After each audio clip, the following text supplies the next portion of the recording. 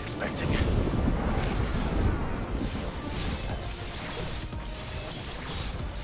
Get him!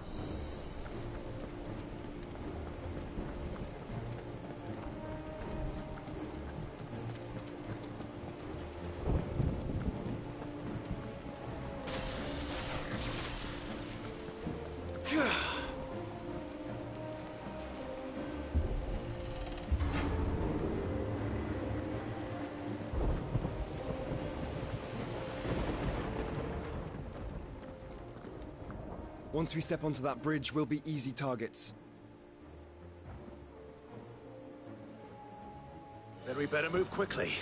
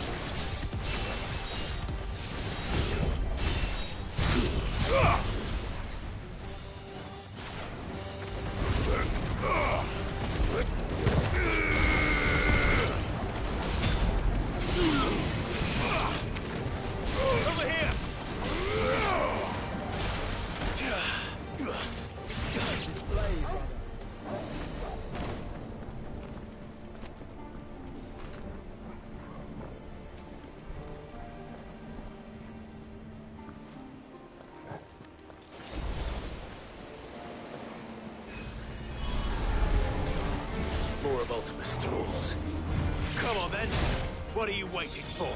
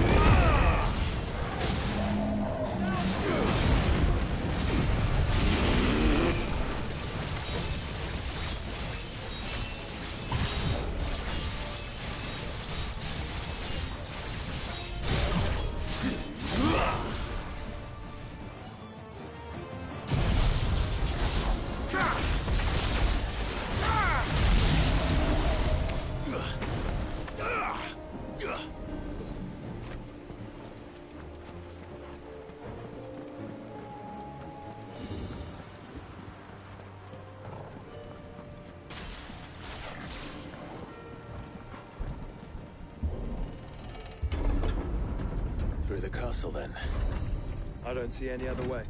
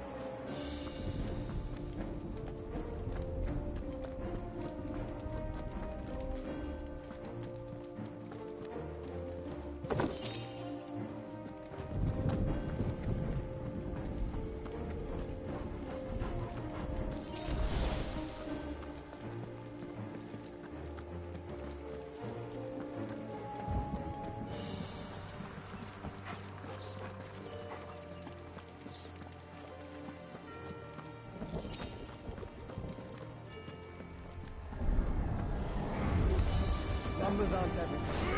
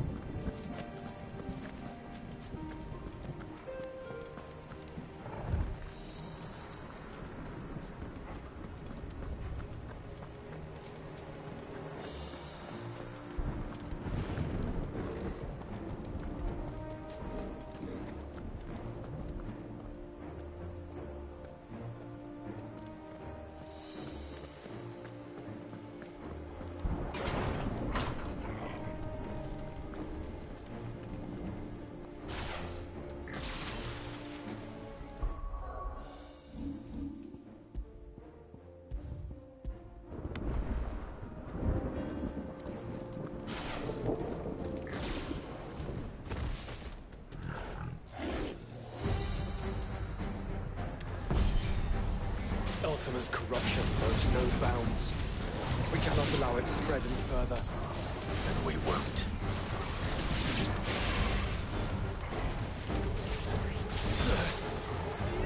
Help me, boy.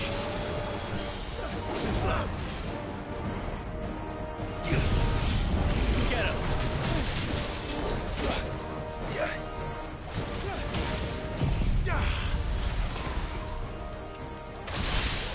To me, boy.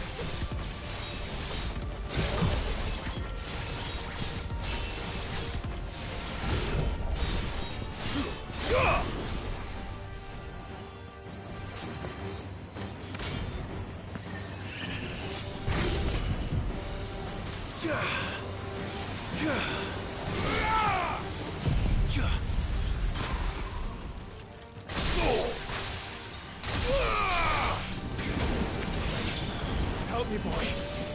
You lose.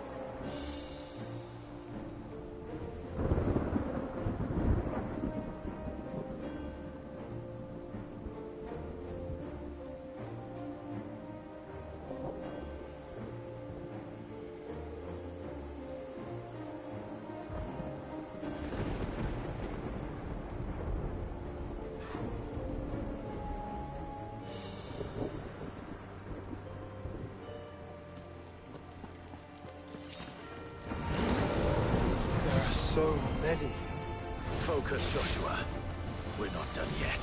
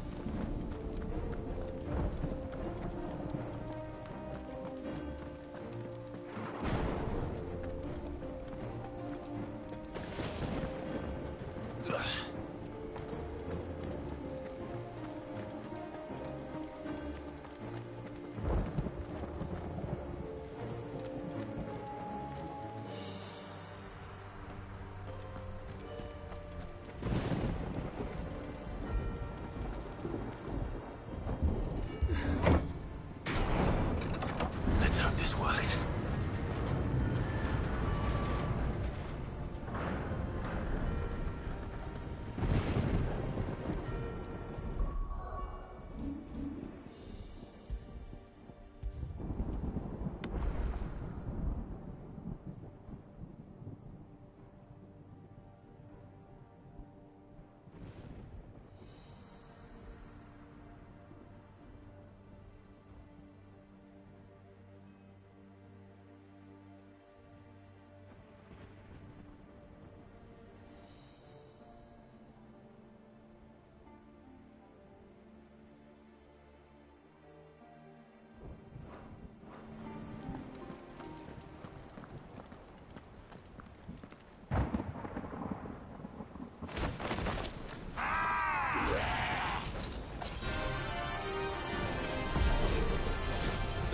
Clive? Of course there's more. There's always fucking more. This one.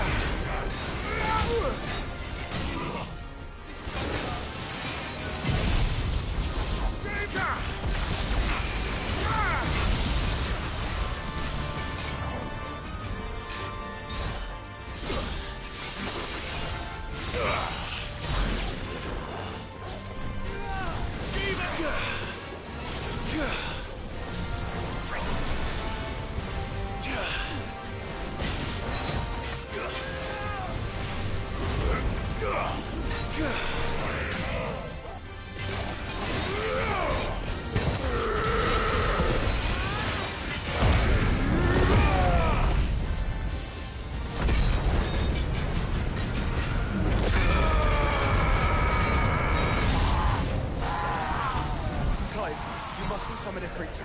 Not yet. So I should let the burden fall to you? Yes, you should. Save your strength for the Mother Crystal.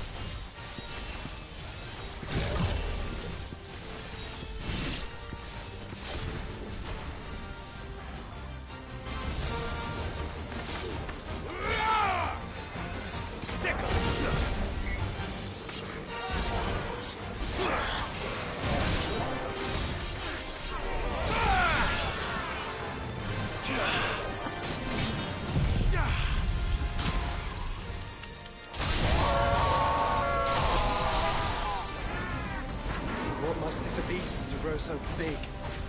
You don't want to know.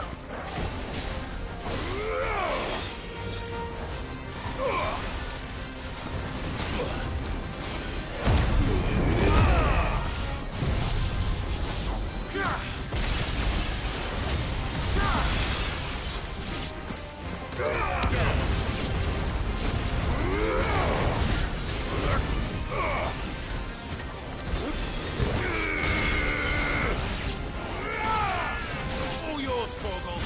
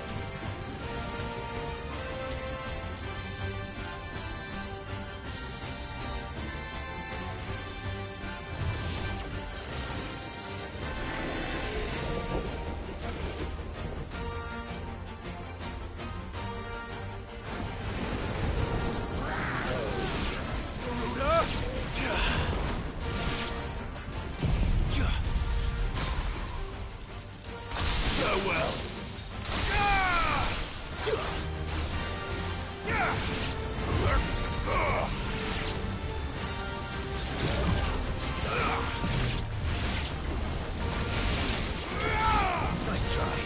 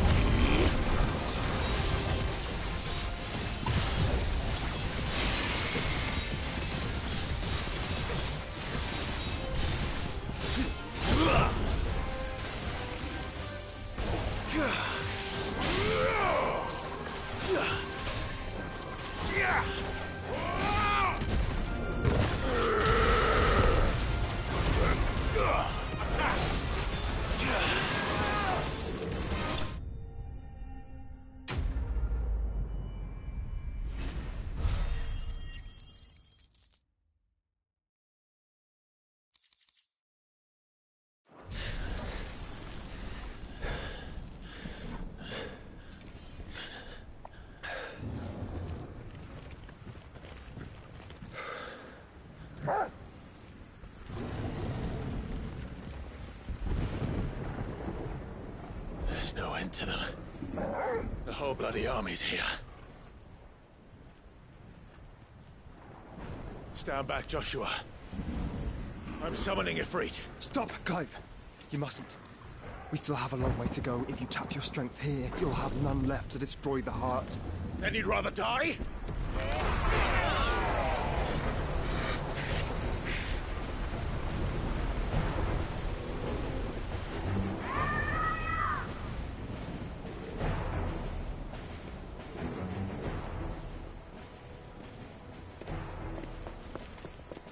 Jill!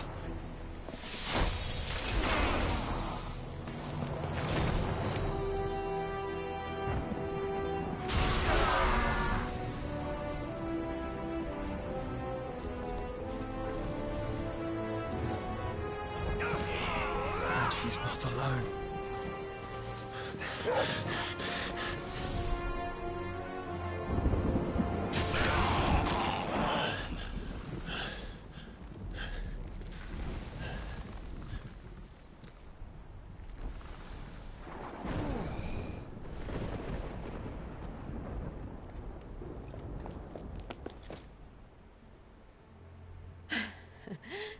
Surprised to see us. How did you? Gav. He told us exactly where you'd be. Even sniffed out a crack in the castle wall. And when we saw the heavens come crashing down, we had no choice but to believe him. It's been quite a day. To what do we owe this honor? A debt I would see repaid. Prince Dion. It's good to see you well. So, this must be Ifrit. Your uncle bade me give you a message. Listen to your heart. It will guide your steel true. Your father would expect no less. That is all. Thank you. For everything, Your Highness. Dion, please. You do realize the only thing we've freed so far is this wall from its foundations, right? Now, if your lord and ladyship's quite finished... Well said, Gav. We have work to do.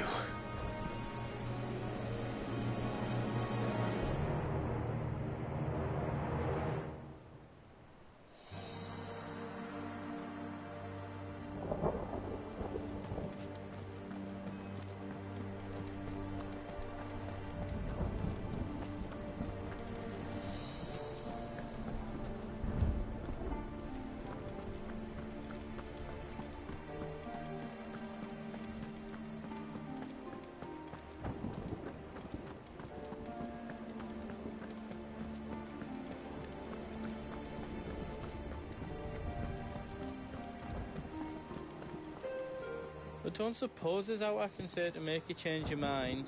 So I'll just tell you to stay safe.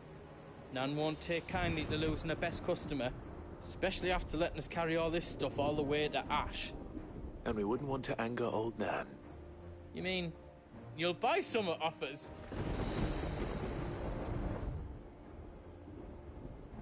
Welcome to Goots's Toll.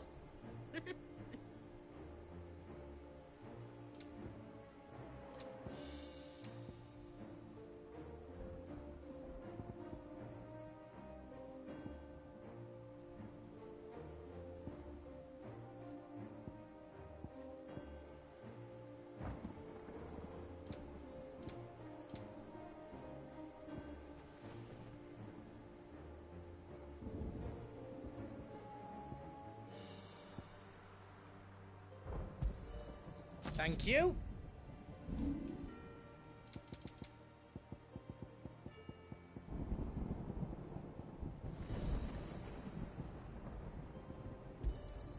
I think I counted that right. All done then. Welcome to the Big Hammer. Anything else I can make for you?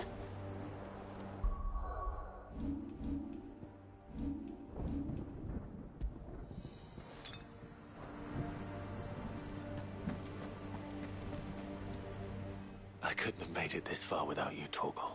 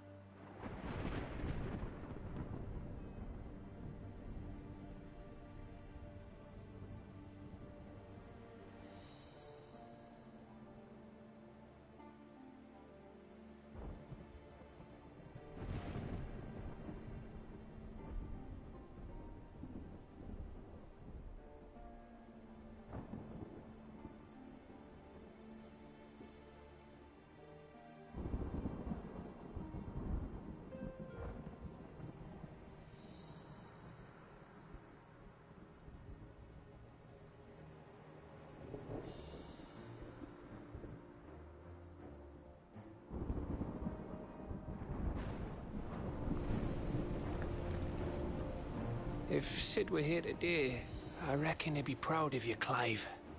He'd be proud of us all.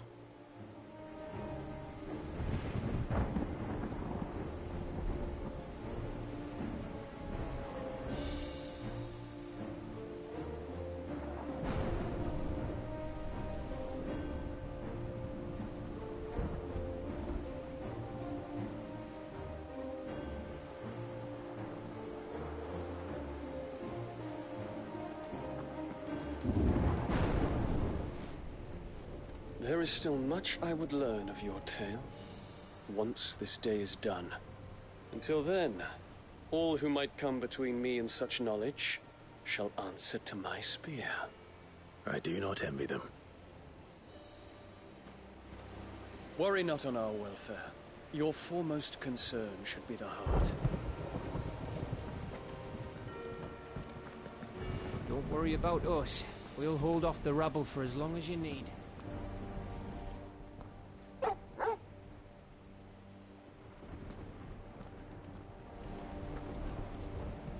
Each parting brings the hope of reunion. I missed you, Clive. I missed you too. I'll be all right, Clive. You may have Shiva's strength, but I still have her spirit.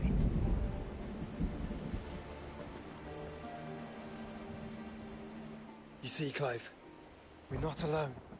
If we are to win the day, we must all play our part. And ours. Ours lies beyond those doors.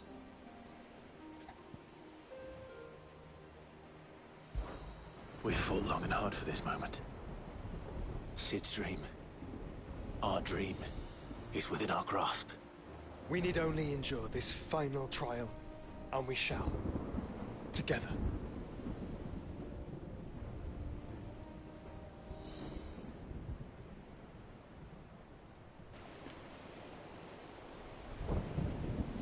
You all know what it is that awaits us beyond this gate. And we shall face it together. Aye.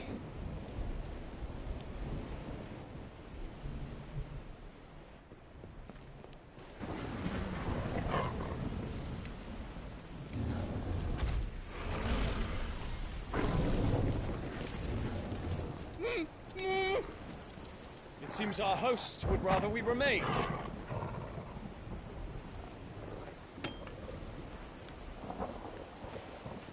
I will stay them. We will stay them. Go! Just don't keep us waiting. Thank you.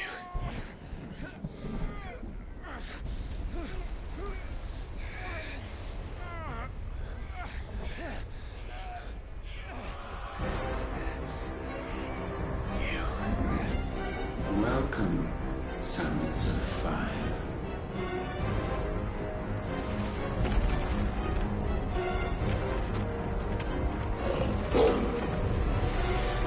No! No!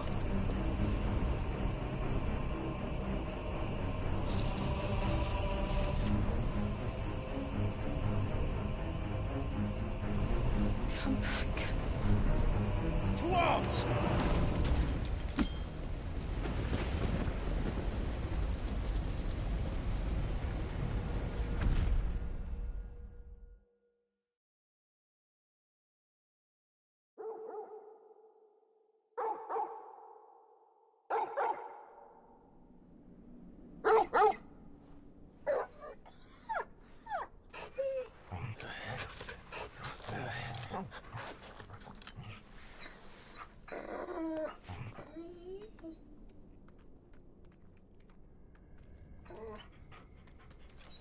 Joshua! Joshua! Wake up! Clive, is that you?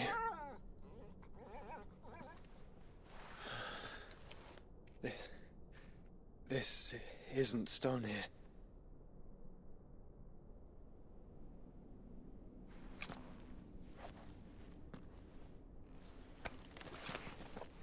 Welcome to our darkness.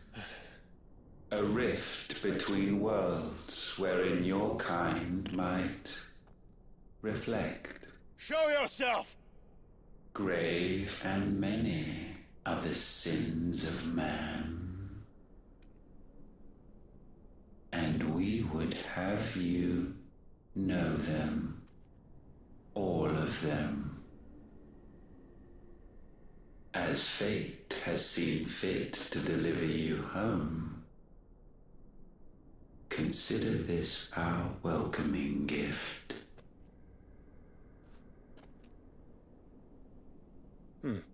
It would seem we are trapped.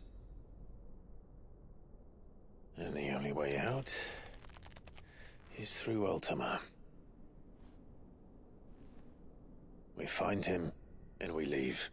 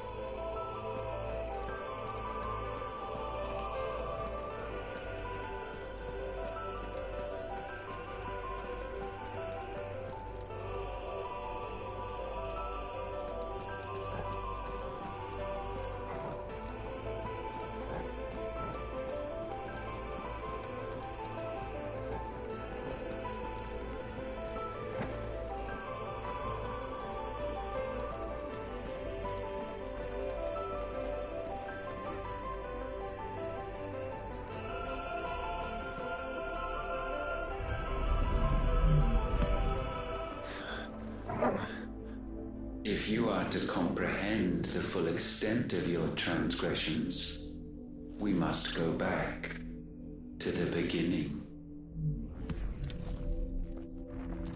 When the world was still young, we visited upon it a miracle, magic, and in its light did all life flourish.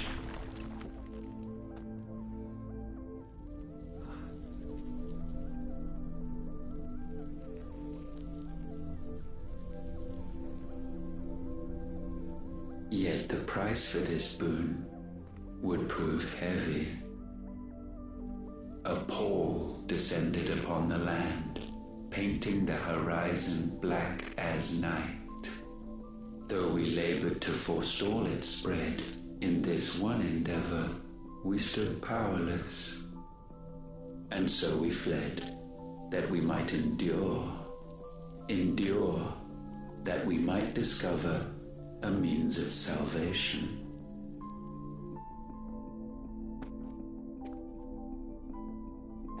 But if it was magic that caused the blight, what of the mother crystals?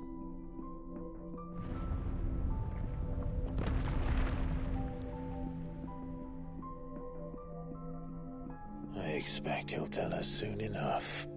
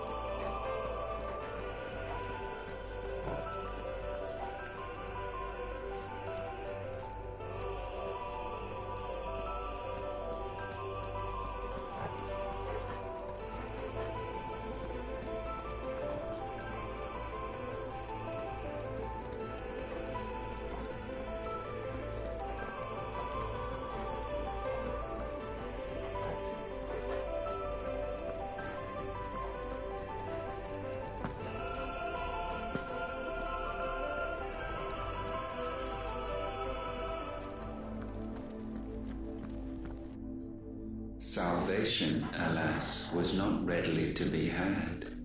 First, we would require a land unvisited by the stain of corruption. An unprecedented journey lay before us, one beyond the limits of our fleshly bodies, and so we cast them off. Thus, stripped to our very spirit, did we find our new paradise. A land as pure as driven snow, Valisthea. There would the true work begin, for the black crept yet behind us. And soon did we arrive at a solution, the illness having spread to every organ. There was but one escape from this fate, to start afresh. With a new world. The one for which Barnabas labored. A paradise free from the blight where his God awaits. And where, if we only forfeit our wills and abandon everything we hold dear, humanity can join him. So, Ultima would have us follow in the footsteps of the king. And follow we shall. For now.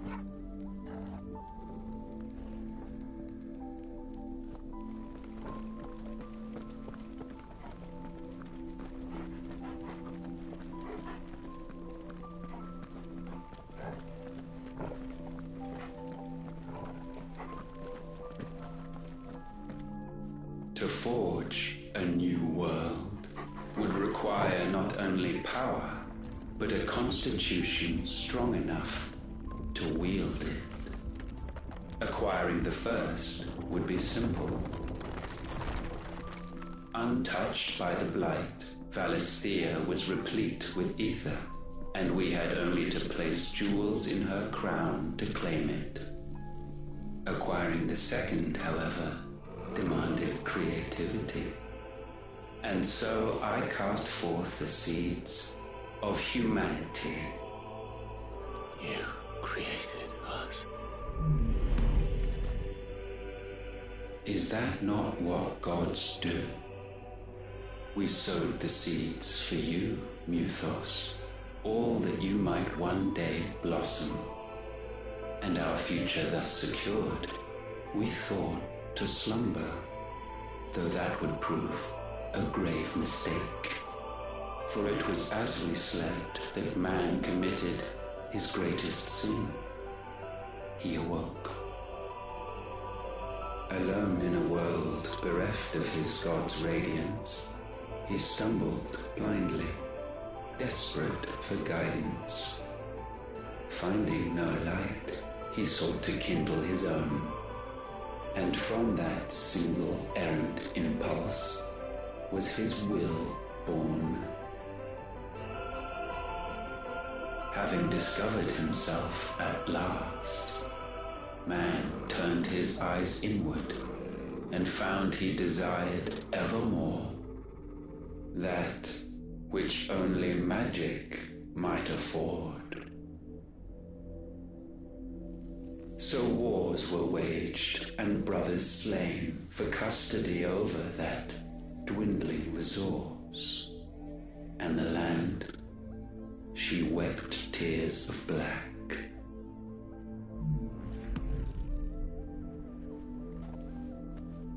He would condemn us for this. Surely he cannot be so blind to his own hypocrisy. Not blind, just unwilling to admit the truth. Though we're one and the same.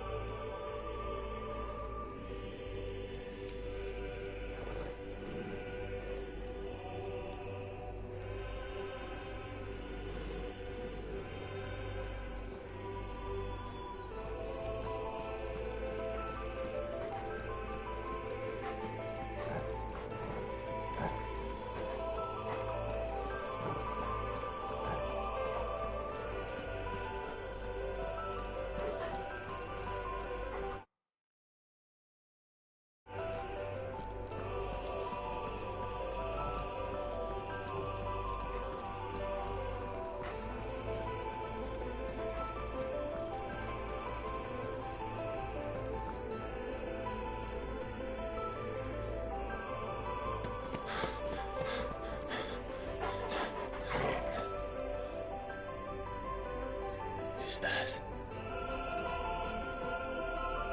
Ifrit, or what's left of him. Long have our ashes lain cold for want of a spark. Cast your eyes upon them and see what you must become.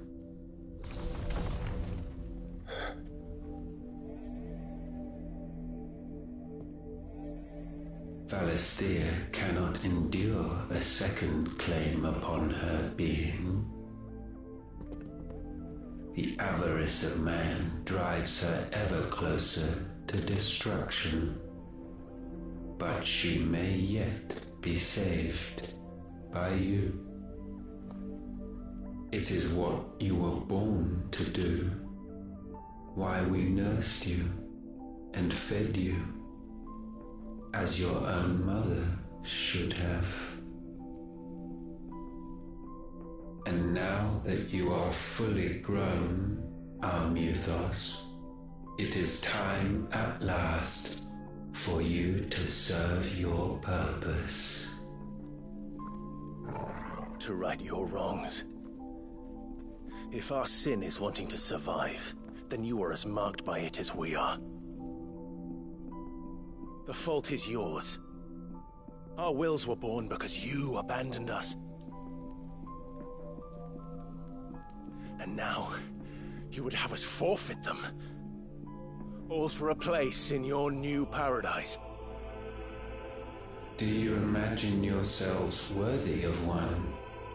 Mankind has no place in our world. Is this truly so difficult to comprehend? We only ever require you, Muthos, when the time comes to bid this wretched realm farewell. None shall follow, none shall remain. What do you mean, none? This is our world. Once the land's rebirth is complete, humanity will have served its purpose. Why would we continue to suffer that which has caused us so much vexation? Because the land doesn't belong to you. It belongs to us all!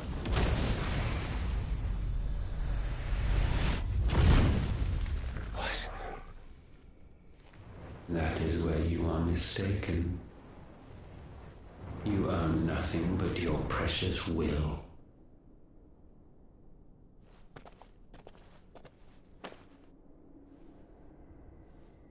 Brother.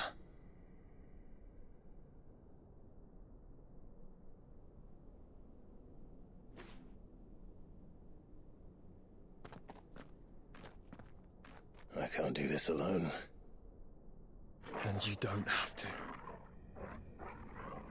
I grow weary of your dissent. Now you must learn that this master will not tolerate disobedience.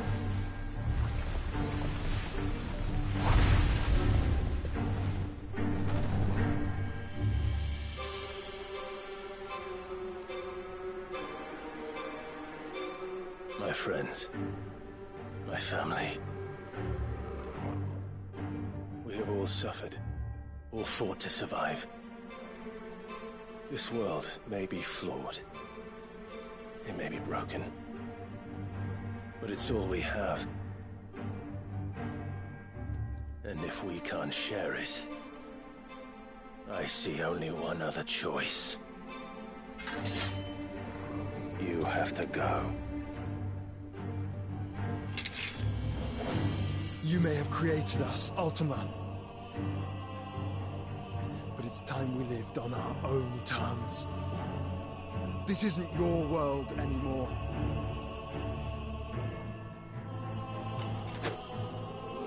It's ours. Bow down, offenders, hearts be-stained.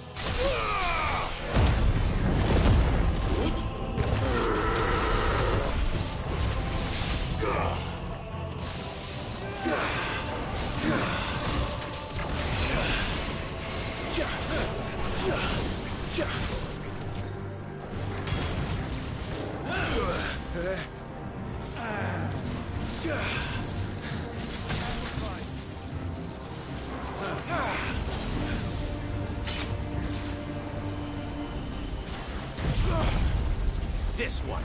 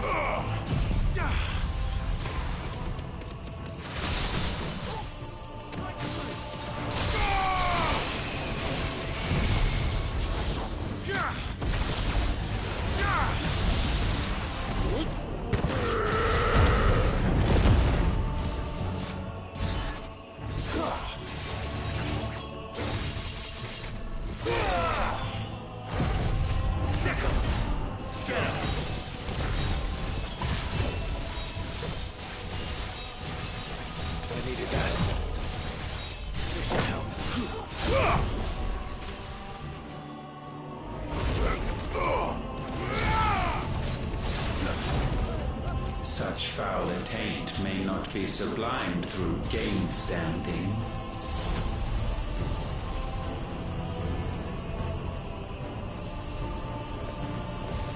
Only with heads hung low is penance paid.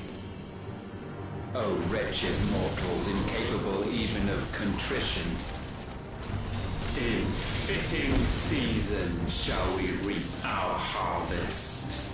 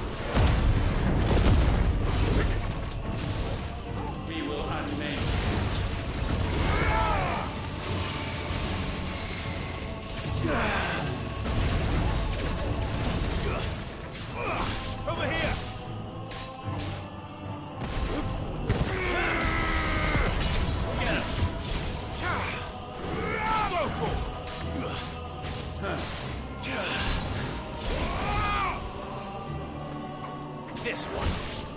Now, Corvo!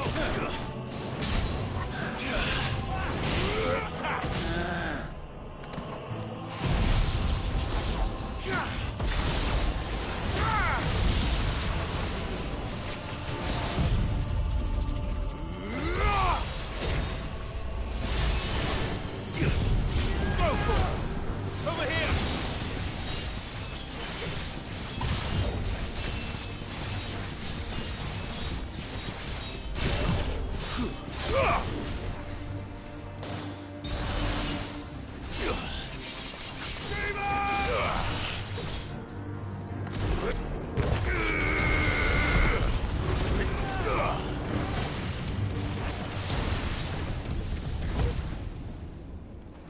gifted this chance. And still you would raise your hand against the Lord. What now? The darkness bends.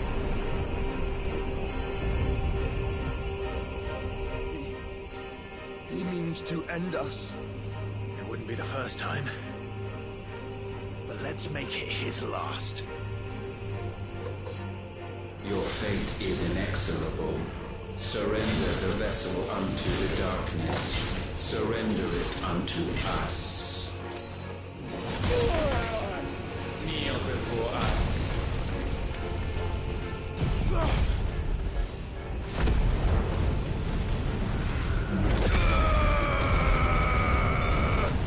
I needed that.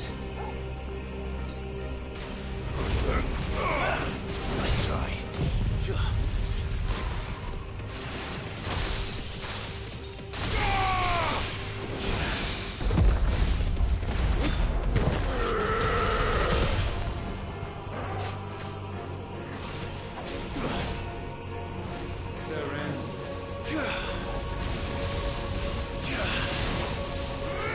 Prostrate yourselves.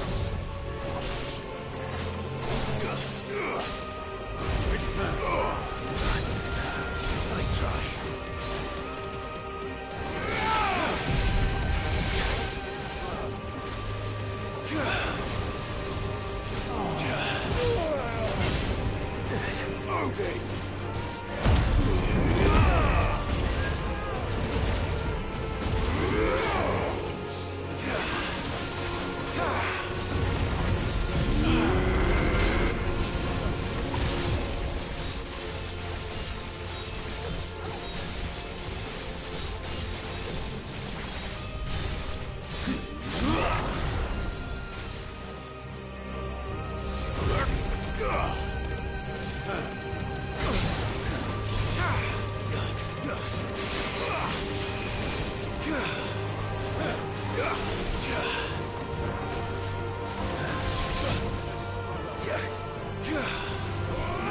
Significance.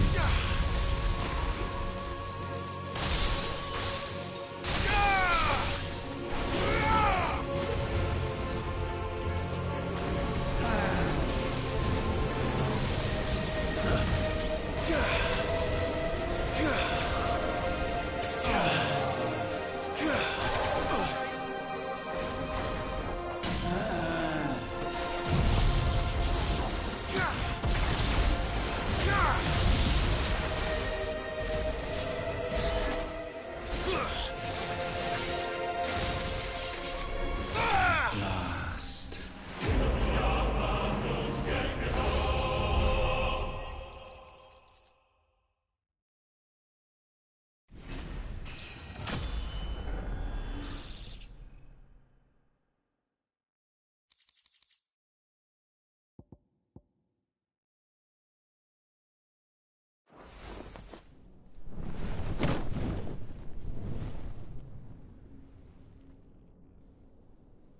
At last, for countless generations have we awaited this moment.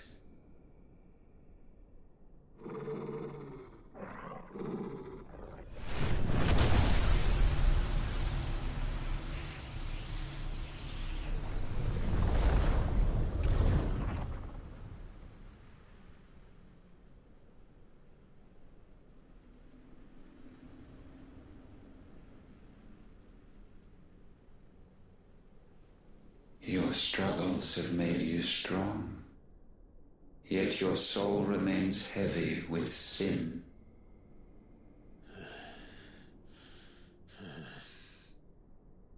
Absolution is nigh. Repent, and all shall be forgiven.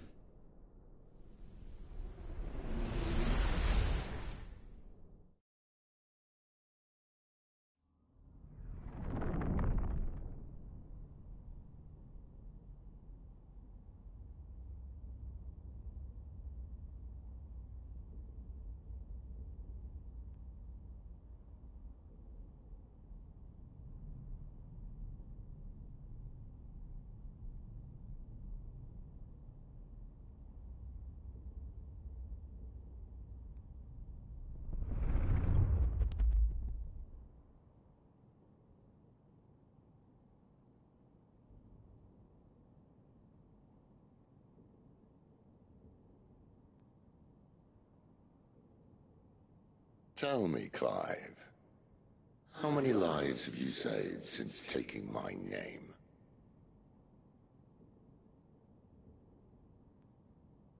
Fewer than we have ruined. Wherever we go, we leave a sea of tears in our wake. These are the wages of your will, son. What good are our choices when all they ever bring, all they will ever bring, is death? There's no atoning, Clive. No matter how hard you try. So why not leave it all behind? Leave it all behind.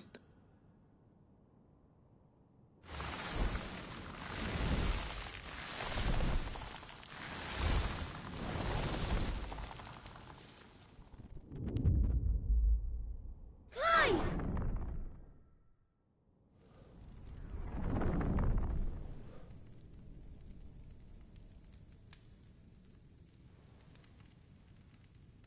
Please, won't somebody save me? Won't anybody love me? I yearn, yet still she is not mine. Have I not given enough? From will is born desire, and it is this which consumes you, rendering you incomplete. Do you not see how the world bends and warps under the weight of your hungering hearts?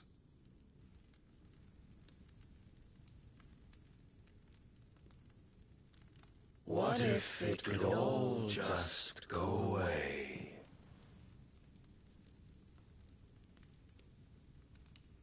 Just go away.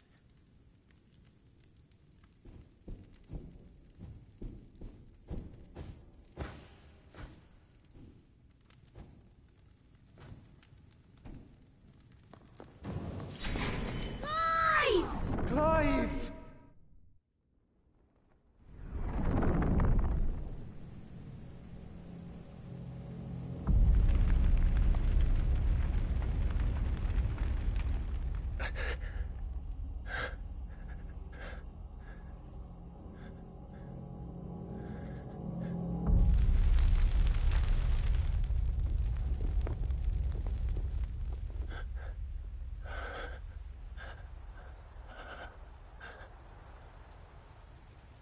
None of this is real.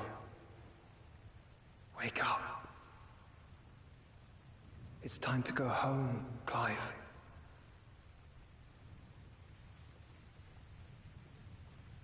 Clive. That's right. You're my brother. Brother.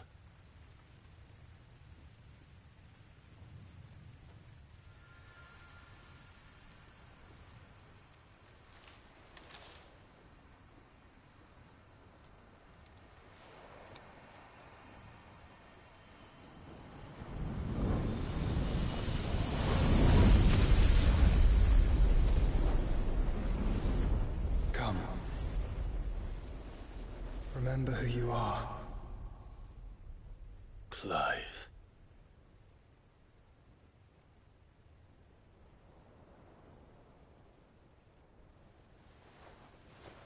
Once more, lest you forget.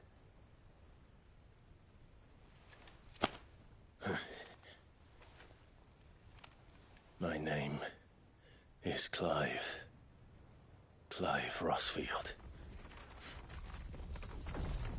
Look, Ultima.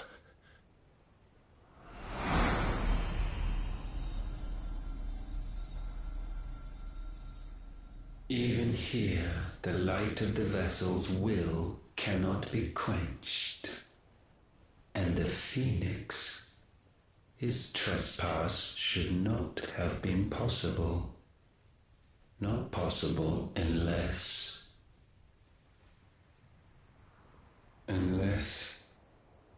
he has been with Muthos all along. The mark of the Phoenix, emblazoned upon his heart, made manifest by the power of will alone.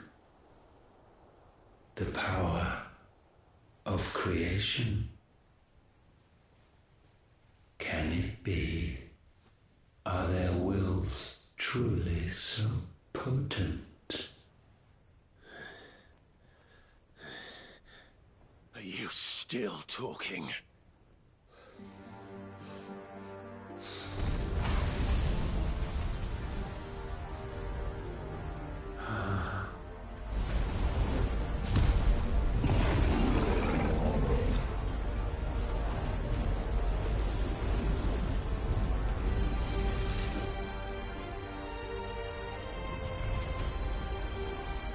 Our flames burn as one!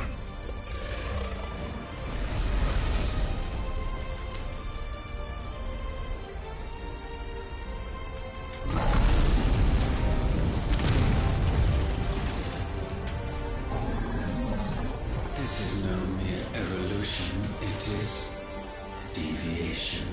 And herefrom does Logos rise.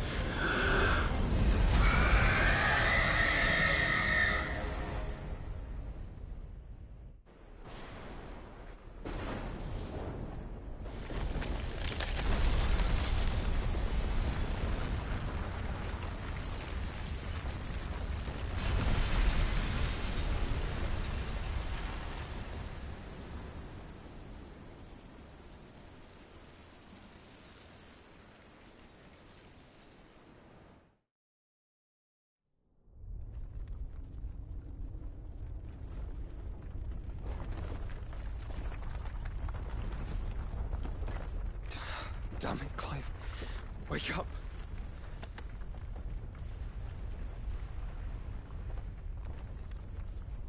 That hurt. Sorry to wake you, but I think it may be time to leave. This place.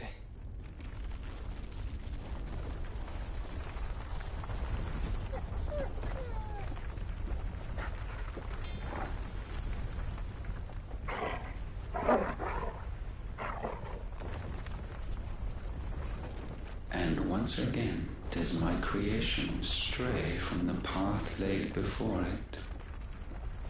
Steeped in conceit, you fancy yourself a god. You embrace Logos. But we will put an end to this hubris. What are you talking about? In the halls of origin does our true power quicken. And there shall you be made complete. Soon, Mythos, soon you will discover how little you know of suffering.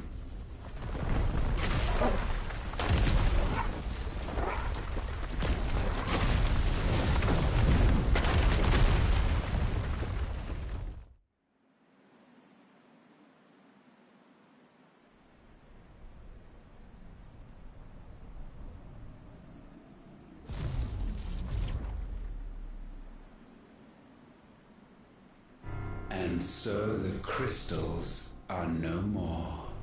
Yet in their silence, a new song rings. Its chorus building, a crescendo as it enters its final movement, stirring those long aslumber to waking. And back to their origin.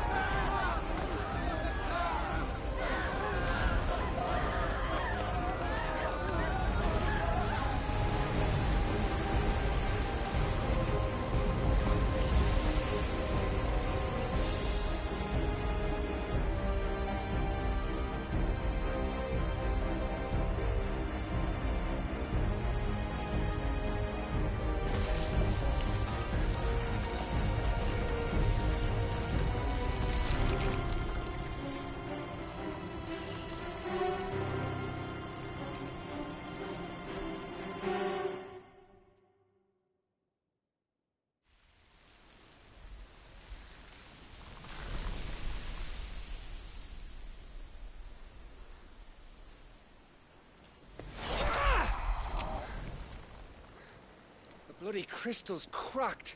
So where the hell are they?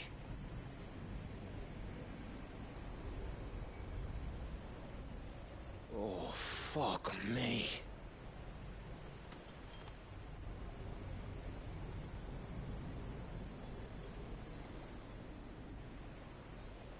Is that ether?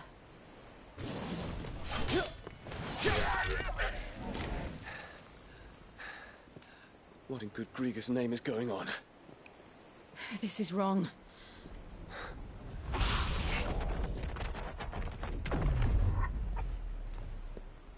Are we back? Clive! Joshua! Jill!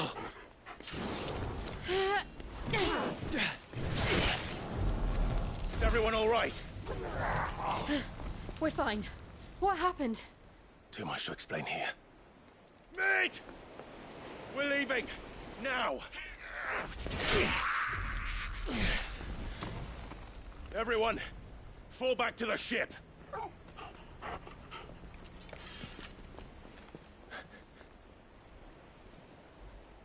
I will be with you anon.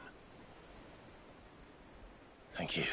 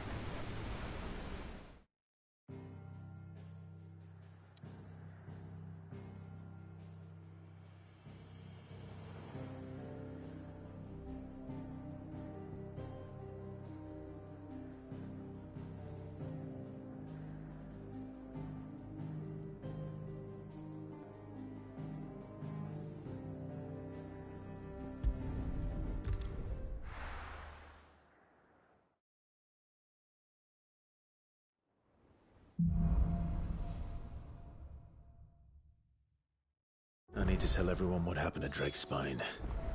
And I'm going to need Otto's help. What is it? It's the end, is what it is.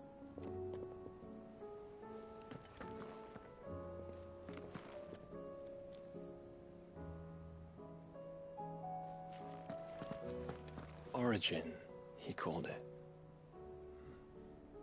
But the origin of what?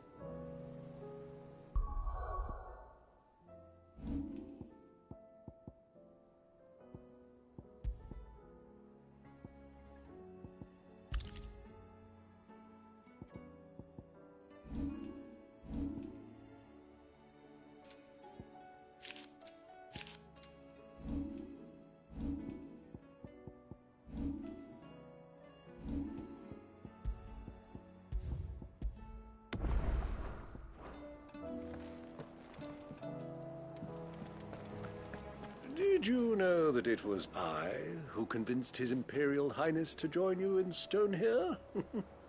All right, it may be that he was of a mind to do so already, but it was I who told him where you'd be.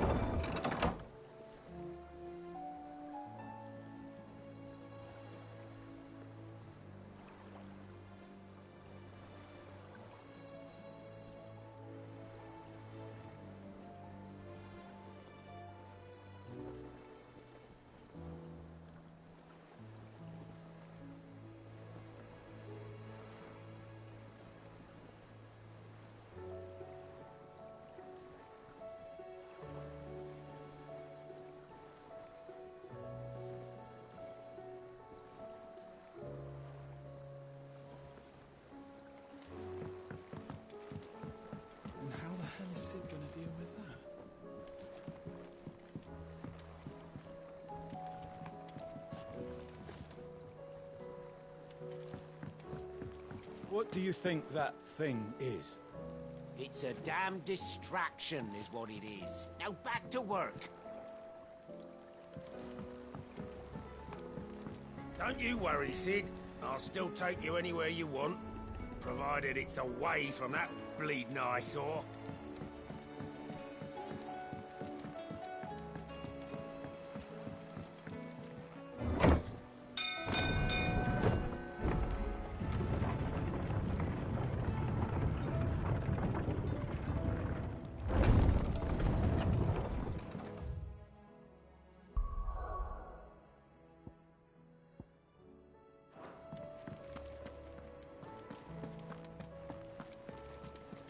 It's not often our entire merry flock returns home to roost at once. I expect I should be wishing you good luck. There's something about it. I feel like it's calling. I have wronged so many. Ruined thousands of lives. I did not deserve to be saved. But save me, you and your brother did.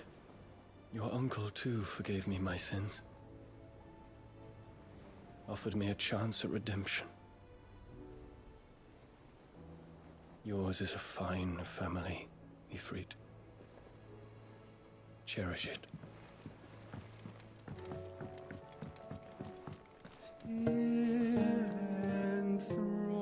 Enthroned in sable skies, chaos inward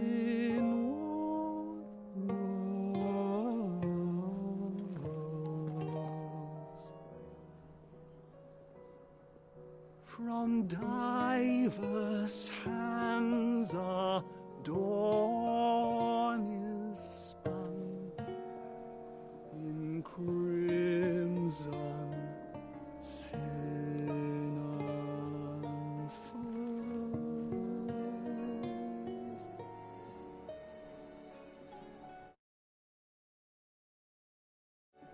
You don't know what you're talking about.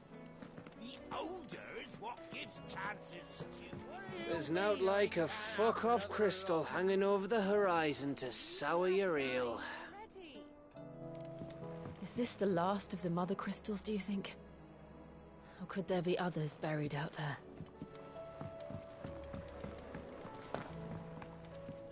What can I get you, Sid? How am I getting on? And it'd be worse than that. Don't tell her you... Don't be a stranger, Sid. Aye, it's a dangerous world out there. Best of.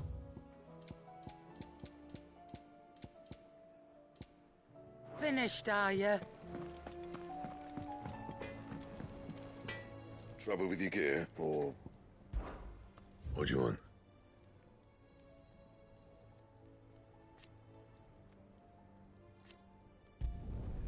No scratches, all right?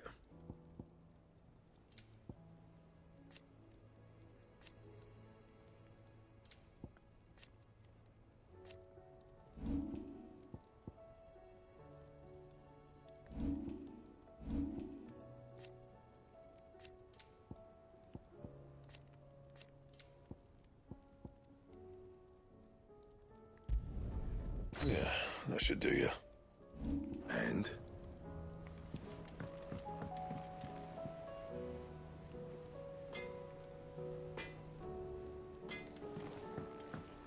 I did it, Sid. I made friends with all the animals in the hideaway. But you know what I'd really like? My own goblin. Or maybe a morble, or a bomb. Only if it was a big one. That or a bandercurl, but not a cactuar. They're too prickly.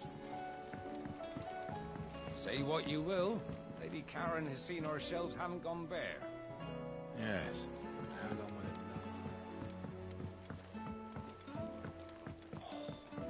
it This should tide us over until the new.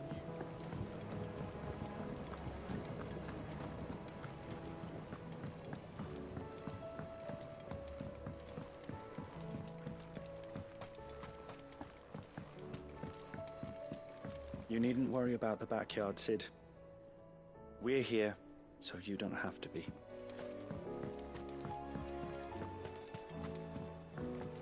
A few more of these, and the Deadlands will seem... These flowers are beautiful. I'll see that you're properly watered and manured, Martel. For as long as I'm able. Has found them.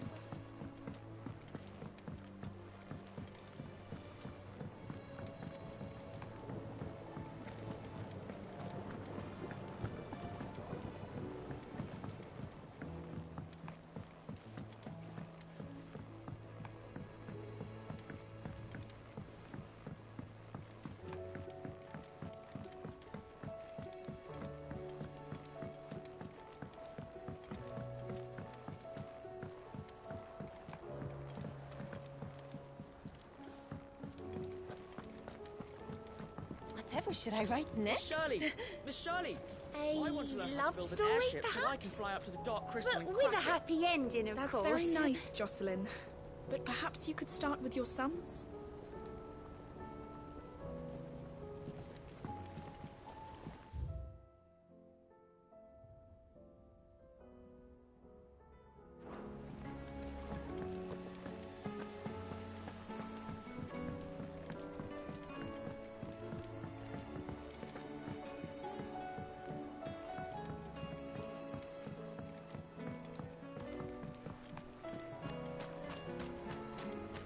Do you suppose it's magic keeping the thing afloat? What else could it be?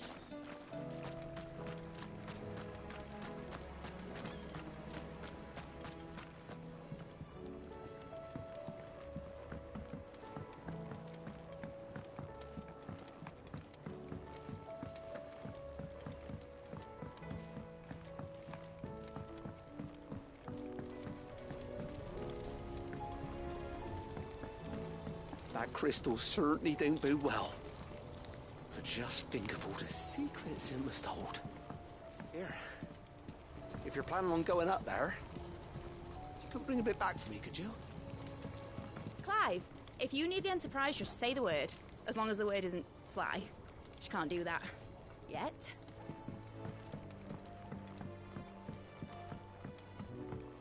Has Midadol mentioned a new project yet? Not exactly.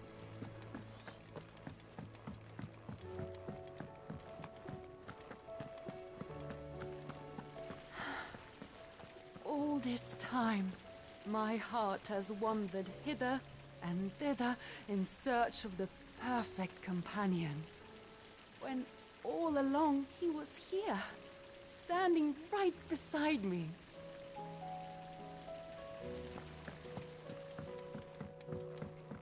It couldn't have been easy for her making the journey from Ash.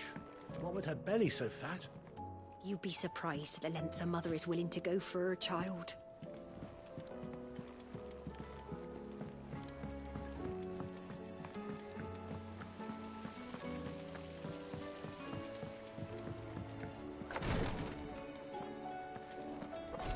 Ty's tea stopped the fits. I only hope Nearly his tea collapsed stopped. back there. It's just a touch of the vapors. I'll be fine. These skies are taking their toll on the hideaway, Clive. I can mend a broken arm, but a broken spirit is beyond my talents.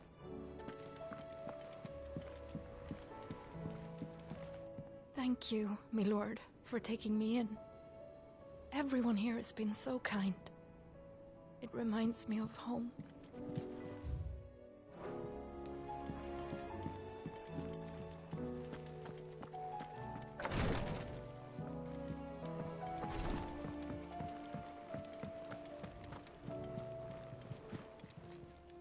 Fancy a look at the list, do you? Don't be a stranger, eh? How are you doing? I don't mean to be gloomy. They need all the help they can get. You off then?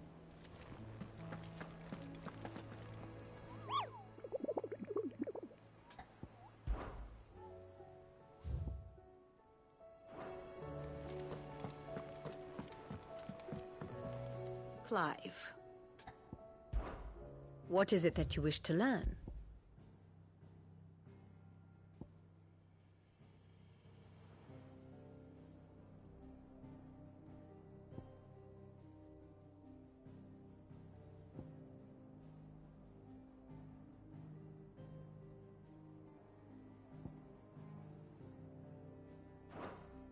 Study it well, Clive.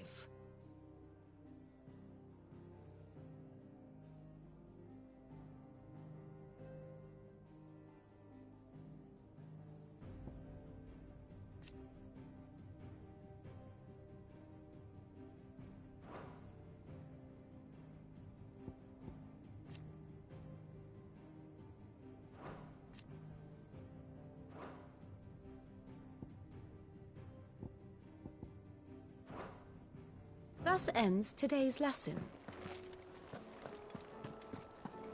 Twinside's hundreds of leagues away. That'd mean the crystal is... massive. Aye.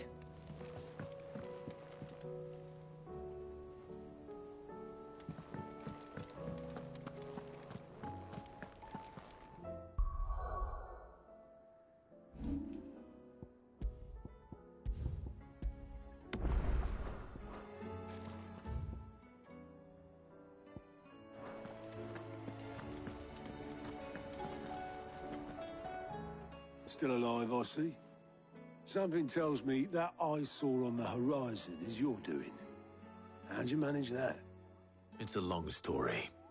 One that I'd rather only tell once. Right. All hands on deck, then.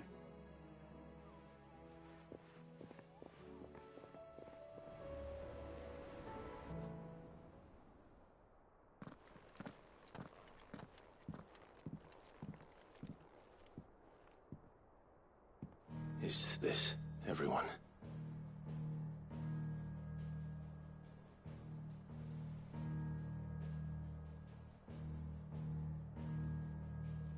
As I'm sure you've all guessed, the crystal which now commands the eastern skies was summoned by Ultima. He called it Origin. Though the significance of that name is as yet unclear. What does it matter what it's called? Its emergence tore Twinside asunder, and wiped my homeland from the map.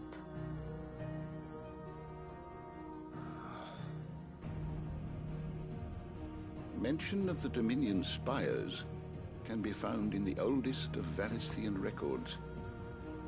But to the best of my knowledge, none provide any hint as to their true nature. That they would prove the horns of some slumbering demon. Well... The Dominion's demise was at least quick. Elsewhere, the Republican army cannot hope to contain the chaos engulfing Randalar. Canberra is in flames, and the Empire. Our allies are crying out for answers. I've sent the Cursebreakers to give them what assurances we can, but right now that amounts to fuck all. They wouldn't be able to stop what the skies have started in any case. People here and across the realm grow sicker with every passing day. Could it be that this new Mother Crystal is like the others? That it draws upon the land's ether? It certainly looked that way from Stonehere.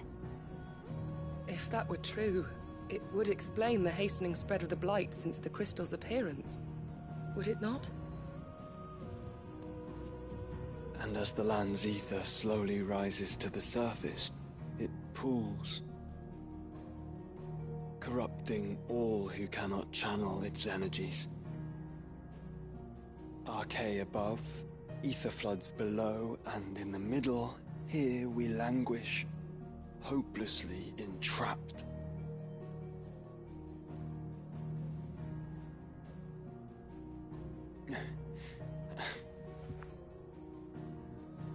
It's all right. When we faced him at Stonehere, Ultima told us his true power quickens in the halls of Origin. Needless to say, we cannot allow that to continue. If we are to stop him, we will have to find a way into the crystal. How are we going to manage that then? It's up in the sky. And fast as she is, the Enterprise can't fly.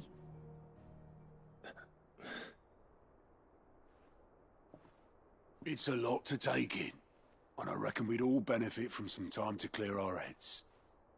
The answer will come to us. Don't you worry. Ain't that right, Clive? Right. That's right. Well, go on then. Bugger off.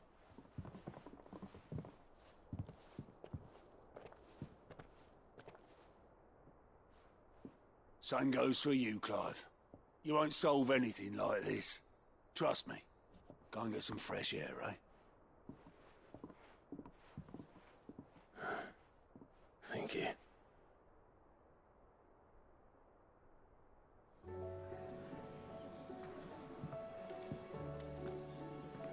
Joshua seemed upset.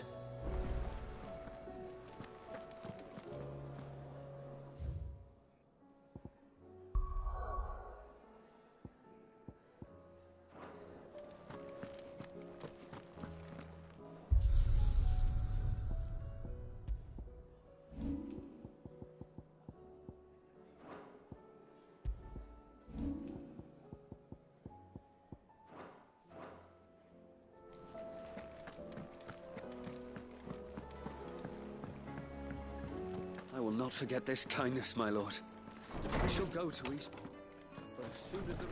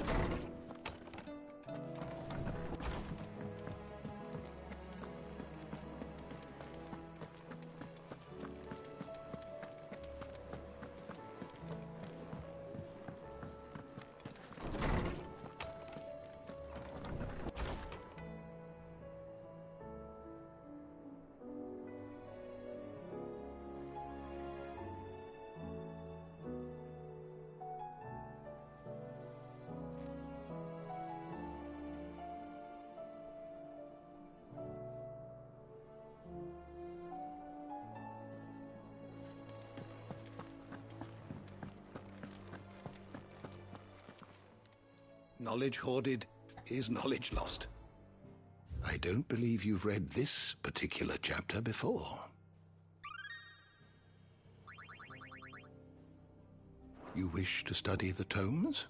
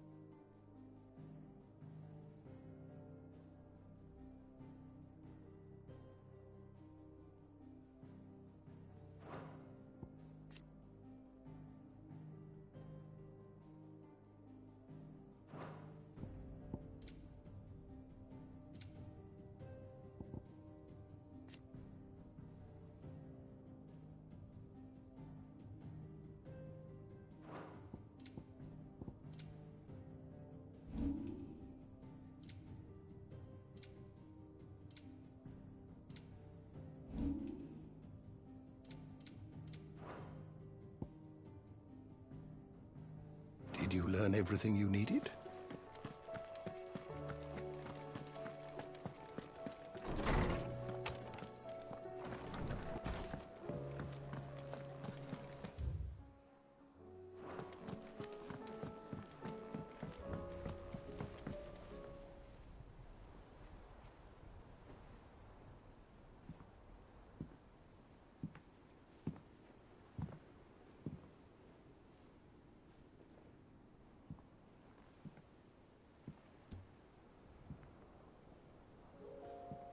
Ultima may have created us, but he doesn't make us who we are.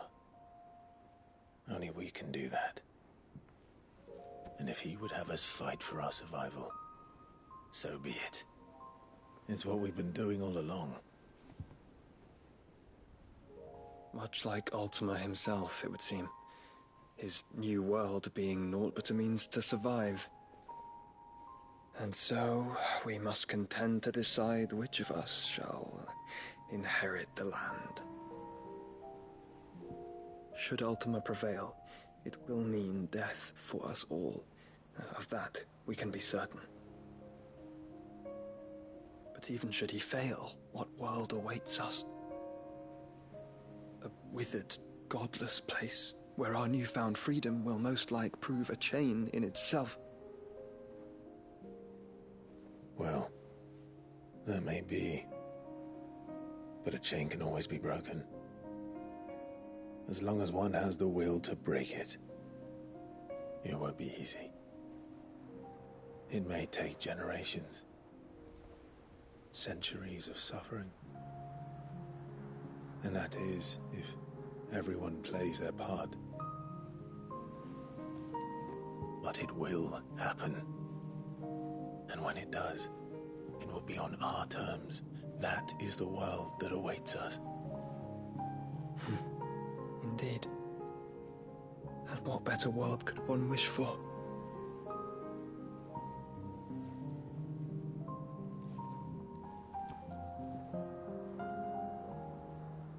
But first, we have to reach that crystal. Then it's a good thing I have wings. You can barely stand, let alone fly.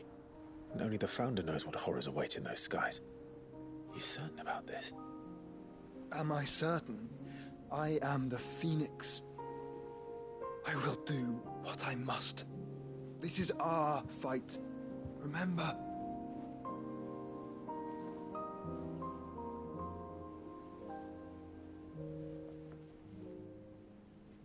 All right. I yield. But only what you must, yes? I'm still your sworn shield. That you are. And what of my wings?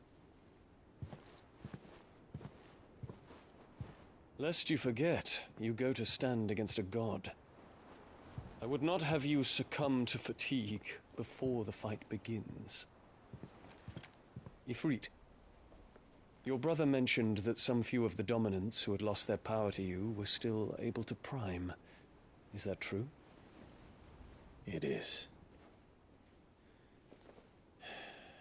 But their icons no longer submitted to their will.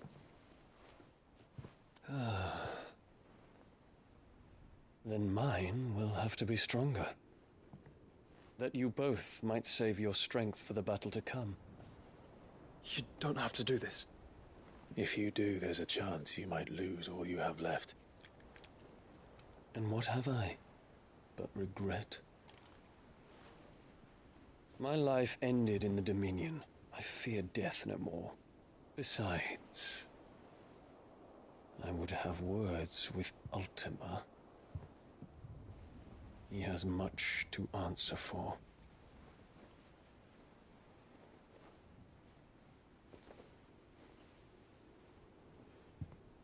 We are in your debt, Dion.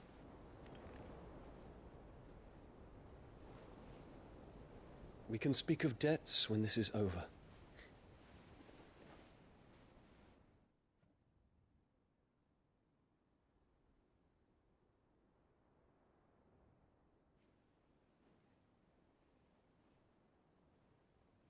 He speaks the command, he knows he's not coming back.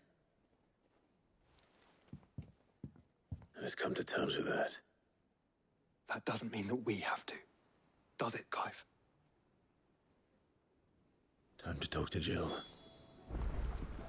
I only hope she understands. Take as much time as you need, brother. Something tells me Ultima will wait. Say your farewells, and let us be gone.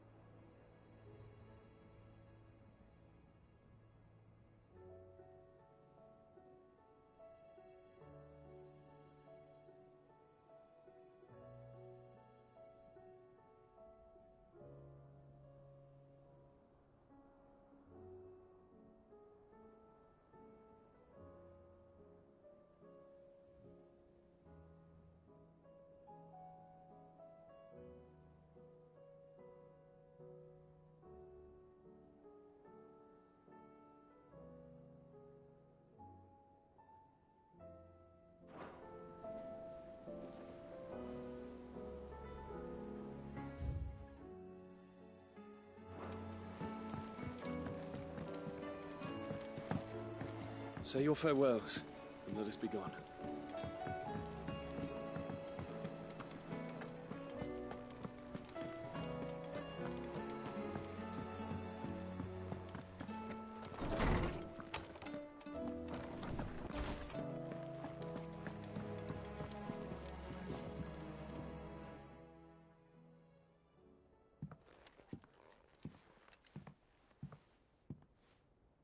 Come to wish on a star. That might not be such a bad idea. This is it, Jill. You know what I have to do. Why I have to do it. There's no turning back now. This is where our journey was leading us. Where it will end, for better or worse. I could pray to Metia for you. But you'll be all right, won't you, Clive? You always are. I did promise we'd watch the moon together. I'll be waiting.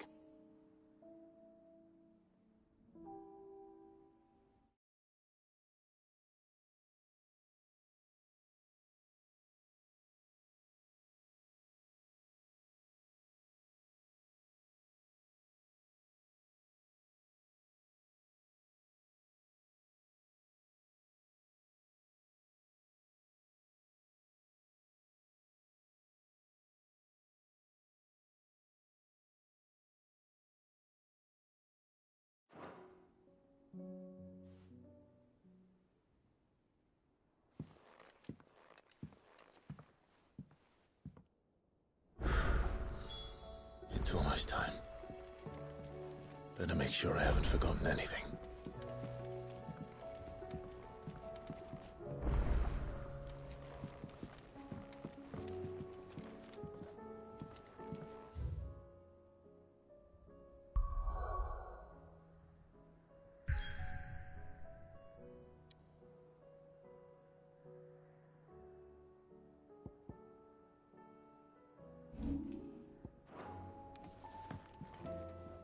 Clive? Do you have a moment? Of course. Always. I wanted to give you something. Is this? I stitched it from the cloth you gave Hortense. The piece she said you liked best. I told her I used to enjoy needlework, but I didn't think she'd remember. It's beautiful, Jill. You didn't have to. When I was very little, I recall my mother telling me that young ladies of the court would give knights ribbons from their hair before they went off to war. I still wear mine, so I made you this instead. Black is the color of eternity. It cannot be stained. It cannot be sullied. It is unchanging, unwavering, just like your resolve. And mine. Our resolve. May it never diminish. And may it ever bring you back to me. I will always, always be here. Thank you, Jill.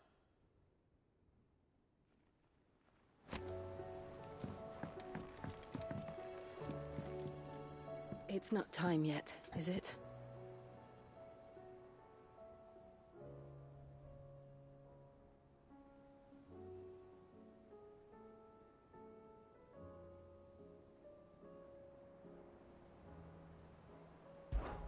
Somewhere in the back of my mind.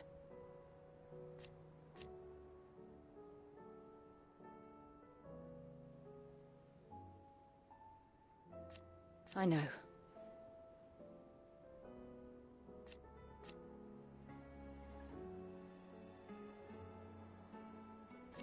Thank you.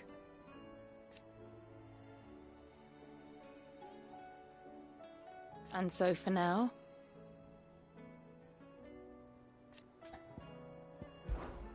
Right.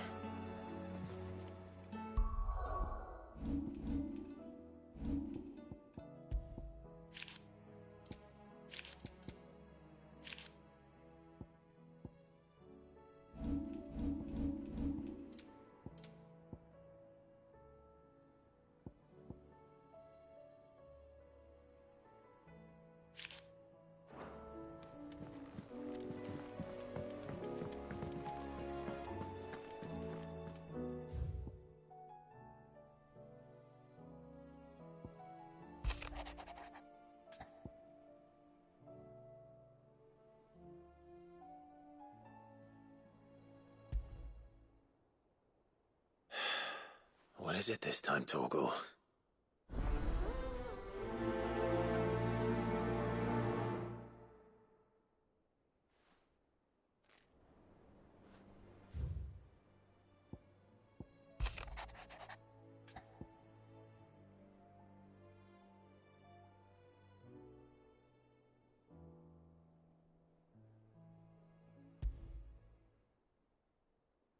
Something tells me this is no mere adventure story.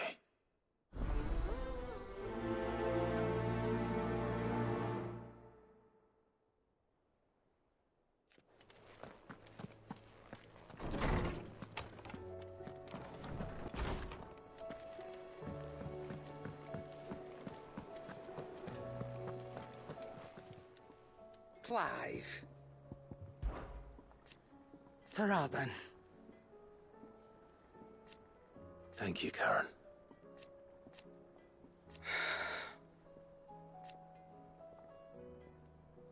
You could do this too. Coin purse weighing you down? You're rubbing me blind, you know. Welcome back, Sid. Oh, keep your mug handy. Always one more job to do, isn't there, Clive?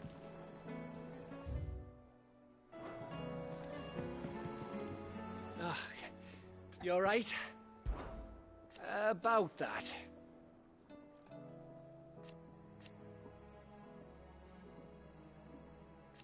Oi!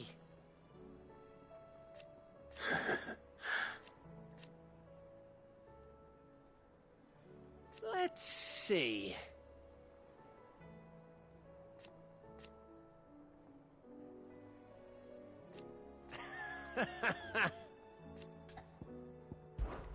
You off then? You don't know what you're talking about. Hmm?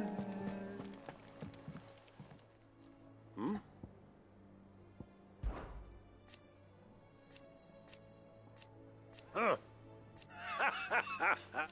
Thank you, Uncle. As for down here...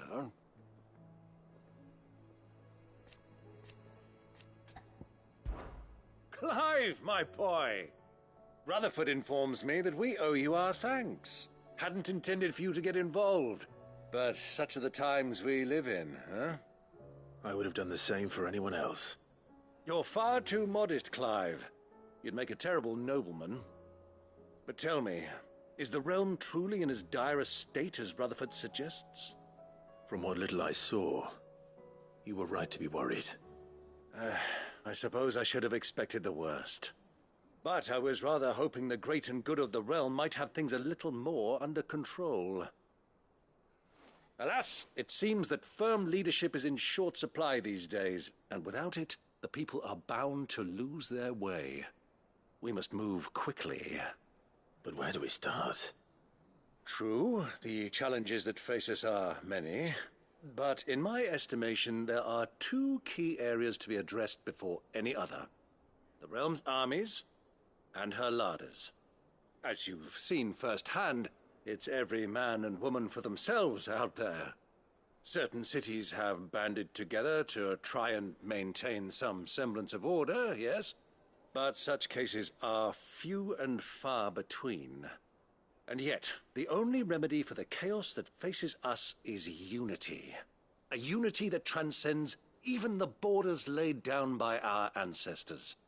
In short, if Storm does not stand together, she will fall apart. But how would one even begin to unite the realm? The armies, my boy. As I told you already, we begin by restoring order among the ranks of those sworn to maintain it. Sadly, I doubt I could convince even the lowliest gaggle of privates to dig a latrine together. But I do know someone the High Commanders have been known to listen to on occasion. Field Marshal Eugen Havel. I thought he was retired. He was, until an Akashic army tore through Randalar and killed most of the rank and file. There is no man alive more capable. Literally. And as luck would have it, I've already spoken with him on the matter. Of course you have. And he's agreed to help. On one condition. That he first speaks with you personally. Havel has always been a man of frustratingly rigid principle, and he has certain qualms about clasping arms with, well, with an outlaw. I extolled your many virtues as best I could, of course, but the old goat was adamant that he be allowed to appraise you in person. You don't mind, do you, my boy? Of course not. As long as chaos reigns, we will never build a better world. I'll do whatever it takes. And if the Field Marshal wishes to speak with me in person, then so be it. That's the spirit. I'll leave for Randalar at once. Would you send a Stolas? Of course. Rutherford is already in the Dhalmekian capital. I'll have him tell Havel to expect you forthwith. Excellent. Thank you, Uncle. No, thank you, Clive.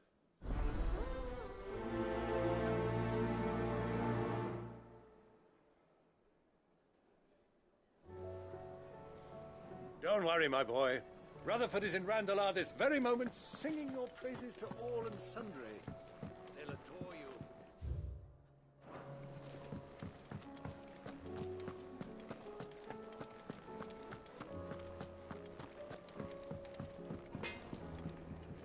Yep. Crack the crystal.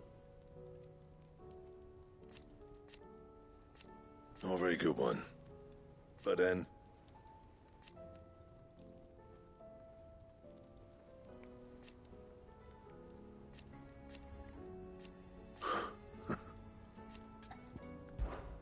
What do you want?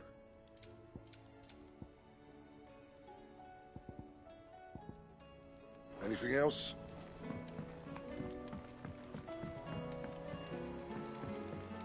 I did it, Sid.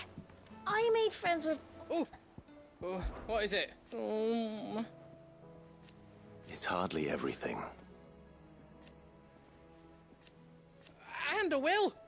I promise. You can count on me. Be careful out there. Say what you will, Lady Karen has seen...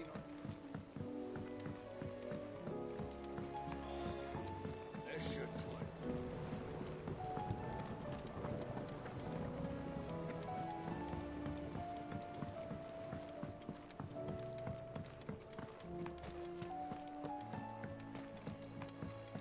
You needn't worry about the backyard, Sid.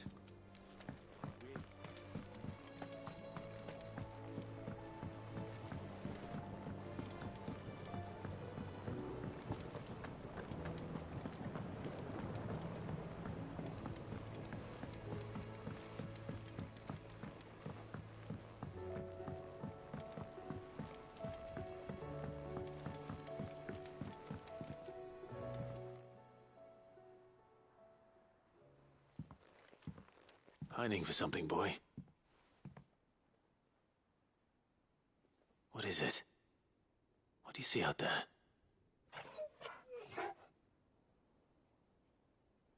I never did ask where you got that anklet of yours. From Sid, that's why. On the day he brought him home. That long ago? And you're only thinking to ask this now? Sid saw that the pup had a habit of gnawing on his leg, since you ask. Clap that there iron on him to keep him from doing it. What was wrong, boy? I'll take like as not. Must have been hard on the poor whelp losing his loving masters at such a young age. Doubly hard in being a frost wolf, torn away from his icons and all.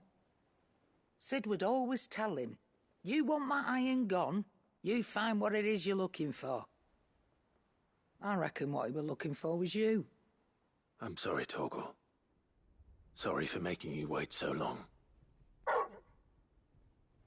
Let's get that thing off you.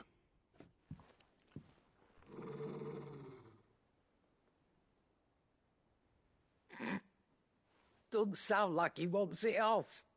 Indeed. You miss Sid as much as the rest of us, don't you?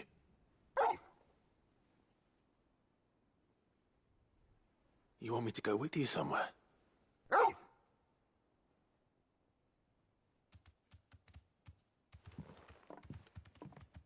Quick, aren't you? Glad you've been paying attention. Not nearly as much as you have, Lady Karen. Aye, good thing and all. It's not like Gav would have kept him in nuts and rubbed his belly these past 10 summers. Your kindness is appreciated. You've been a good friend to him. Only because he doesn't talk back like the rest of you. Go on now.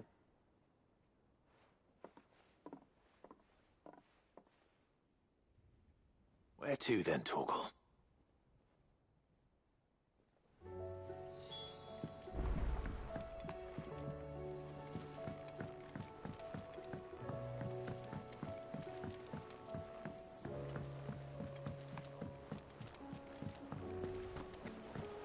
What do you think happened to Miss Middledore? Miss Shirley says your books made quite an impression on the children.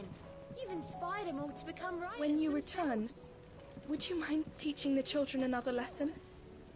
They did so enjoy your last.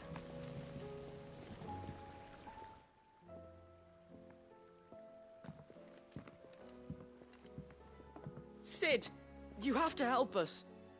With what? You didn't take apart another of Mid's contraptions, did you? No. Well, yes.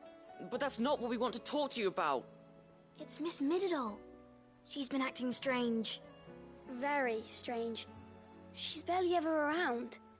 And when she is, she acts like we aren't even there. Her head's in a crowd. In the clouds. That's what I said. In the clouds. Well, she does have a lot on her mind. When did you last see her? Not long ago. Right after she got back from saving you from Stoneir. Then it's probably just about the Enterprise. It did take quite a battering on the way there and back. You didn't break it, did you, Cid? You really should be more careful around Miss Middeldore's inventions. Don't listen to her. Even if you did break the Enterprise, you could put it back together, couldn't you? But who's gonna put Miss Middledore back together? She seems really sad. Why don't I go and see if I can cheer her up? You do that? For us? She's in her dungeon. Don't scare him. It's not a real dungeon. Thanks for the warning.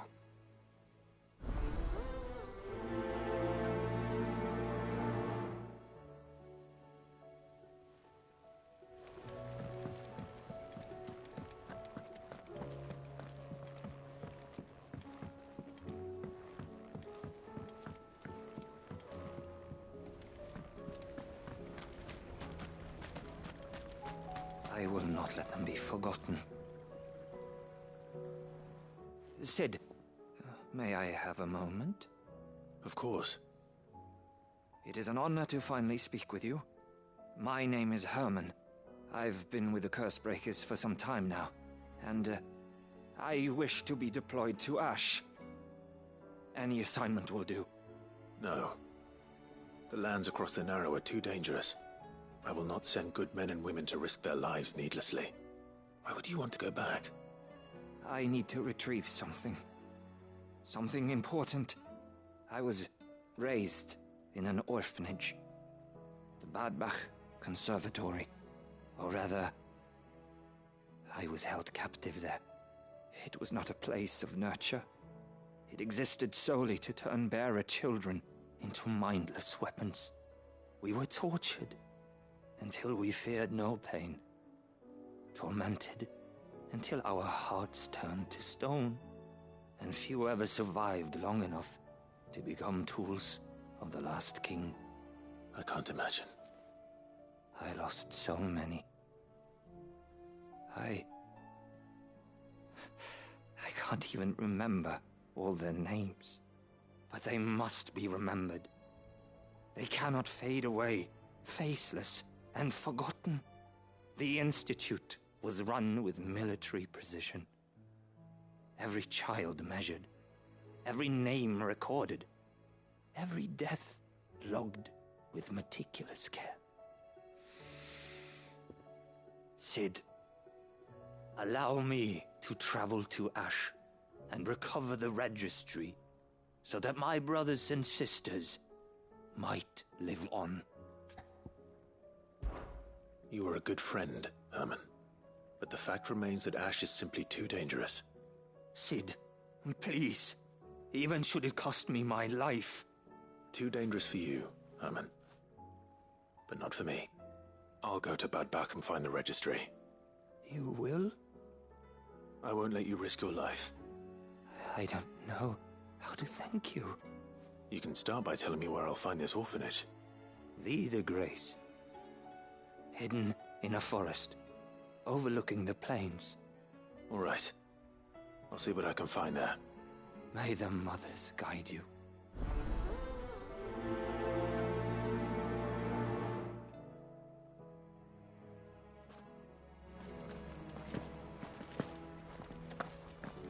The plains of Vie de Grace have haunted my dreams.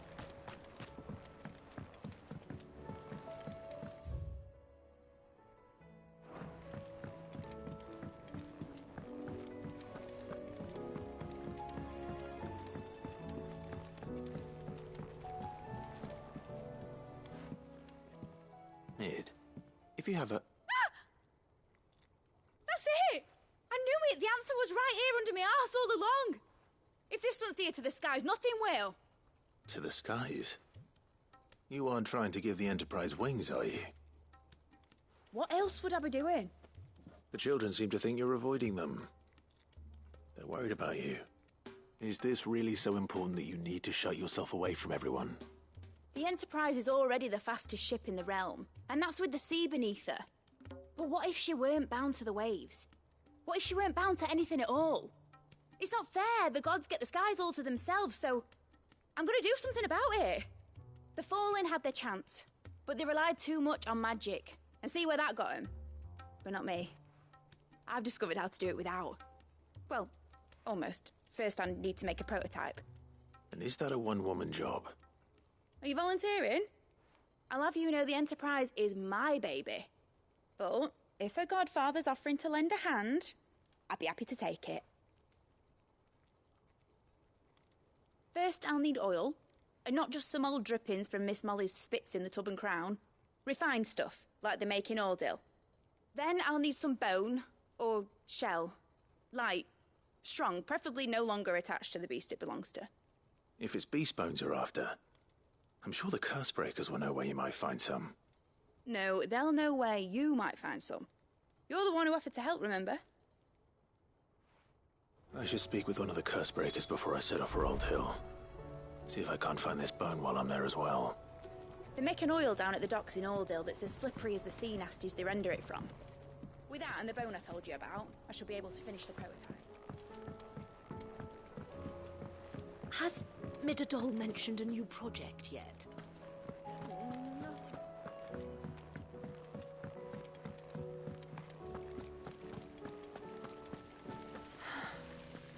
All this time, my heart has...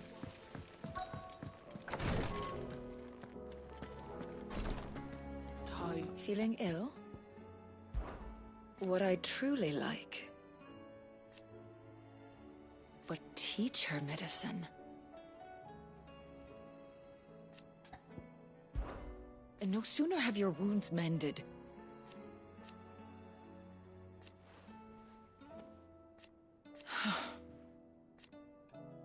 While I may not have Gav's nose.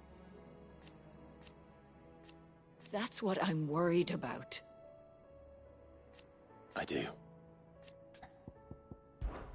Don't push yourself too hard, Clive.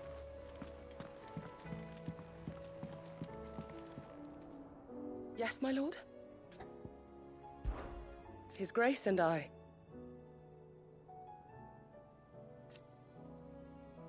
At first,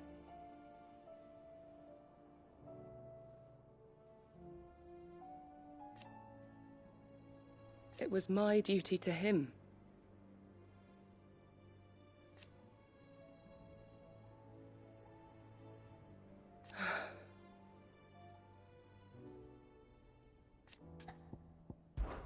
My lord. I am. I do not doubt it. Thank you, Yute. May you return safely. May the Firebird's flame burn ever in your heart. Thank you, my lord, for taking me in.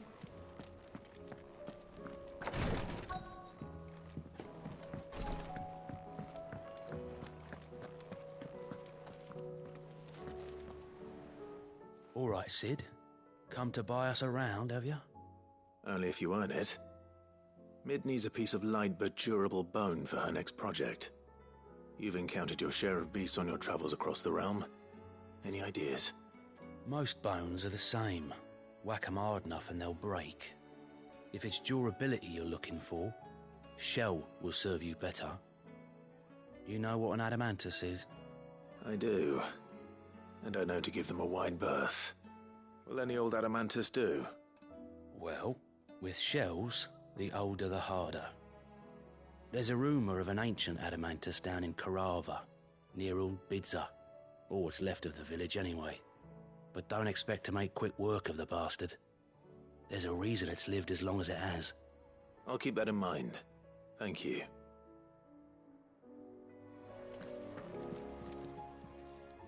Clive! Anything catch your eye?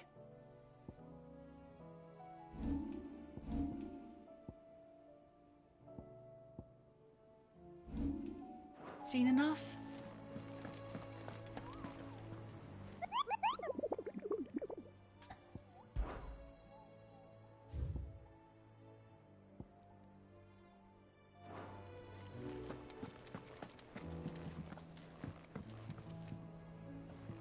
Vivian, I read your note, and I'd be happy to help you find the book you're looking for.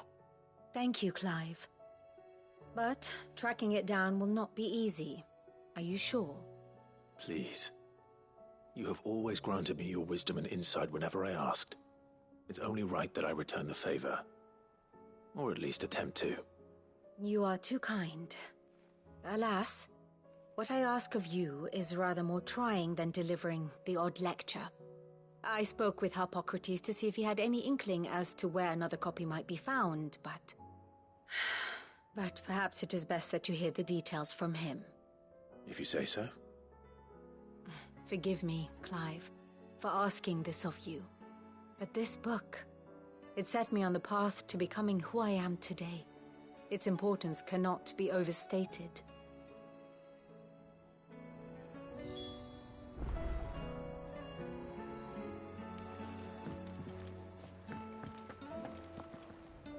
What a word.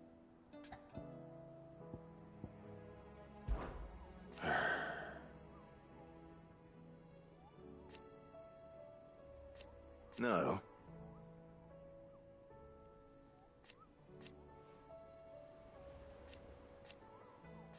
Is that right?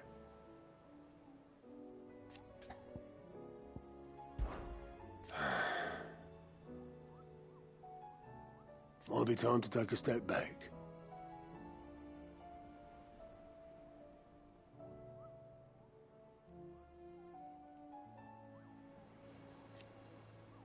But if it weren't for Cid,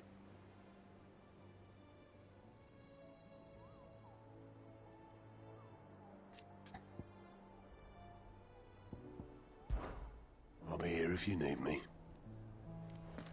Normally I wouldn't recommend going anywhere near an adamantus, let alone one that's had a few centuries to let its temper simmer.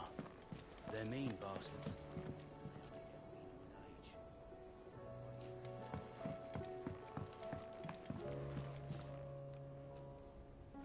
Cid, I was wondering if you could help me. It depends what with. A bearer, but recently freed from his bonds, is keen to join the Cursebreakers. As you know, the work we do is not easy, which is why we test every volunteer's suitability. I was hoping you could oversee this one's evaluation.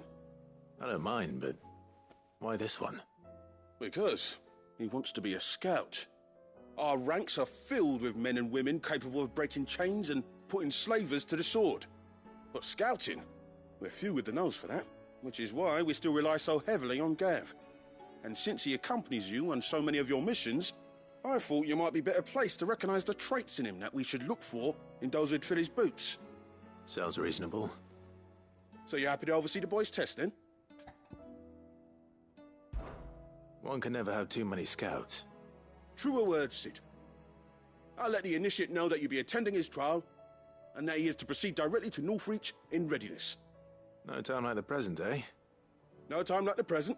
I'll await you there.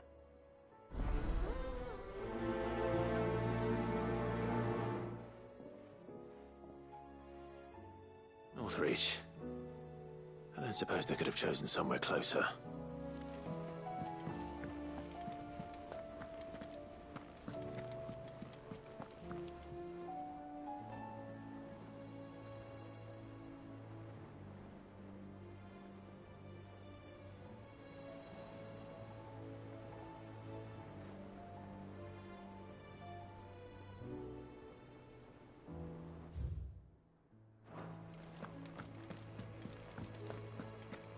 Do you think they'll come back? Of course they will. The hour fast approaches. My decision is made.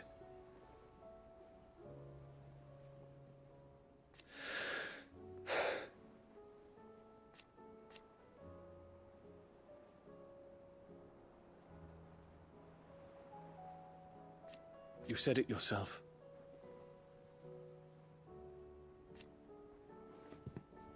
He must be stopped. He must.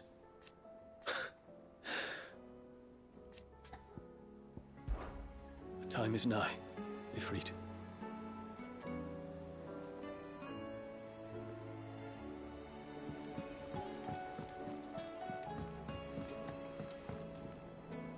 Cid, do you have a moment? By all means. It's my old master. Seems there's no escaping her. She found some way to send me a letter. And something else. Records from a Waluda prison. Seems they were keeping a lot of bearers there. How did she come by such a thing? Finding bearers always was her strong point. And it seems the cells of Balmung Dark are full of them. Foreign captives, the masterless. Bearers no one would miss. And even better for her, bearers with no one to look after them. When Ether started lapping at the walls, the jailers fled. Leaving the bearers to be liberated by whoever happened to come along next. Cid, I'd like to believe that I've earned your trust by now. And while I'm well aware that you've forbidden Cursebreakers from traveling to Waloed, I can't let those bearers die in their cells.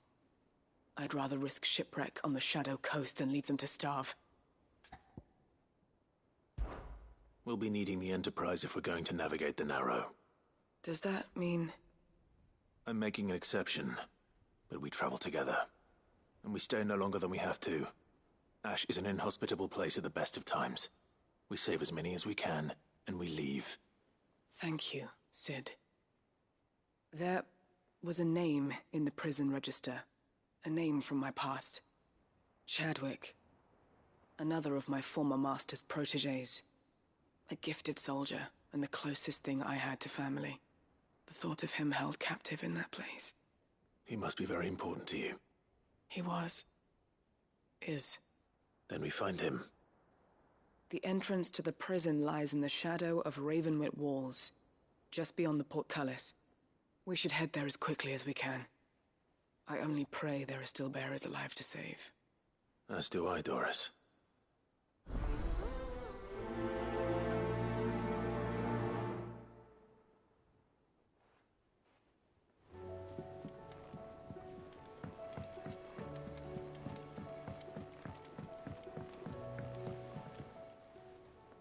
Ah, Clive. This is it then, brother. Indeed. You're wrong.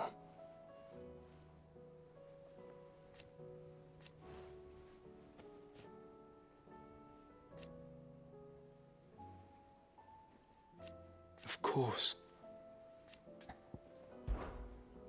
Joshua, what's wrong? And don't say nothing. It's... not nothing. I've received word from Cyril. The Undying have found Father's will, or something akin to it. His will? How and where? in the crypt beneath Rosalith Castle. After Kupka was kind enough to drive out the Imperials, the Undying took the opportunity to recover what relics of the Duchy yet remained. And in the process of doing so, they found a letter from Father. I'm surprised anything survived down there. Cyril asked that I join him in Tabor at my convenience. I have been meaning to go, but... would you join me? Of course. I want to know what's in that letter as much as you do. Very well. I'm ready to leave when you are.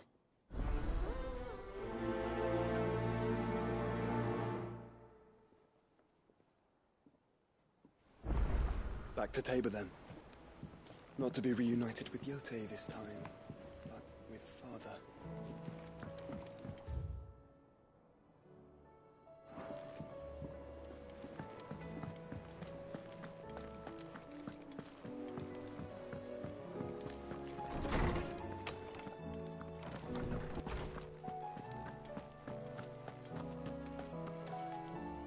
Ah, Clive, my boy.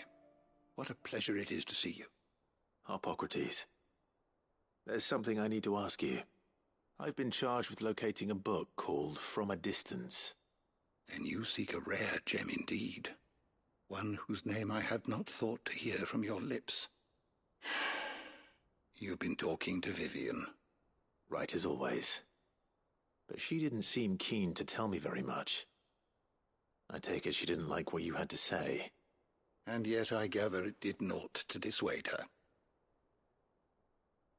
Clive, if the young professor has tasked you with obtaining a copy, I fear she asks the impossible.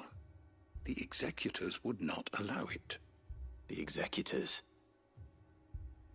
Coveters of Secrets. A clandestine organization committed to the collection and intenebration of forbidden texts and technologies. One such text being the tome Vivian seeks, chronicling as it does the true history of the enslavement of bearers. A tale which could overturn the established order were it ever to become widely known.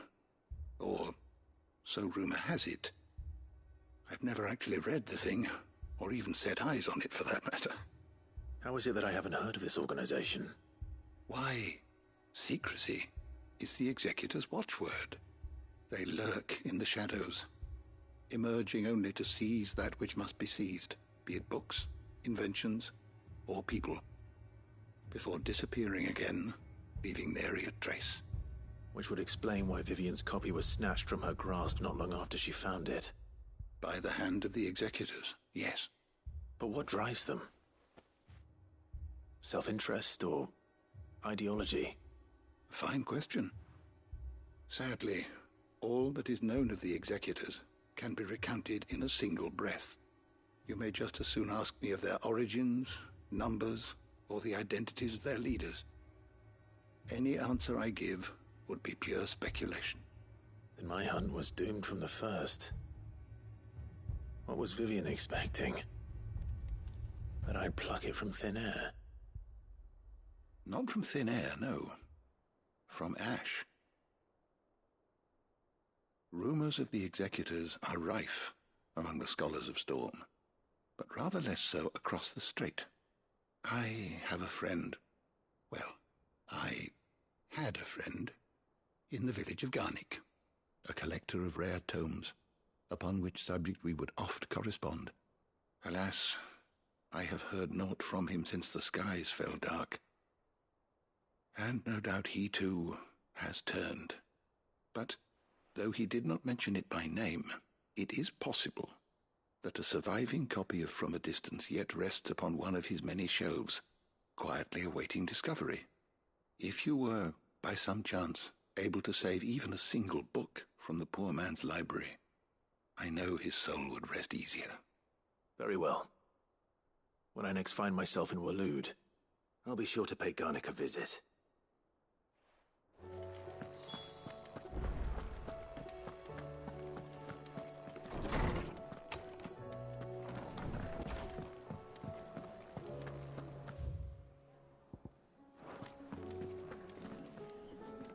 All right, Torgal.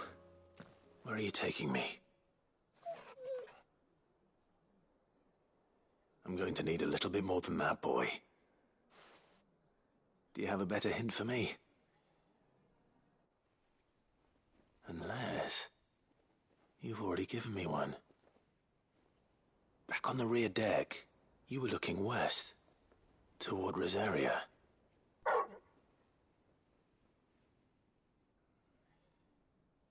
Why don't we try the rookery?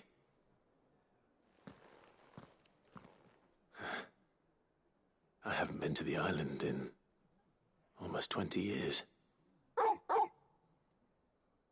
To Port Isolde, then. Fingers crossed the old mooring is still there.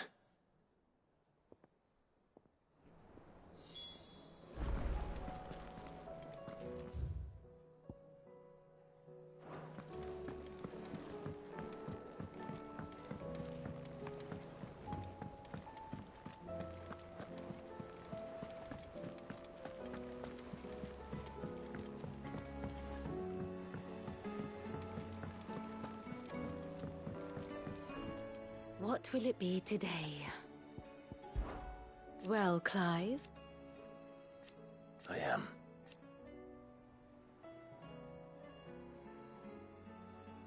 Naturally. I shall...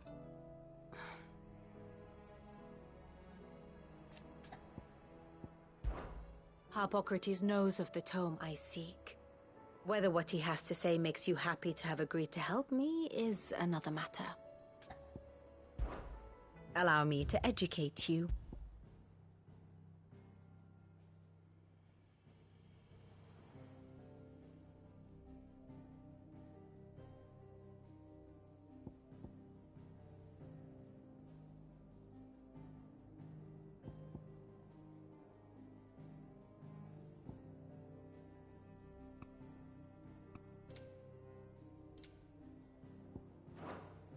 Here you are.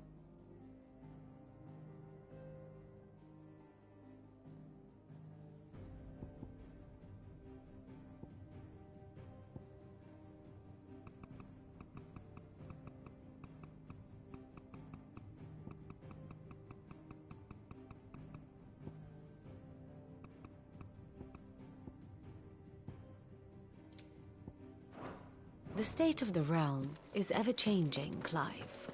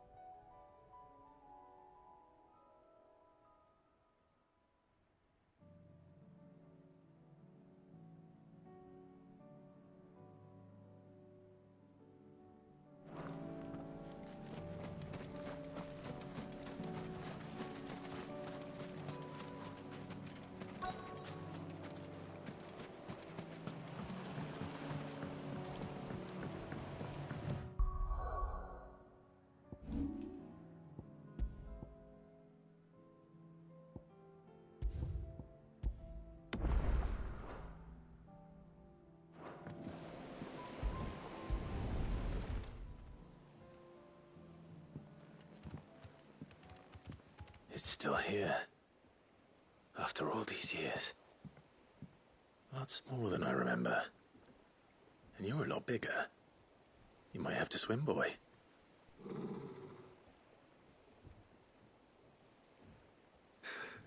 I wasn't being serious. You two go on without me.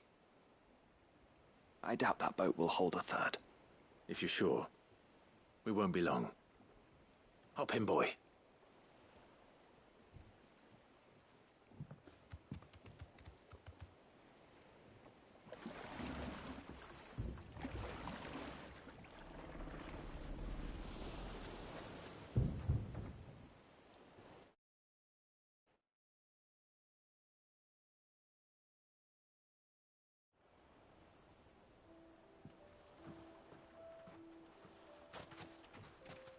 This place hasn't changed at all.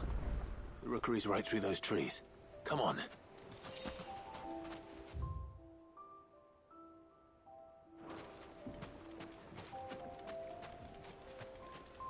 Race you there? I bet I could still beat you.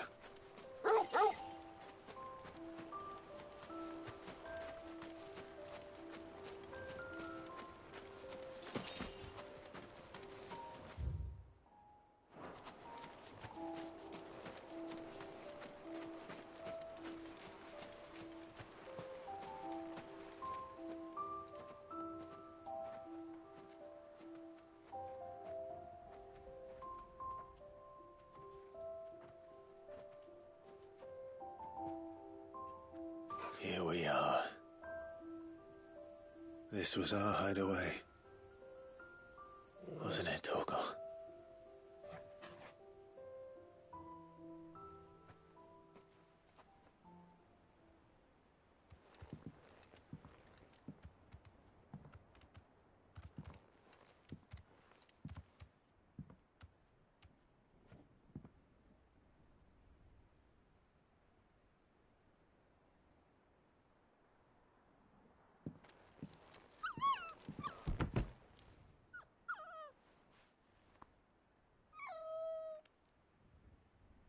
Coming here helped me to forget who I was. Or wasn't. Prince, shield.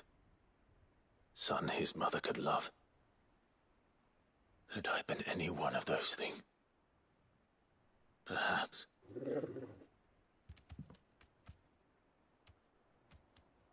What is it, boy?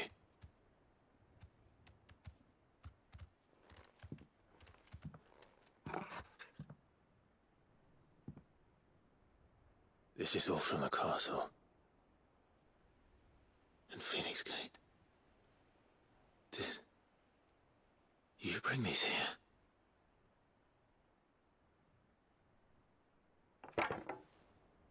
My sparring sword.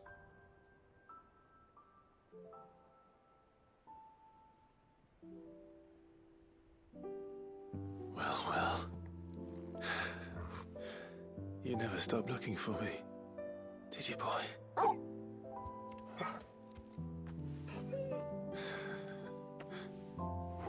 Thank you, Torgal. For never giving up.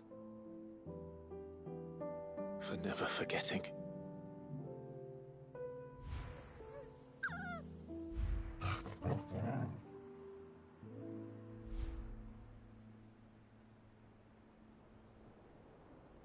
Let's take this with us, shall we? So I don't forget either.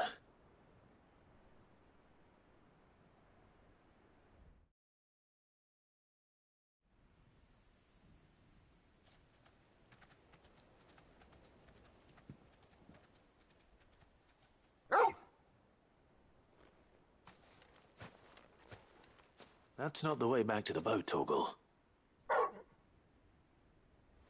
All right. I'm coming.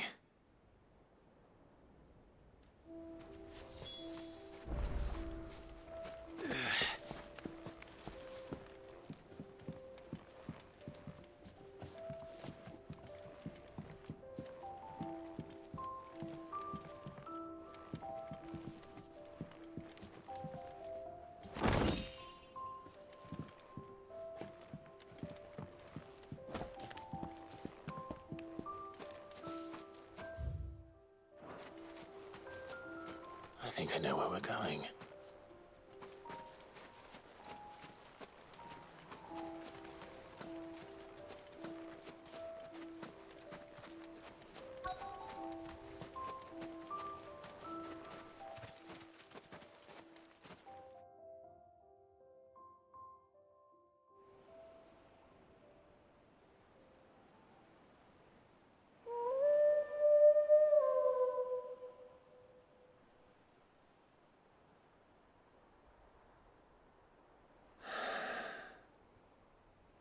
People always talk about the importance of putting the past behind you. But without it, we wouldn't be who we are today. And we certainly couldn't steer our way to a better tomorrow. Come on, Torgal. Let's go home.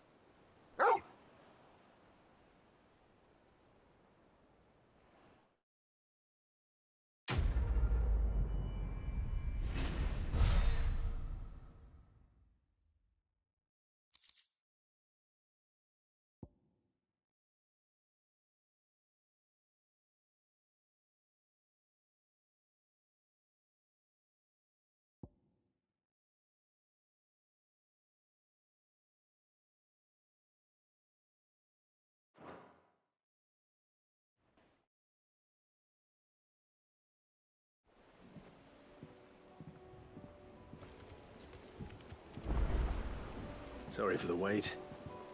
We're ready.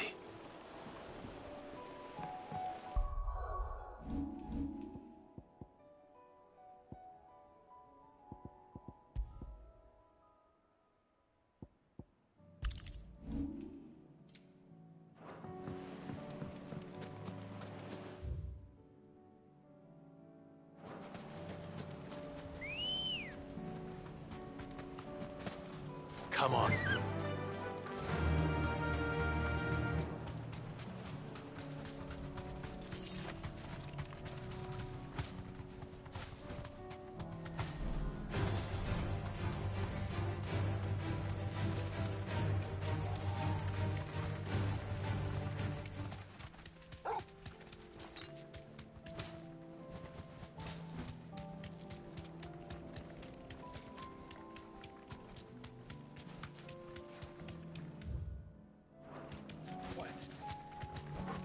Be safe.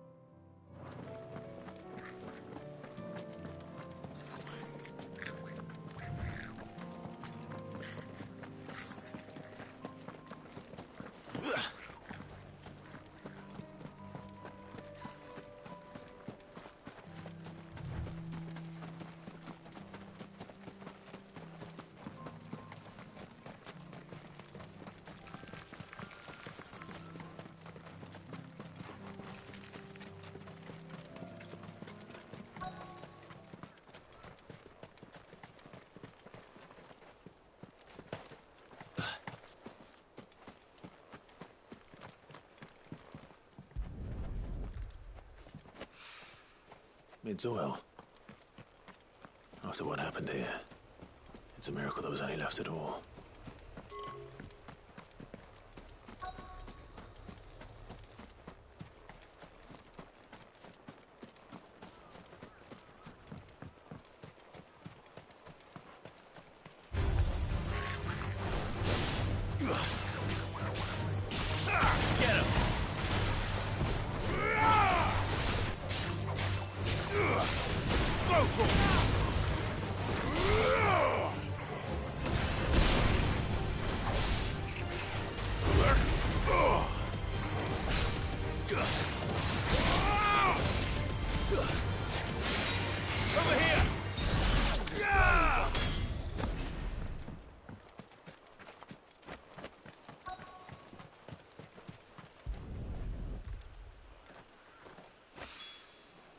This should be enough.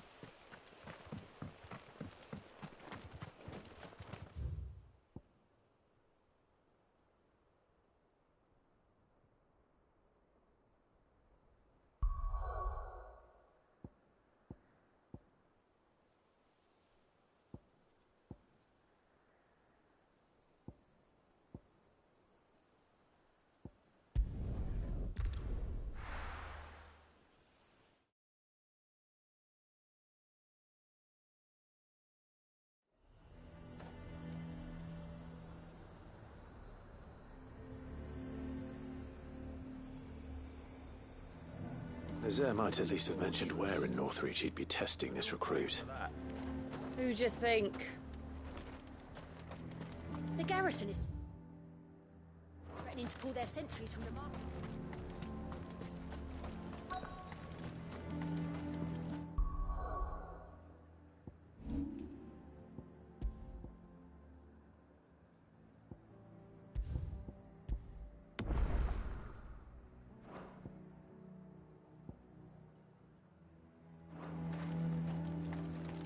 I'm nervous. Well met, Cid. This is the Initiate. Ember, present yourself. At your service, Master. Please, just Cid. There are no masters here. Your life is your own. Oh, of course. Thank you, Cid. The sergeant says you'll be evaluating me at my trial. To become a scout, yes. You are aware of the dangers inherent in that role. I am. But I swore I'd face them. Just like the man who saved my life. And who would that be? Gav. It was him who found me and freed me. No magic, no support, just one man and his nose. Came and sniffed me out. It taught me what one man can do if he puts his mind to it. And I've been training ever since, so that one day I can be someone's saviour, just like Gav was mine. I'm sure he'd be flattered. You clearly have good intentions, Ember. And it sounds like you're under no illusions. Stick to this path and you'll make a fine Cursebreaker. So, what? Have I passed? You haven't even started yet. Now listen.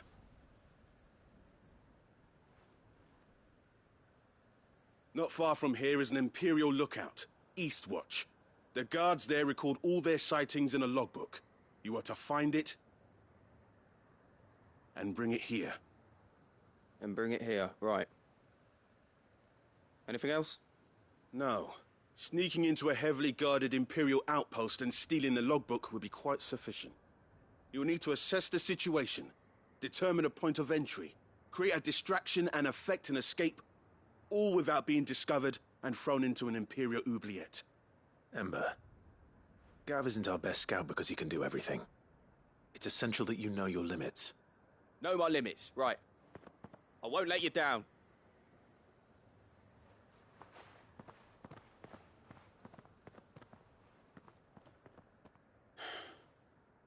It shouldn't be as dangerous as I made out. But keep a weather eye on him all the same, would you? On my way. All right, Ember. Impressed me. Even now, the capital has moved. The Empire keeps the watchtowers overlooking Royal Meadows and the Sea of Grace manned. But only by a skeleton crew. It's a trial, not a death sentence.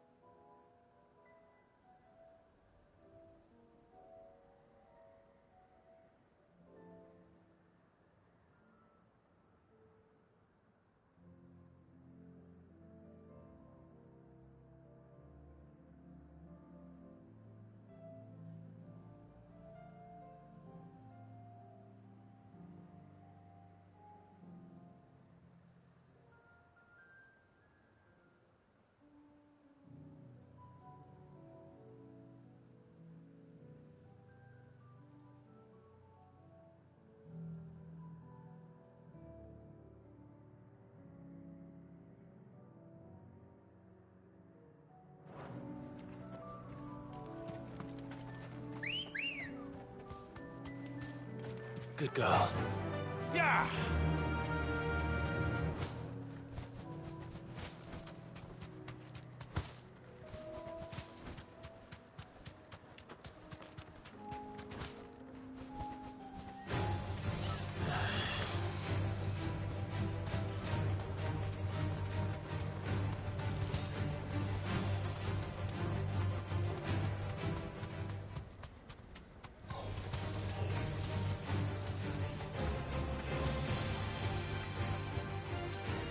These are clean kills. Perhaps young Ember really is ready. Be safe.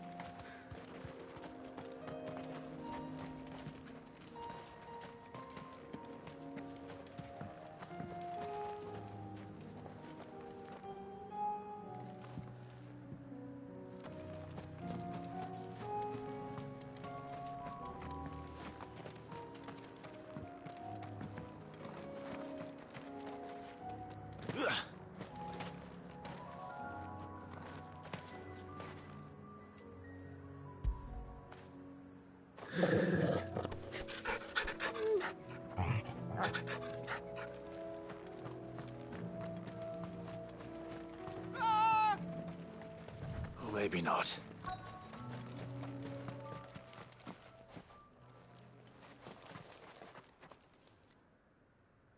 Damn it. Ember, draw your sword! I can't! Then run! If you want him, you'll have to go through me. Odin! Orgel, kill!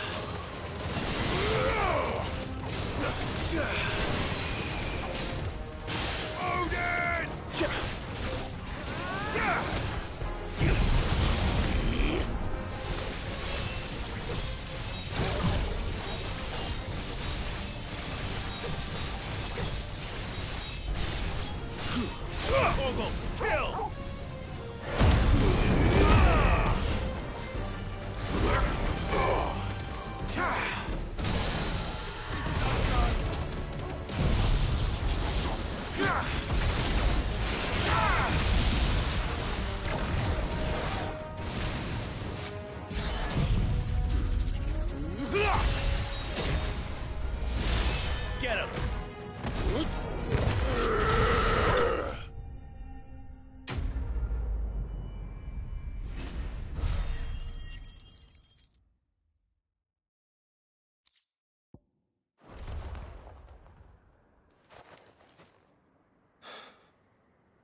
Ember, are you...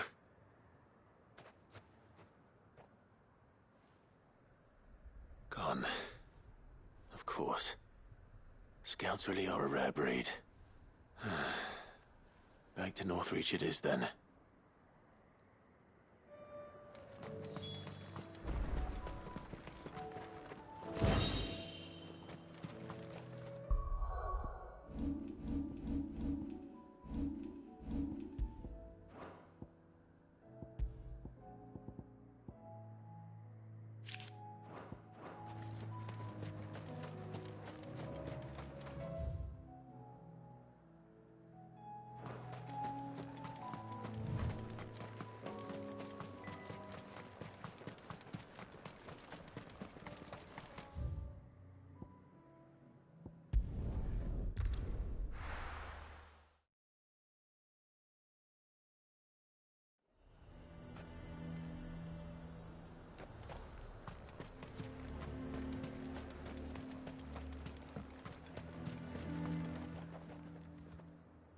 I didn't expect you back so soon. Where is Ember? How did he fare? I thought I'd find him with you. He must have fled. I followed him to Eastwatch, where I found him being set upon by a wild Avis. He was just standing there. Didn't even draw his sword. I had to step in and take care of things. But by the time I had, he was nowhere to be seen. I assumed he'd set off in your direction, but apparently not. Oh, I'm sorry, Cid. I knew the boy had a nervous streak, but he seemed like... The right man for the job? I believe this is the logbook you tasked me with retrieving. Eh? How did you... Don't you tell me you breached the tower while Sid was busy saving your skin. What? Wasn't that what you asked me to do? To bring the thing back without getting caught? He has you there, Nazaire. And he did it all on his own. But Sid, he did what he thought was best. And now I have to decide whether I agree. Of course. We'll await your evaluation back at the hideaway. Don't you leave my sight. Yes, Sergeant.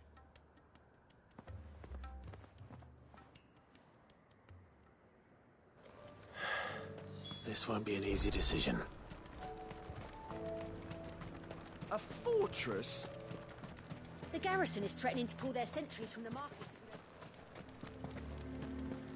The Duke might have soldiers at his beck and call. I would speak with this Duke about the demands he's made of me and my fellow traders. Yeah? And why would he want to speak with you? Now, piss off. Saw the captain just now. Wasn't wearing his uniform. Hang the Duke and his bloody garrison. The bastard's naught but a craven who'd rather hide behind his toy soldiers than... What say you then? Will you stand with me against my father? Of course we will! This is our town!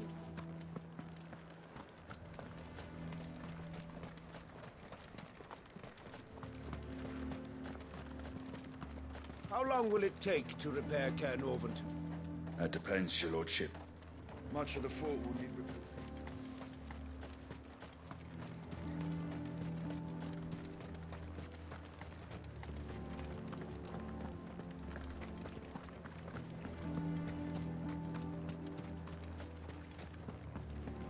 It's not only control of the garrison he wants.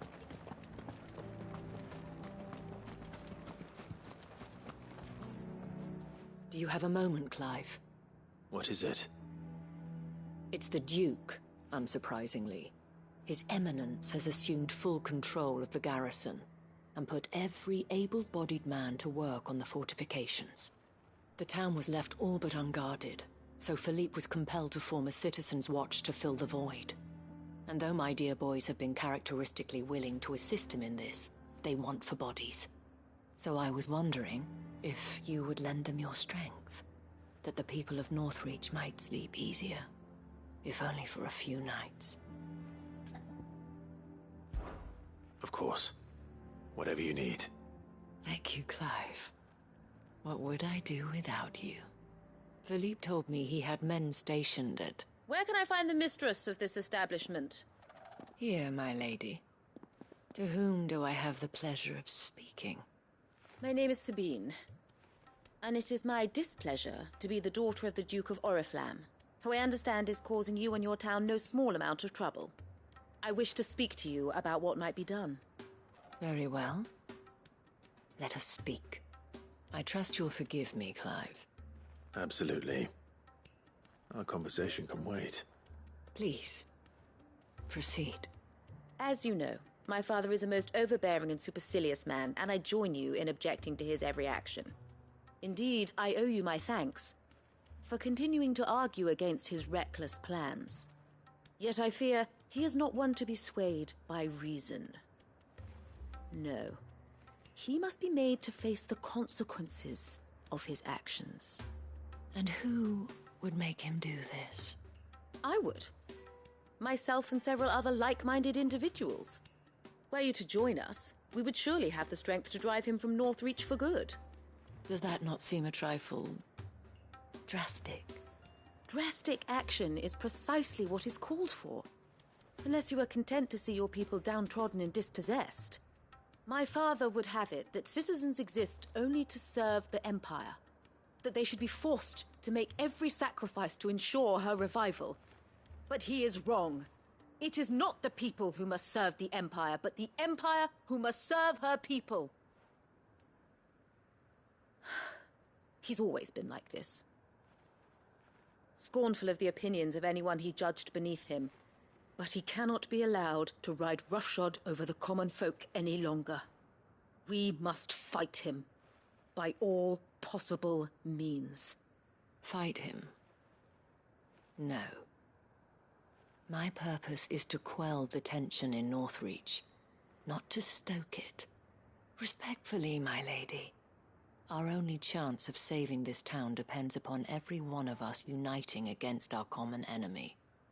Your father and his followers included. While I understand your frustrations, I cling to the hope that he may yet be won round. False hope, I assure you. But I see that your mind is made up. I shall bother you no longer. If you will extend me the same courtesy, I bid you good day. She certainly has spirit. Indeed. But unfortunately for us, that spirit is only likely to harden the Duke's resolve, which may be enough to seal the fate of this town. Not that she cares. This is all about her and her father. Families. I'm sorry, where were we? Ah, yes. I was about to tell you of Philippe's plans for the town watch, but perhaps it's better that you heard them from him. I believe he's in the market, if you'd be so kind as to seek him out. Right away. It's just a pity I cannot join you. I'd like to see the two of you in action together.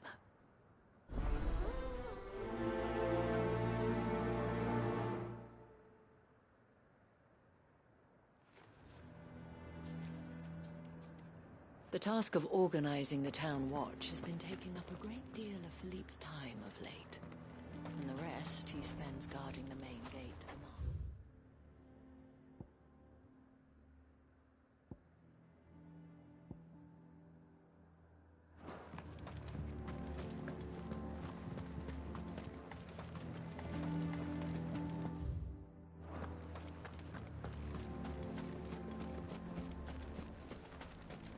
And from the pot came a terrible cry. Give me an elixir! Give me an elixir! And did they give him one?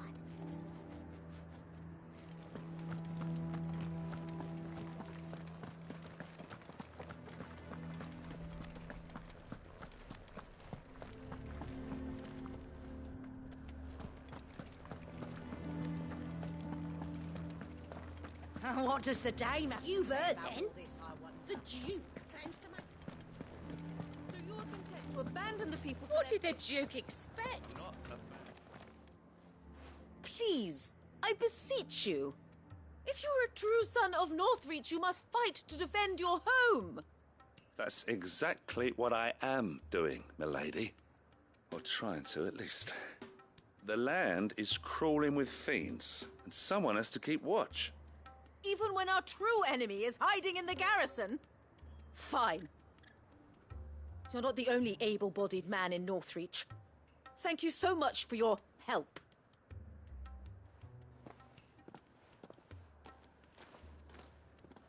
She cornered you too, then?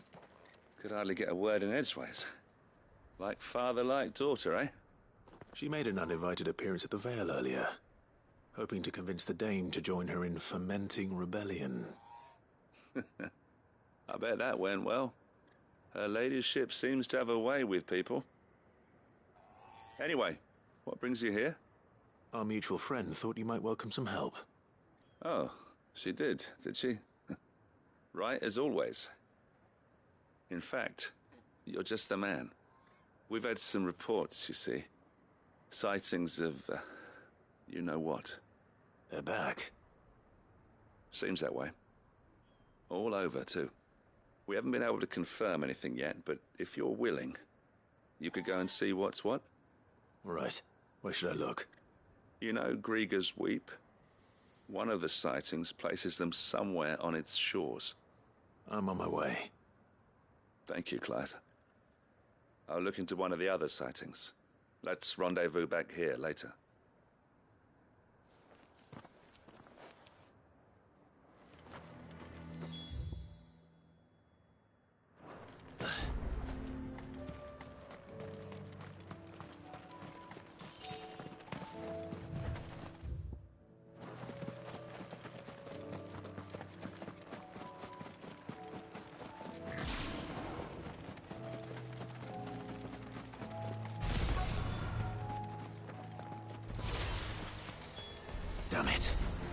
The reports were true. I need to stop them before they get to the town.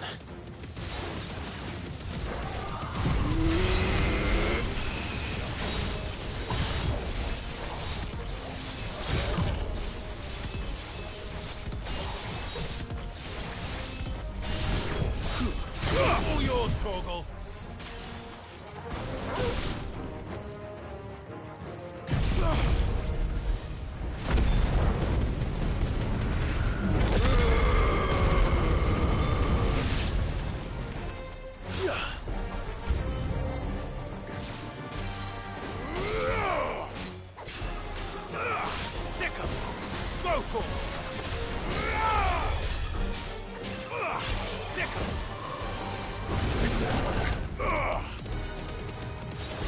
Awakened wind!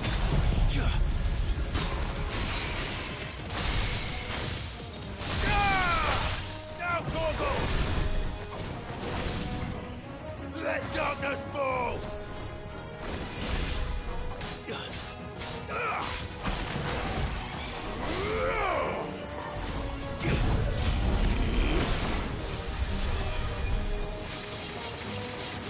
This one!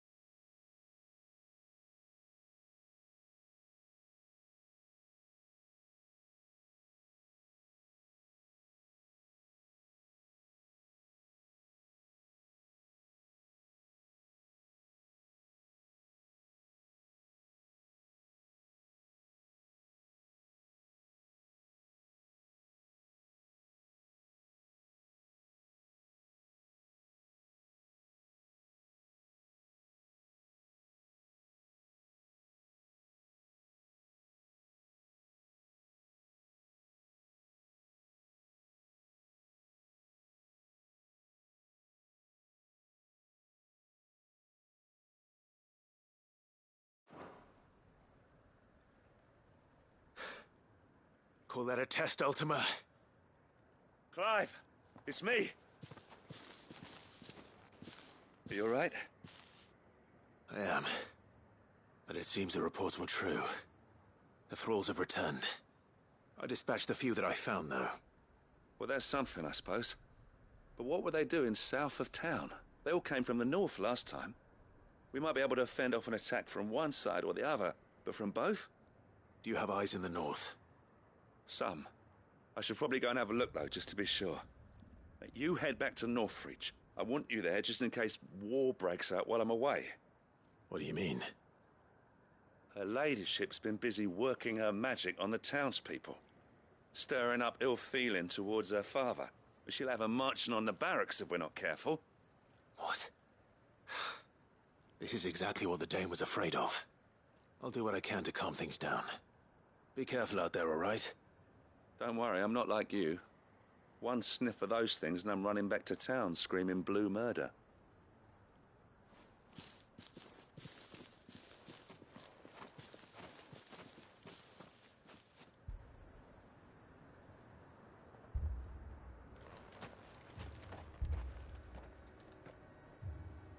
Do you not see, Father? The people of Northreach have given enough, and only a fool would ask for more. Listen to me, Sabine. Where would our people be without their country, hmm? The Empire is their sword and their shield. It is she that ensures they can live without fear. But now she teeters on the brink. Without their sword, how will the people fight? Without their shield, how will they protect their kin? Can the unarmed stand against the advancing hordes? No. But there is yet hope. A new shield, a new sword. A new empire. We can rebuild Sanbreque, just as Great Grieger wills it. Perhaps we could, Father. But we don't want to. Not if it is built on the broken backs of the people. Please, let us not quarrel in the street. You must see that no good will come of this. Our fight is not with each other, but with the threat that draws ever closer to our gates. A threat that your sword has yet to rid us of, Your Eminence. You will hold your tongue, whore! You may have filled my daughter's head with your heresy, but I will not be corrupted. Corrupted? Your daughter's opinions are her own, as you would know if you had ever deigned to listen to her. At least I hope they are your opinions, and not posturing born of a family feud. Northreach deserves better than that. Northreach deserves better than you, Carla. Yes, I know who you are. The slut of Twinside who bedded a Branded. Jealous, are you? That a woman might choose a bearer over a pious man of Griga. Clive! I met a swarm of thralls coming south from Oriflamme. Hundreds of them. Too many to count. No. Work on the fortifications has scarcely begun. We will retreat to Caernarvon and there make our stand. Did you hear me? That was an order! While this is but a heartfelt plea, let us make our stand here and protect our homes. Protect those that we love. Together, for Northreach!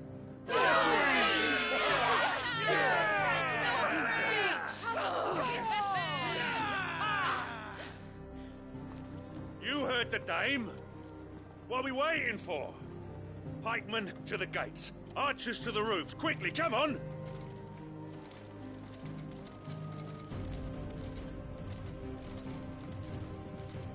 But she is but a common... whore, yes. And we'd follow her to the gates of hell.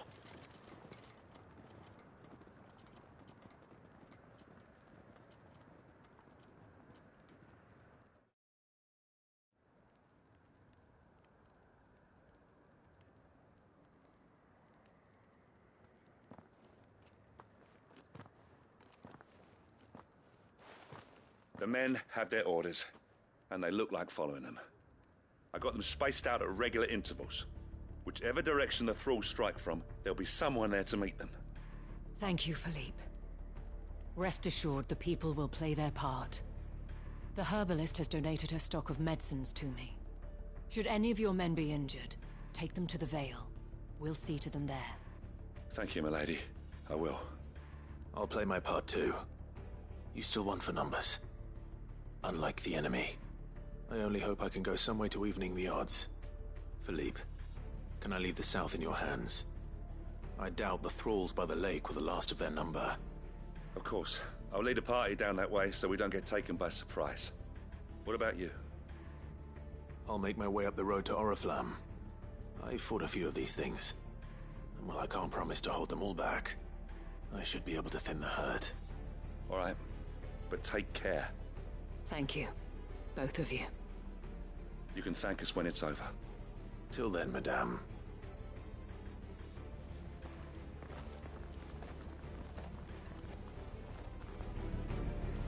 When the fighting begins, we can take refuge in the... See that you come back safe, Clive. And we shall do everything we can to ensure the town is still here when you do.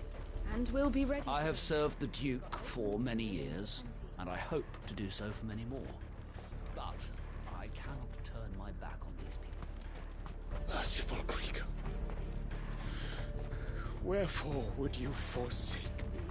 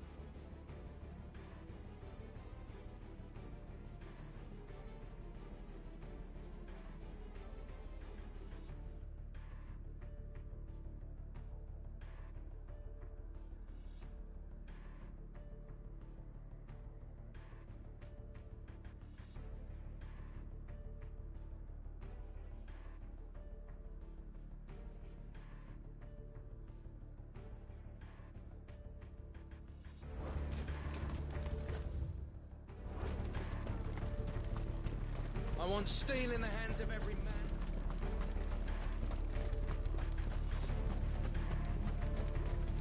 We can help with the wounded. If any get by, you can trust we'll be here to meet them head on.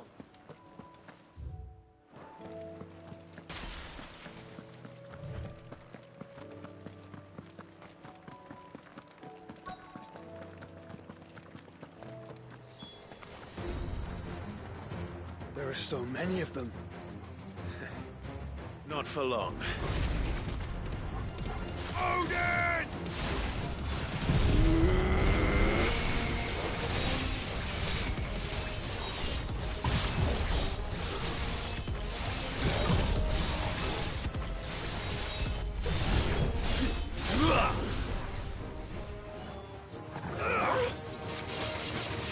Get him! Go, Thor!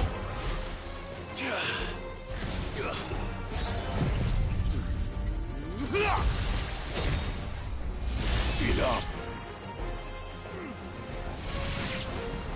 Is it over? No.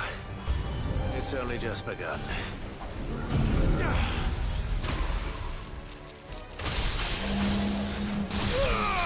All yours, Torgal! Odin! Yeah!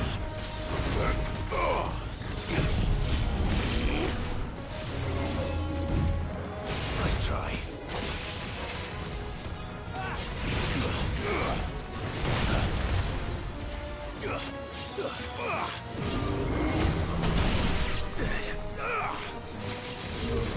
Get him!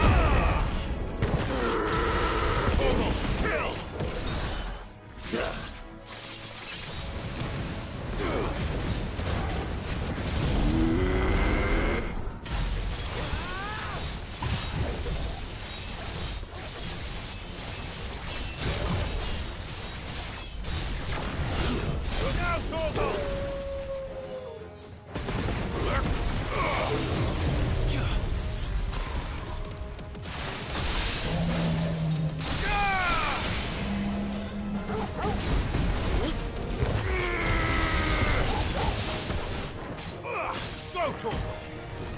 Over here! Enough!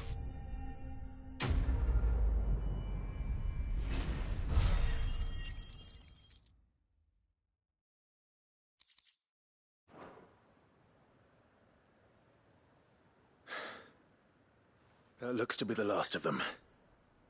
I wonder how the others fared. Better hurry back to town. Come on, Torgal.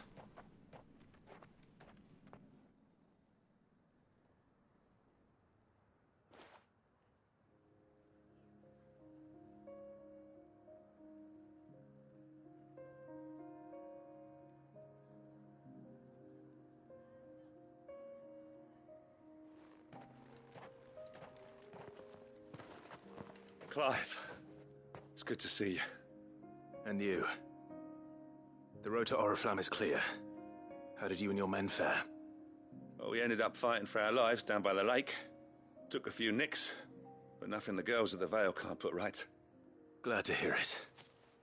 Well, it seems we've survived. For the time being, at least. I thank you both for answering the call. You were right. And I was wrong. About everything. I had thought that the only way to unite the people was under the banner of Empire. That without a strong hand to guide them, they would drift apart. To be borne hither and yon by the eddying currents of fate. But you brought them together. Not by force, nor by the exercise of goddess-given authority, but by simply being one of them. by knowing what they feel, because you feel it yourself. Our purpose was ever the same, Your Eminence.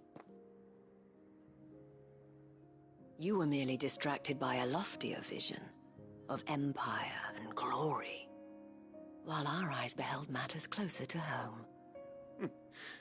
You have the right of it again. As did you, Sabine. His Radiance said it himself. Sanbreque is naught without her citizens.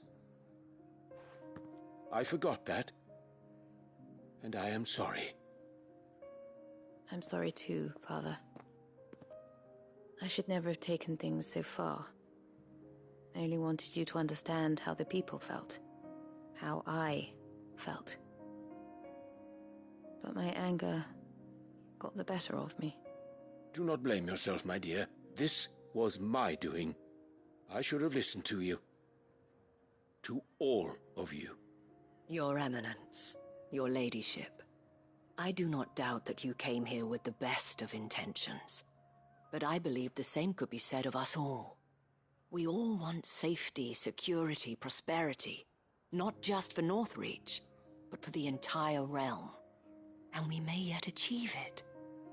If only we work together. Will you join us in this? Yes. We shall. Thank you, Your Eminence. Now that that is settled, I must go and see to the wounded. The Vale's doors are always open to any soldier in need of relief. And today there are more than ever before.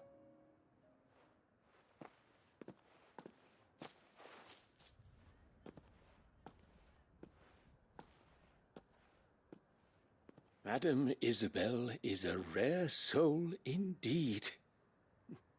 In these dark times, I see that it is not men like me who should lead the realm, but women like her. You're right. If only I'd listened to her when I had the chance. Forgive me for saying so, milady, but you still do. The Dame said it herself. We can turn things around.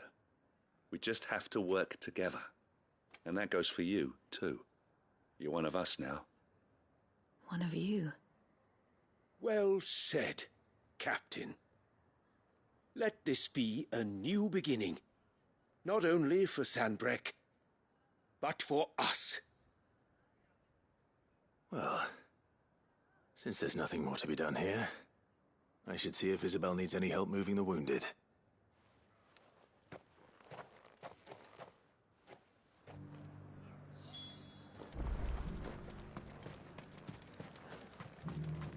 You too are a friend of Madame Isabel's, are you not? A sellsword won over to the cause by her brave example. Remarkable. I only wanted what was best for Northreach, for Sanbreque. And I still do. Thanks for your help, Clive. We couldn't have done it without you.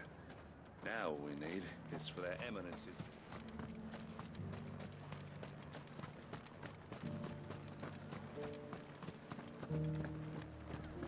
One of the dames, aren't you? Leave it to her to spot an able body. I saw several soldiers being carried to the Vale. They'll be.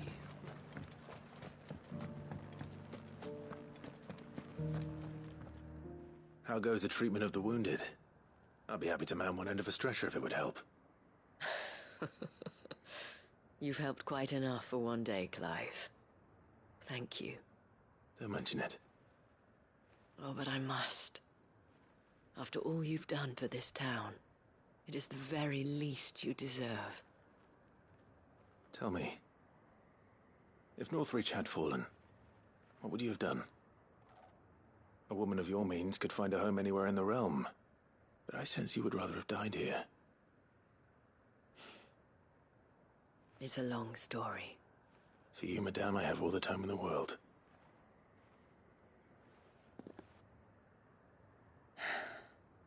Very well.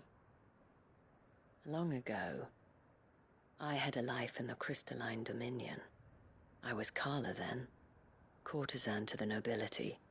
So sought after was I that it was only they who could afford my time. Alas, those halcyon days were not to last. For naive as I was, I fell in love with a bearer. He was my master's guard, the gentlest man I have ever known. After they discovered us together, he was whipped bloody and forbidden from ever looking at me again. And so we fled. Not that we had anywhere to flee to. We wandered, aimless and starving, half dreading, half praying that the next day would be our last. Until we found ourselves here, in Northreach. It was the Vale that took us in, that fed us, clothed us, and healed our hurts. Those that could be healed, at least. My love was already too far gone. He passed away. He did. Not long after we arrived. But at least we were able to share a few moments of peace before the end. It was the greatest gift I have ever received. But the generosity of this town and her people did not end there. The men and women of the Vale supported me through my grief. Shared in it, though I was still a stranger to them. They treated me like a sister. And so I swore that I would always do the same. That I would return the kindness that Northreach showed me. That I would repay my debt to the Vale.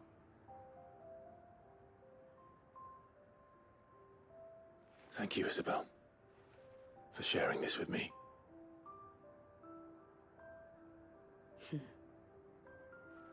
You're a lot like him, you know. Perhaps that is why I have such a soft spot for you. Never stop fighting, Clive. And I shan't either. I know that it will not be easy to keep Northreach together.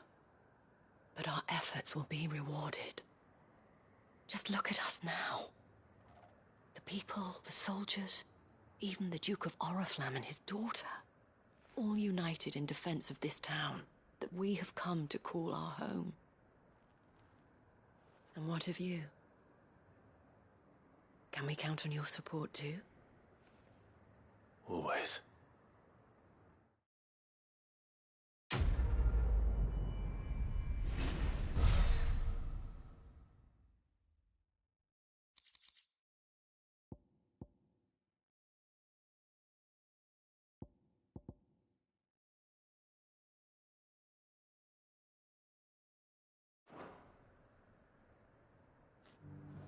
We have brought Northreach together.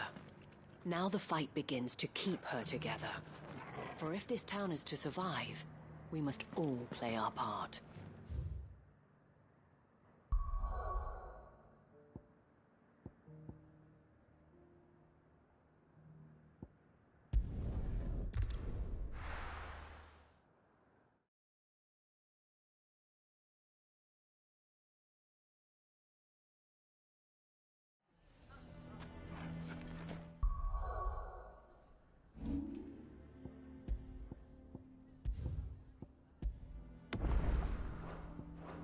Why the hell?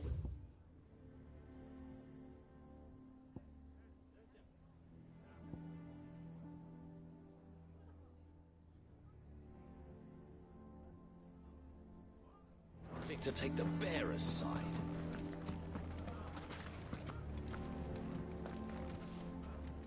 Here to help me pack?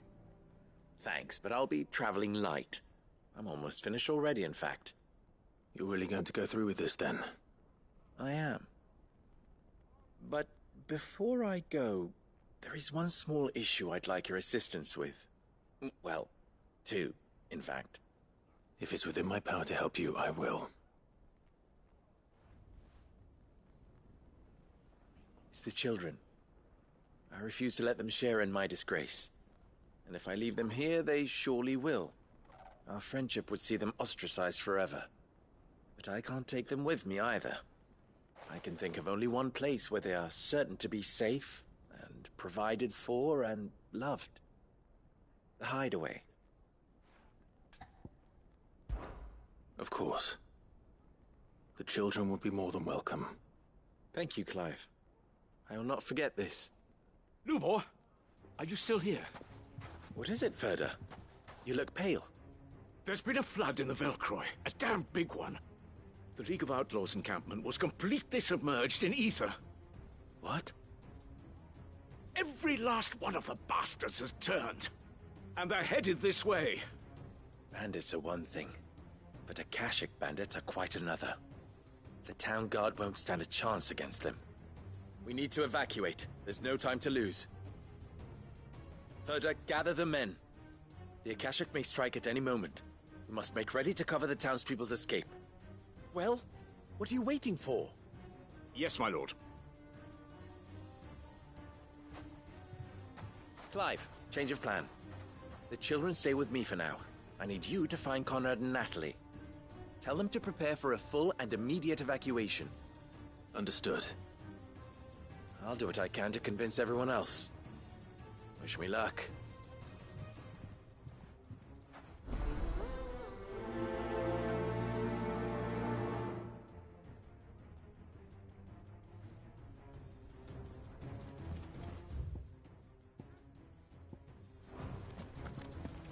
What's an Akashic? You have to listen to me. They're coming. You need to evacuate. Know your place, bearer. How long do we have until these Akashic arrive, do you think? Why do they always have to make such a fuss outside? It's driving away our customers. Huh? What's the commotion?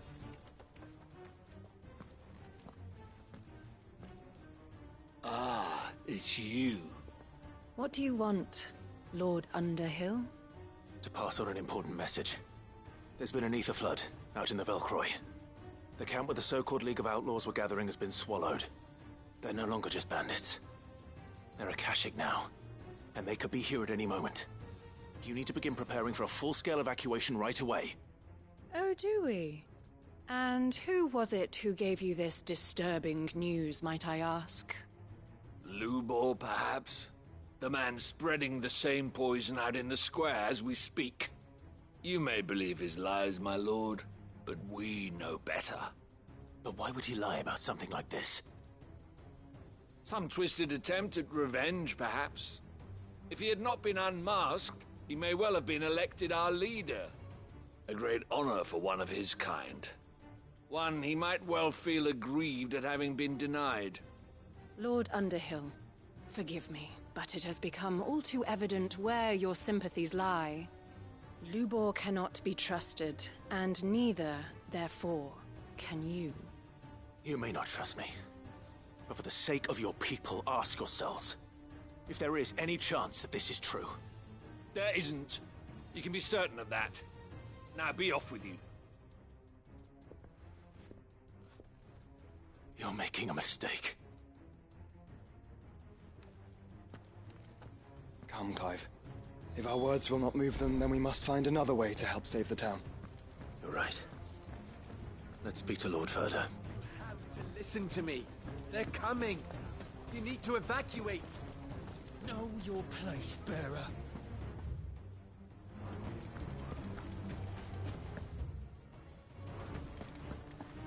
I think we'd better shut up. What's Lubor raving about now?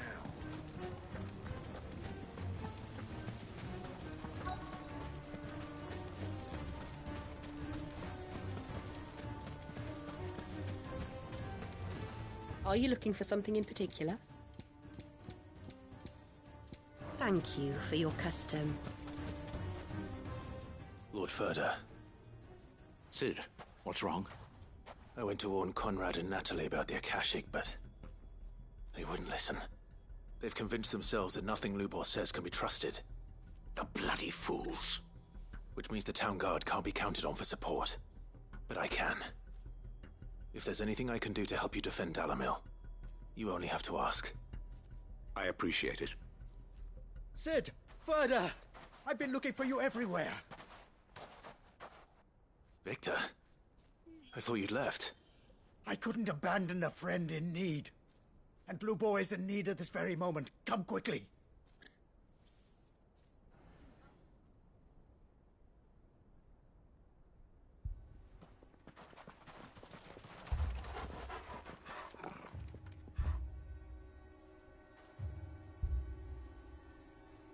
You have to believe me! The Akashic are coming!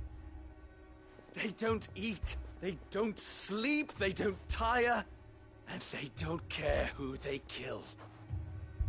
They're unlike anything that's come before. There won't be no parley, no mercy granted!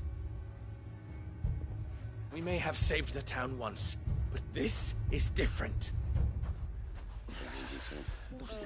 I do not ask that you forgive me, but please believe me. If you do not run, you will die. You will all fucking die!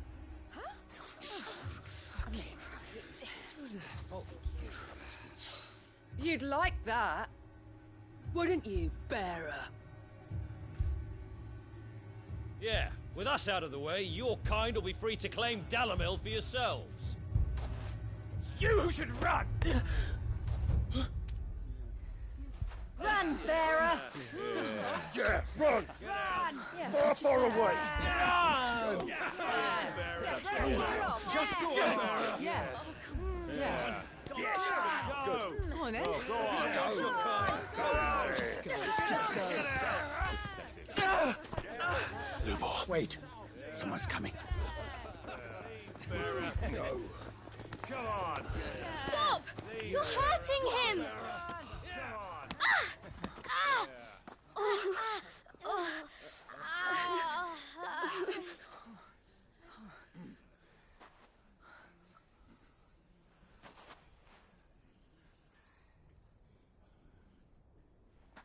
What did Lubor ever do to you? He solves all your stupid problems, and he keeps all of you safe. You know there's nothing he wouldn't do for this town. Who was it who made that cleaver you use every day, Conrad? And what about your counting table, Natalie? Who fixed that? Whose men make sure the streets are clean so all your boots don't get dirty? Who spends all day, every day making sure things run smoothly round here? And none of you ever say thank you. Ever. But did Lubor ever complain? Well, does he ever stop smiling? He keeps this whole place going. And you act like it doesn't even exist.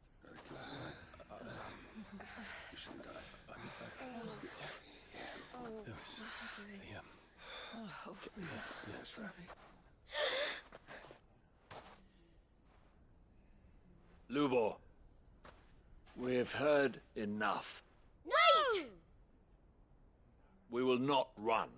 The town guard will not abandon the very place it is sworn to protect. And I will not give up for lost the stores that we labored so hard to fill.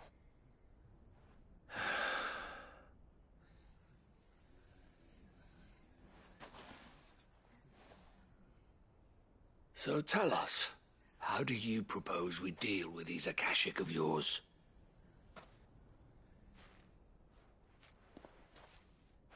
We won't run, but we will fight. All right, then.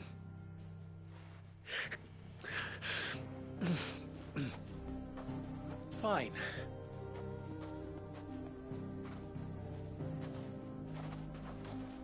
Gather round if you don't want to die.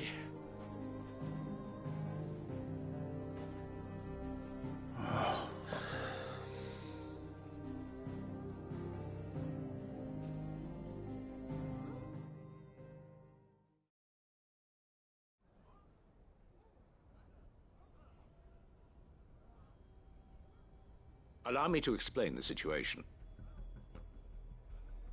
The ether flood occurred near the village of Cheratina, deep in the Velcroy. The place had been abandoned for years, until the League of Outlaws decided to make it their base of operations.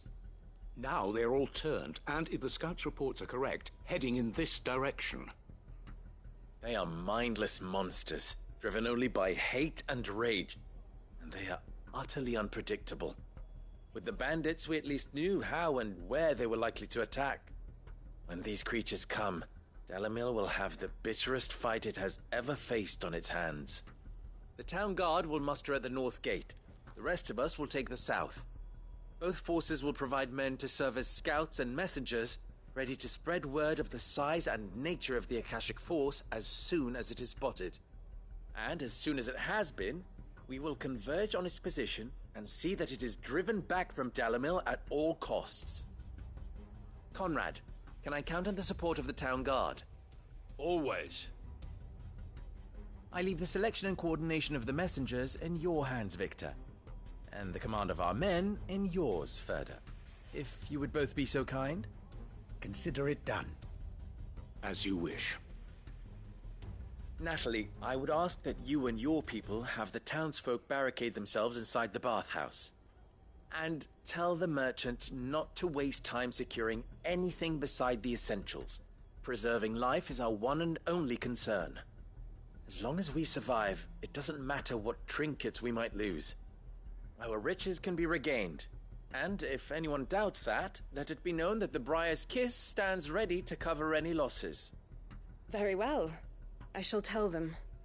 Where do I fit into this plan? Where else but the most perilous place of all?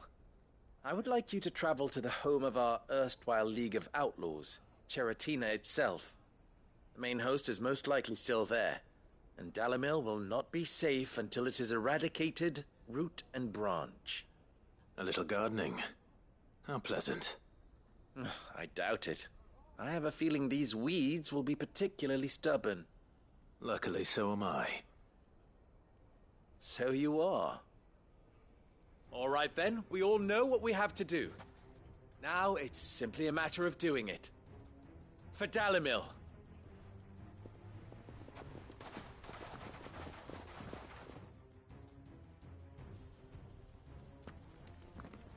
Looks like everyone's ready.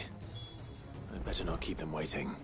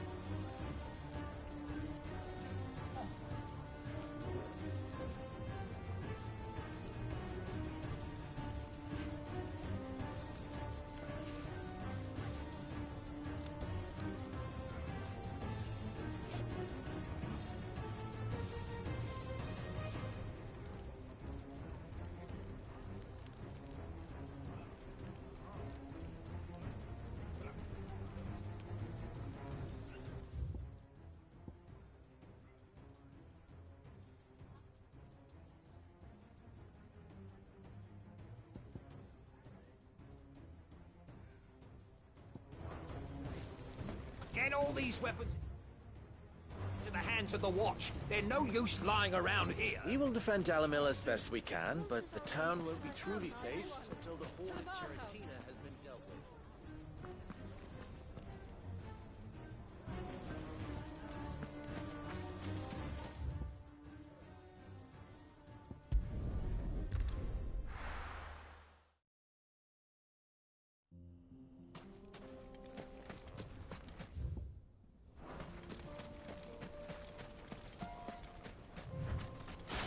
There it is. The flood. But what's waiting for us inside?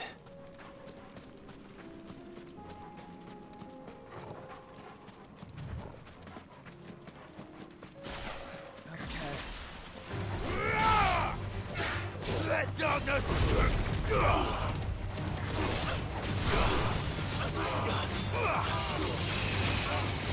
Sick Farewell. Get him. Blizzard!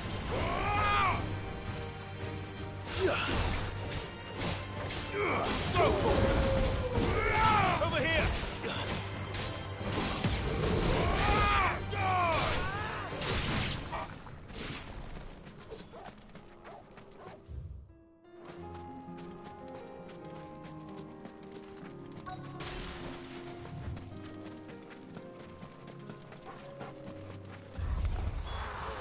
won't leave a single one alive.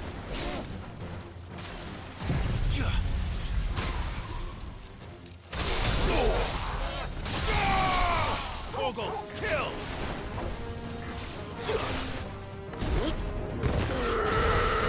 All yours, Torgal. Waken! Garuda!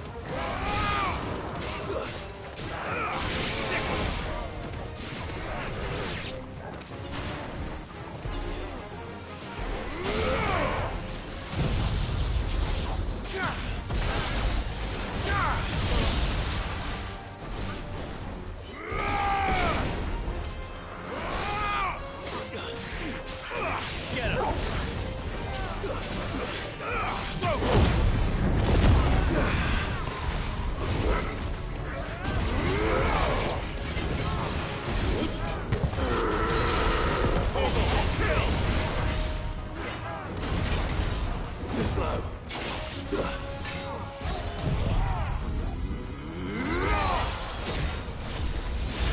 This one. Get him!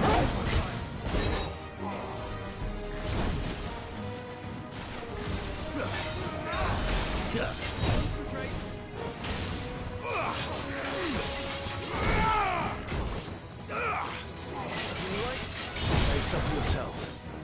Garuda!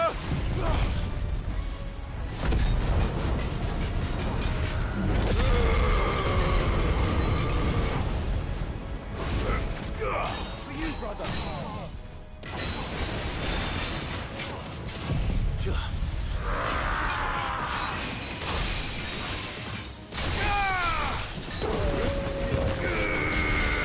Torgal, kill!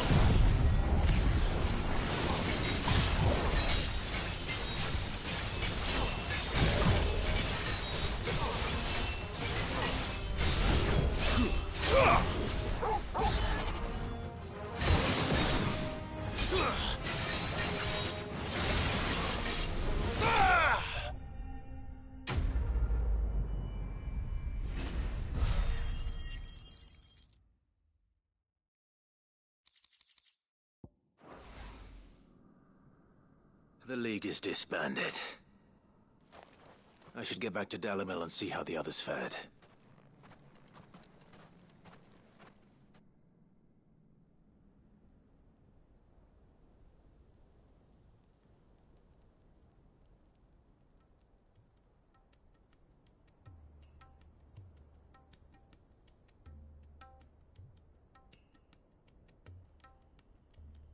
All the Akashic we were able to find have been dealt with. Seems that might be the last of them. Last of them here, perhaps. Lubor, Sir Clive has returned. Clive! What news from Charatina? It's done. Root and branch. I knew you wouldn't let me down. Thank you, my lord. Friends, the Horde has been driven back. The Akashic have been defeated. And we need not fear the arrival of any more, thanks to Clive. Victory is ours. We bloody did it!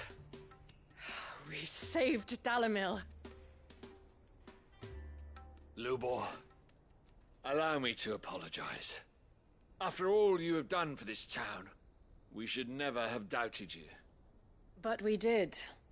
And for that we are truly sorry. We only hope that you can forgive us. We need you, Lubor. Dalimil needs you. So, if you would still like to be considered for the position of mayor, you have our backing. You do remember that I'm a bearer, don't you? We do. But that is not a stain on your character. It is a stain on ours. We thought only of what we perceived bearers to be, not what you truly are. The man who saved Dalimil twice over. I see. But I will only accept your proposal on 2 conditions. Name them. Firstly, that you will both do everything in your power to rally your people to my cause. If the Town Guard and the Merchants League do not accept my leadership, it will be doomed from the start. Unity is the key to defending Dalimil, and I do not doubt that we shall need to call on our combined strength again. When that time comes, I will expect us all to pull together, just as we did today. Of course. You have our word. And secondly,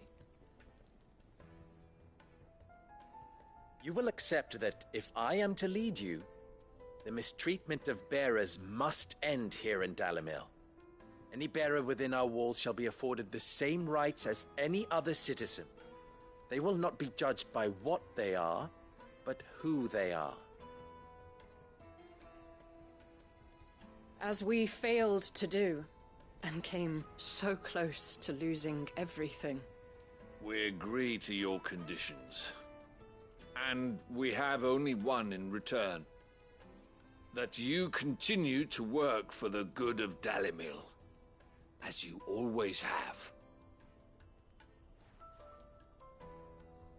Condition accepted. Well then, it seems my mayorship is all but confirmed. Do I get some sort of special hat?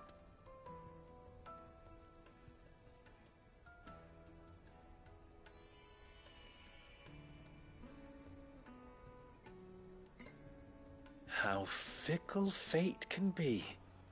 Not so long ago, I had resigned myself to leaving Dalimil in disgrace.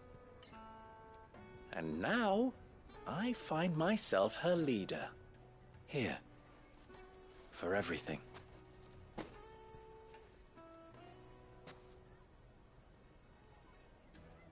Lubo. About the children.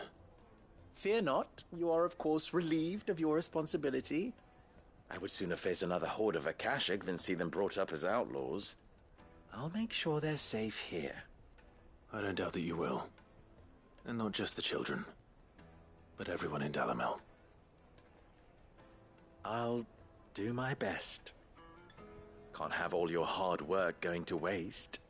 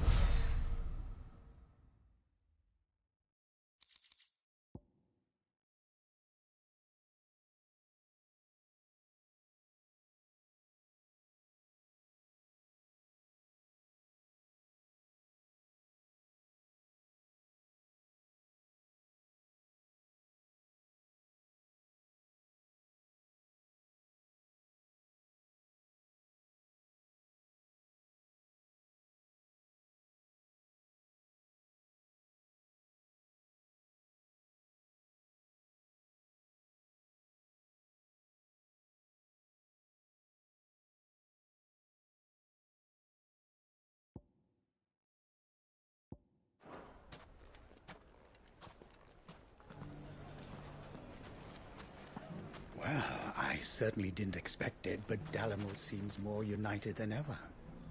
I'll have to redouble my efforts to bring Costness under control. I shall devote my every effort to creating a haven for man and bearer both. Just like a certain someone else. From bearer boy to mayor of Dalimil. How far Lubo has come. I knew I was right. Up on A bit of much-needed peace.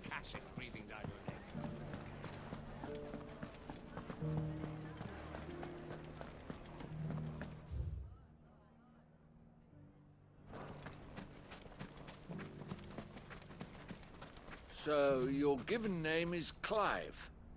I heard Lubo use it when he spoke to you. I'll be sure to write to Randalar and propose that Lord Clive Underhill of the League of Merchants be decorated for his services to the Republic.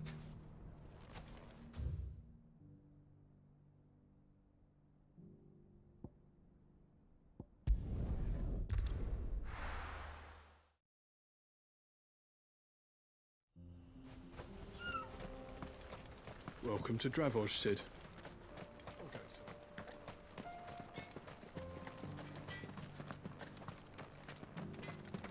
Would you like to see my wares? Thank you. Farewell, Traveller. I've got a new design for a blade. It's good to see the men back at work. Aye.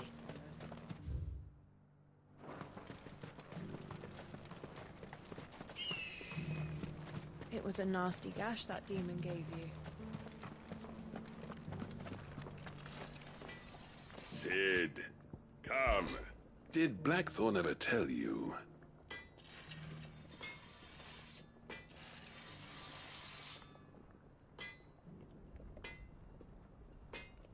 I still remember. Set us straight.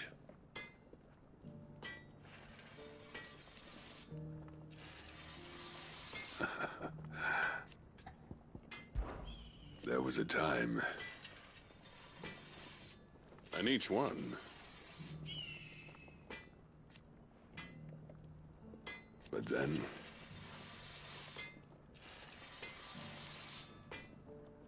while Blackthorn, in the end... Don't ask me. And there still might be. And should those Akashic come calling... safe travels.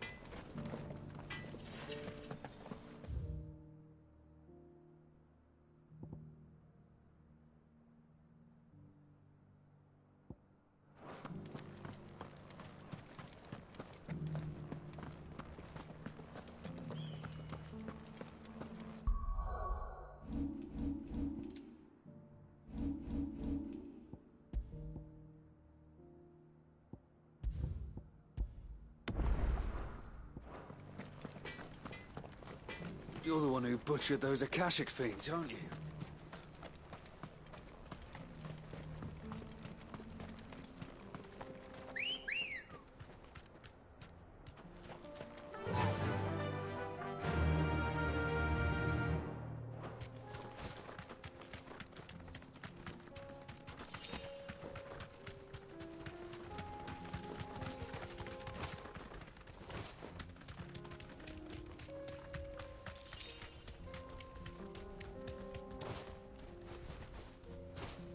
Here we are again. Carava. If you were a tortoise, Torgal, where would you hide?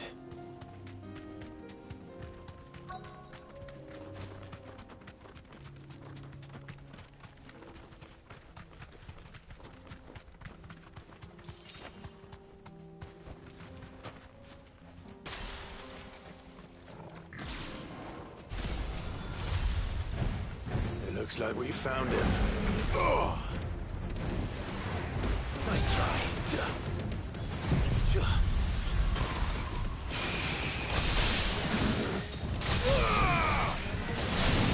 All yours, Torgal.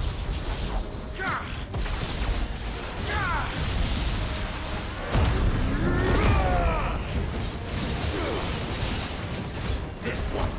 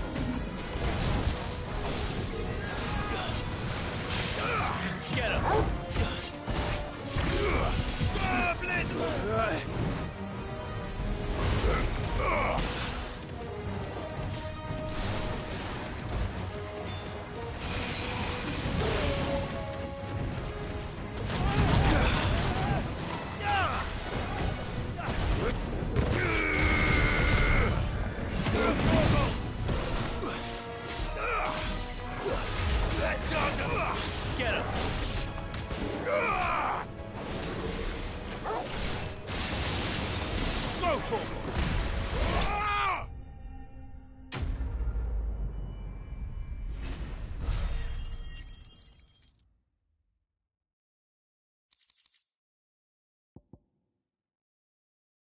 I better get these materials to Mid so she can finish her prototype.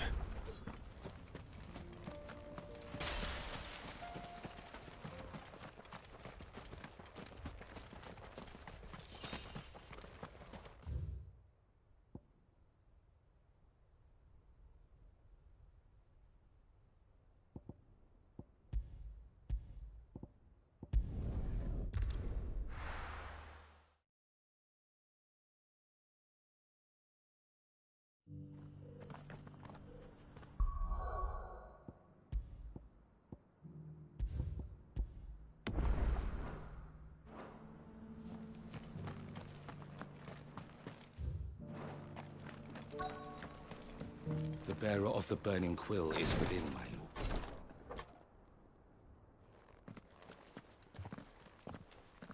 Your Grace, my lord, I trust your journey was not overly onerous. Cyril, you found a letter from Father?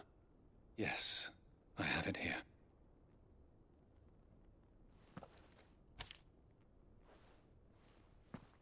If you would do us the honor, my lord.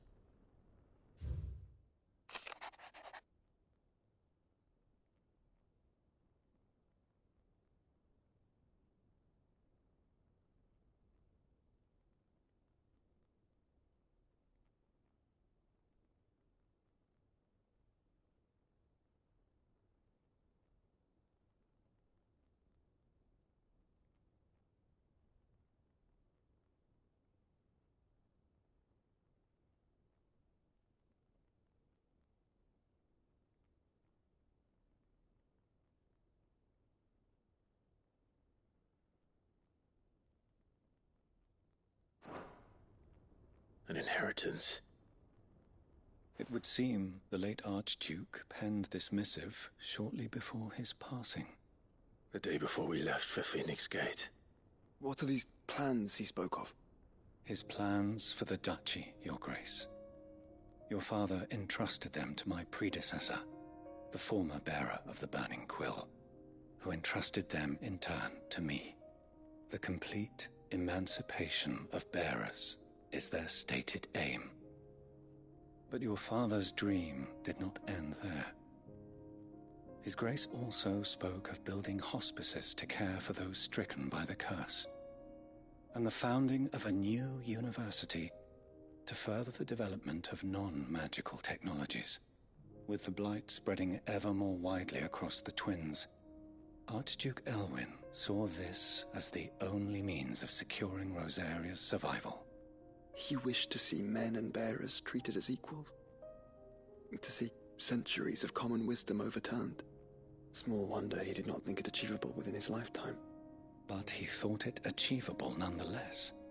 Had he not, he would never have written this message. Nor would he have entrusted his vision to his most faithful aides. Those who would have stood with you, shielded you from the machinations of the less benevolent personages at court. It's a pity only they are still with us. 'Tis true that those most loyal to your father were the first to suffer the Duchess's wrath. But one at least remains, and she has come bearing gifts. What do you mean? Mayhap it is better that she explain, my lord. After all, the duties entrusted to me by my predecessor extended only to recovering His Grace's will and arranging a meeting with the one who might execute it, or a part of it at least. And where is this woman? She awaits you in the archive, Your Grace. Thank you, Cyril. Shall we then?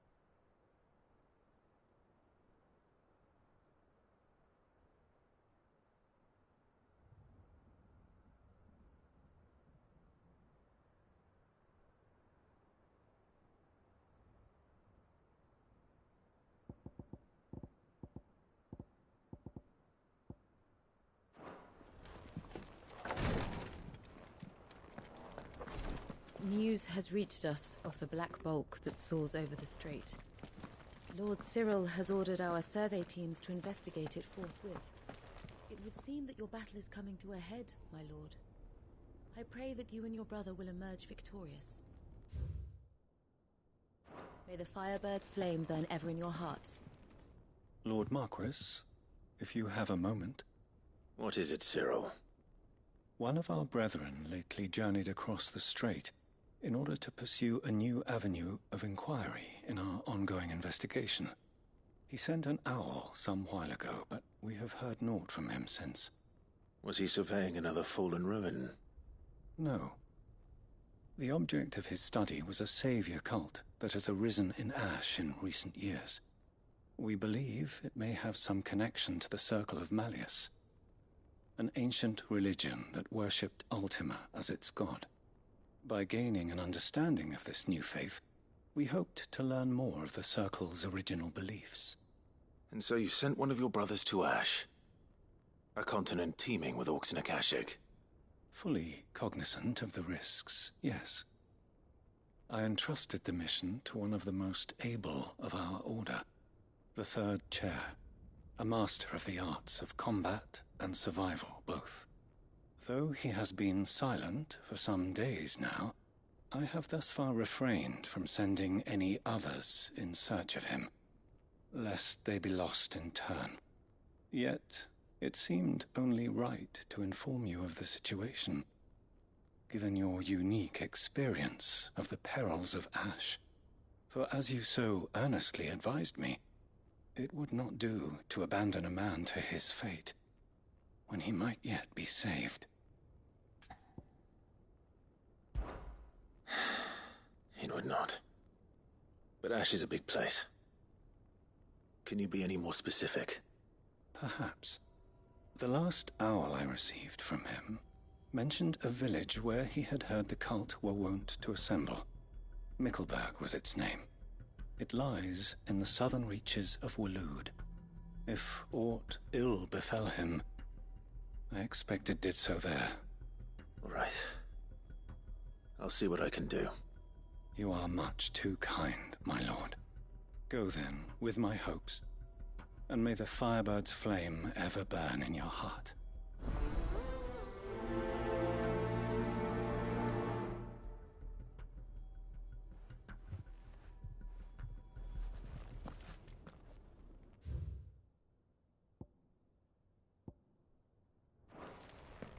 If this new faith really is an offshoot of the Circle of Malleus, then... Let's concentrate on finding the Third Chair first, shall we?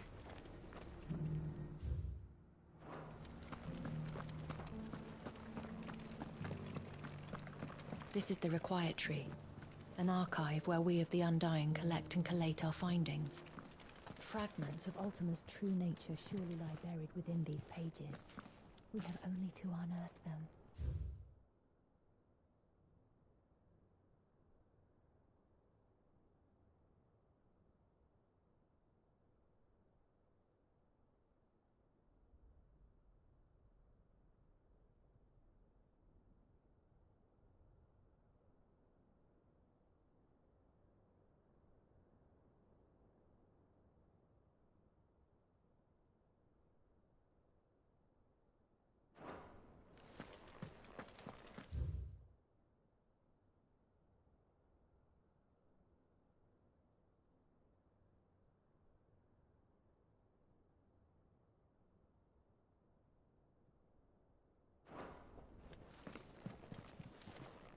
The Undying are not the only secret fellowship in this realm, you know. There are others, each working for their own ends. Why, not so very long ago, a society committed to discovering how one might cast magics without a catalyst was found to be operating throughout Valisthea. They were denounced as heretics, rooted out, and driven from our shores, never to be seen again.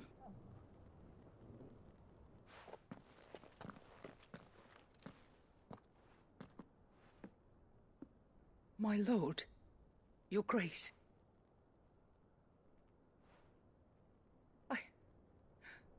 I hardly recognize you. I am Goditha, retainer of House Rosfield, loyal servant to the Phoenix and his shields.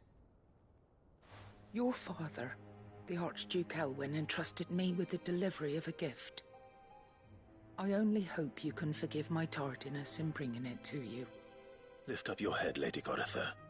You have our gratitude for your service to our house and to our father.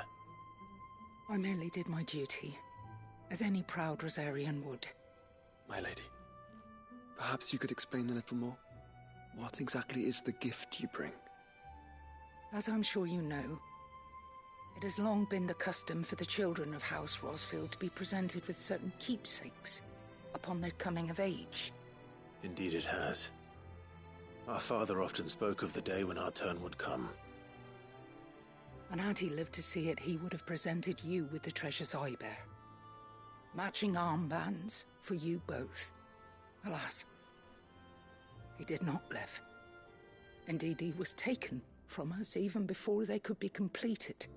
He had intended to claim the Heartstone with which each armband was to be finished himself, but it was not to be. And his gifts remain incomplete. I see. It saddens me to bring them before you, as they are.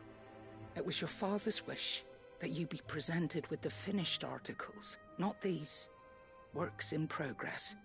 But with his grace long since gone, and the stone left unclaimed, I had little choice. You are grown men now, and his house is yours. And while I would not presume to insist upon your claiming the Heartstone in his stead, I know that nothing would have pleased him more than for you to do so. Thank you, Lady Goditha. What say you, Clive? What else? Of course, my lady. May our father's will be done. Oh, I am much obliged. Do you know where we might find this Heartstone, my lady? I do. Though it may be a matter of a good deal more than simply happening upon it. It is found in the bellies of elder griffins, you see. We do at least know where to find one. A certain specimen has made its nest in Titan's Wake, not far from here. A certain specimen? You are most perceptive, Your Grace. In answer to your unspoken question, yes. In fact, this is the very same beast your father meant to slay. I have been tracking its movements since you were but a boy. Were you to slay it in his stead, as men of House Rosfield, it would surely make your father proud. What say you, Joshua? What else?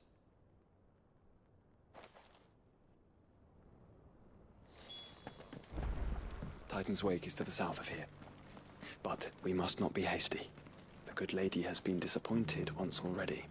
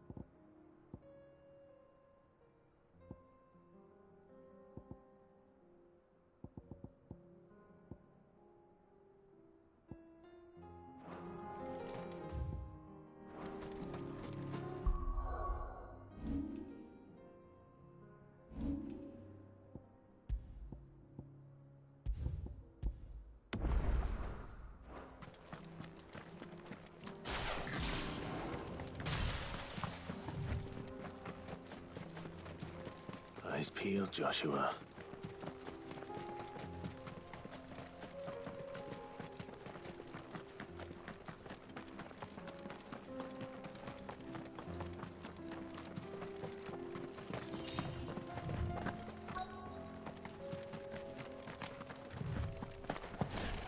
There it is. For House Rosfield.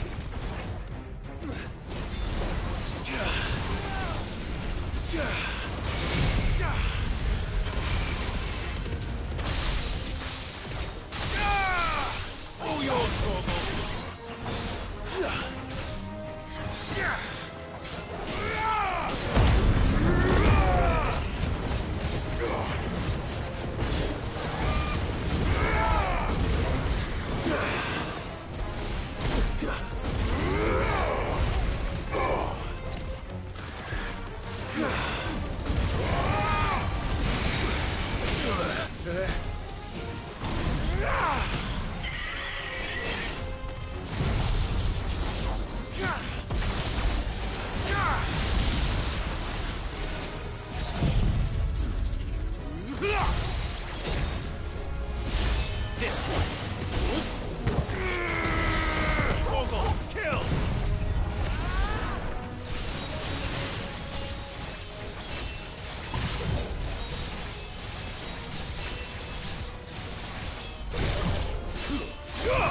yours, Torgal!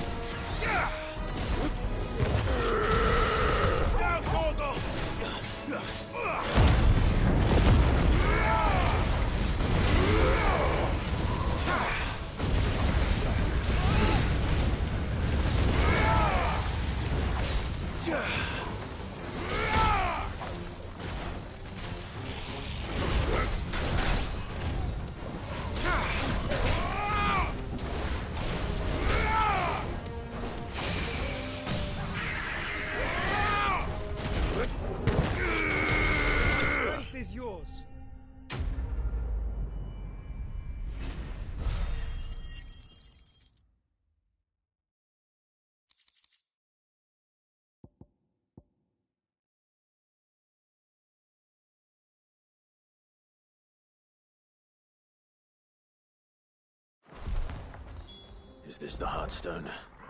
I expect Lady Goditha will know.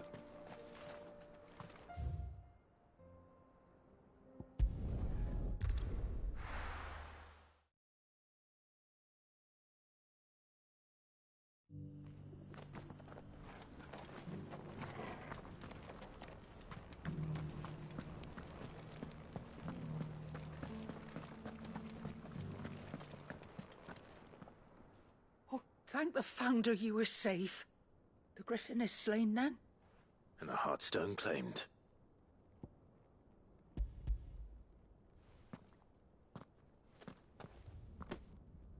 Yes. This radiant luster, like frozen flame. It is just as your father described it. Thank you, my lord. Your Grace. Your father would be so proud.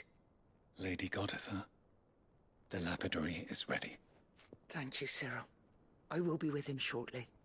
If you would excuse me, I shall have the stone cut and set forthwith.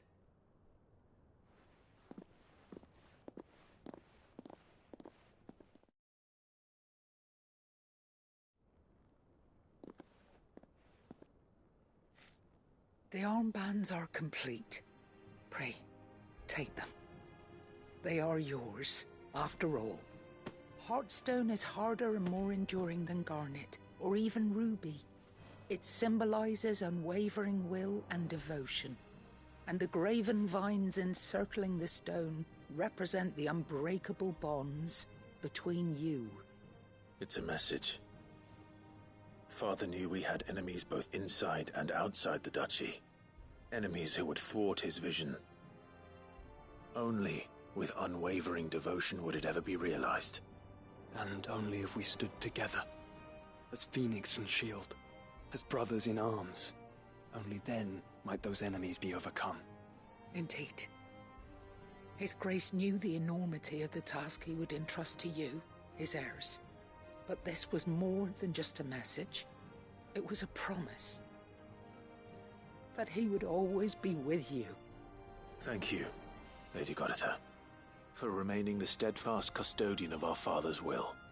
Forgive me, my lady, but there is something I don't quite understand. The Undying told me that after Father died, Mother claimed all of the ducal treasures for her own. Even if the armbands were incomplete, she would surely not have overlooked them. So, how were you able to keep them from her? Because I was the keeper of the vault. Though I was but a lowly servant, your father spoke to me of his intentions for the bands, of the deep love he had for both of you, and his hopes for your future. In the days before the disaster at Phoenix Gate, I discovered that the Duchess had ordered her jewelry be sent away from the castle. It was then that I knew she meant to betray us. I tried to warn your father, but it was too late. When word of the fire reached Rosalith, I knew my time was short. So I took up the armbands and I fled into the night. And thank the Founder you did. Yet my duty to your father was incomplete. Not knowing what else to do, I followed the Griffin, thinking I might claim the Heartstone on its passing. And so my pursuit continued, until Lord Cyril appeared before me. He informed me that His Grace's will had been recovered, and that his sons were alive and well. Lady Goditha, on behalf of my father and all the people of Rosaria, I thank you for your loyal service. As do I. Thank you, my lord. Your Grace, for coming back to us, for giving my service meaning.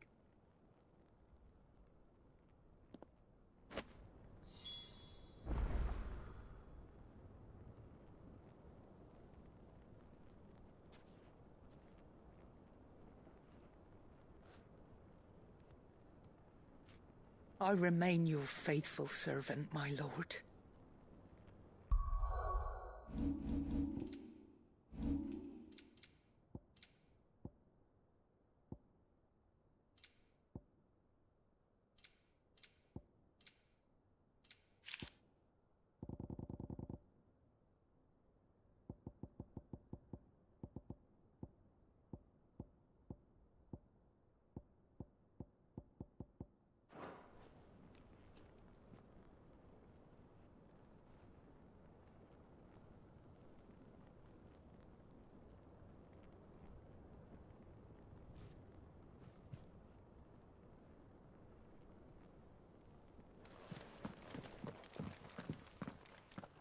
The bands suit you well.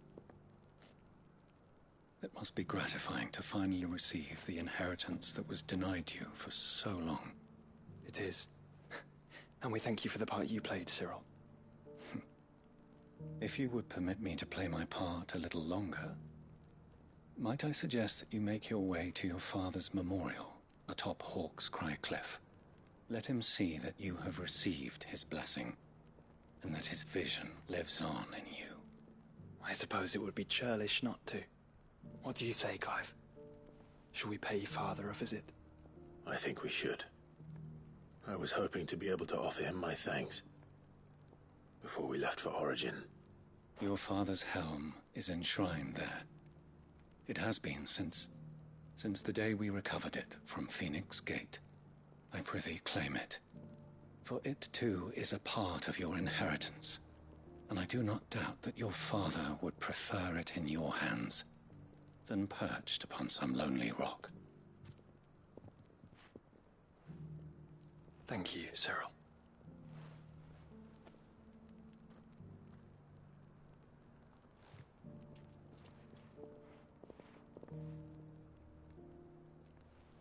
Come on, Clive. He's waiting.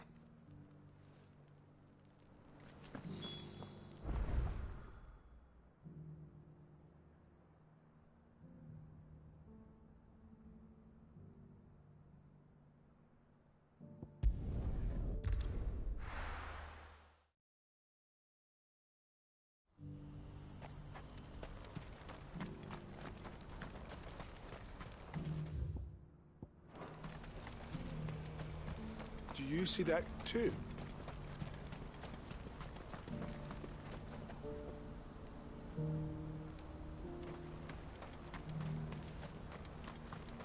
Papa? What is it? Oh, please, just make it stop. Make it stop. I'm scared.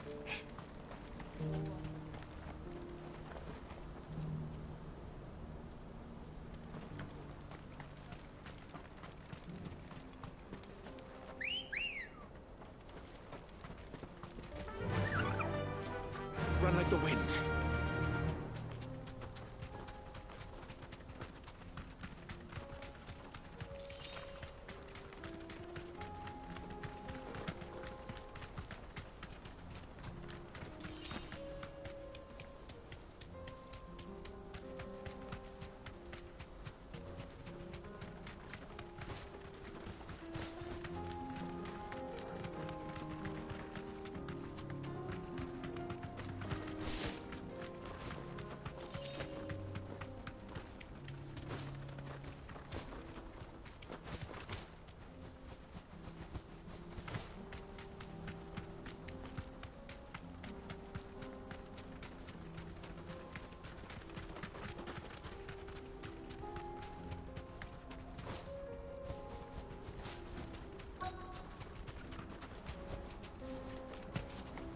can't be Rutherford, can it?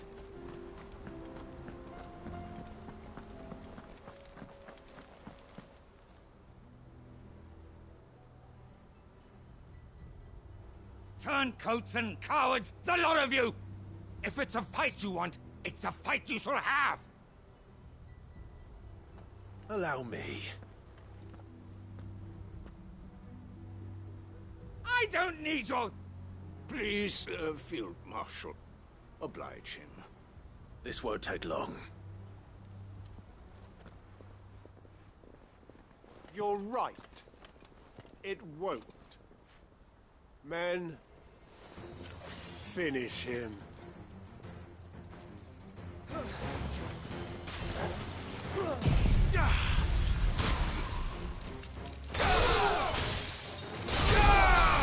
All yours, Tormund!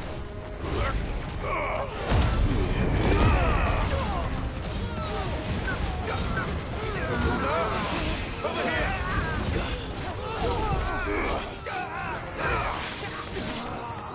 Get him!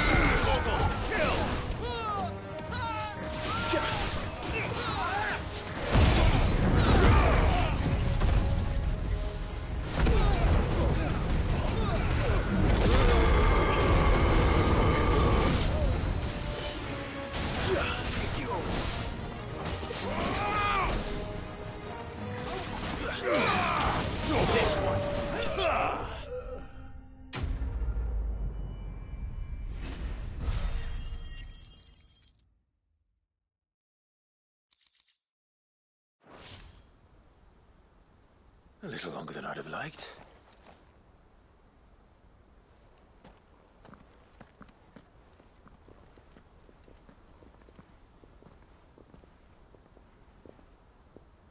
Field Marshal Havel, I presume.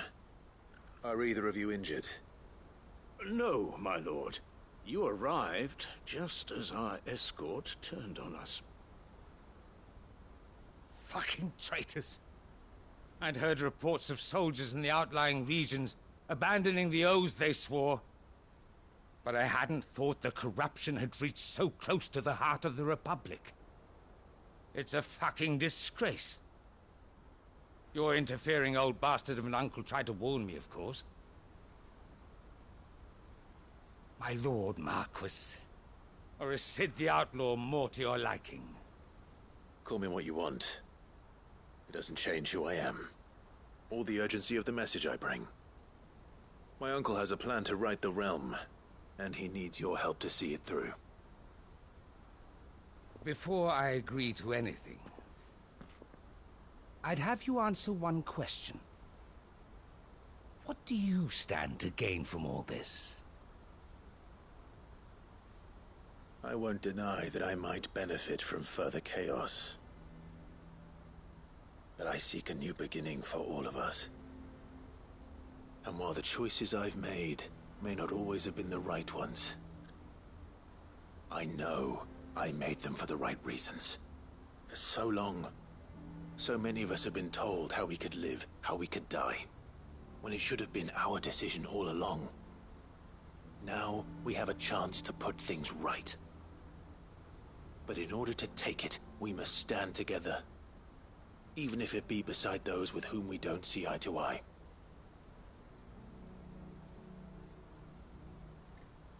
Certainly not the words I expected from an outlaw. But perhaps your uncle was right. You are no ordinary outlaw. I'll never hear the end of this. All right. I'll start by ordering my most trusted guard to bring the Dhalmekian fringes under control. Next, I'll make contact with my counterparts in the Imperial Army and see if I can't convince them to try and restore order in their own territory. Thank you, Field Marshal. But they are not the only ones we will need to convince. What do you mean? I don't doubt that I can bully some sense into a few generals, but those they answer to require a different kind of persuasion. And when it comes to honeyed words, well, we will need an envoy. One who can court even the most stubborn of statesmen. You, perhaps? I'm flattered. But I'm no diplomat either. And I have other problems to attend to. What we need is a skilled arbitrator. And I may know just the person. Is that so? And would he happen to be an outlaw too? Of a different kind, perhaps. Well, beggars can't be choosers. I suppose we'll all have to find a little of the outlaw in ourselves if we're to make it through this. Very well. Send your man to me right away. I shall.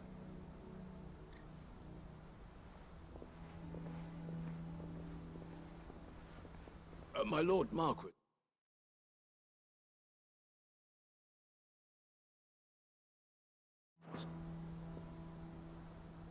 Your Lord Uncle bade me escort the Field Marshal to his manor in Port Isolde.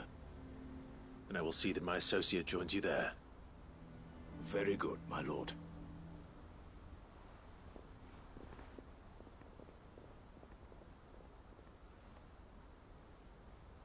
Huh. An envoy.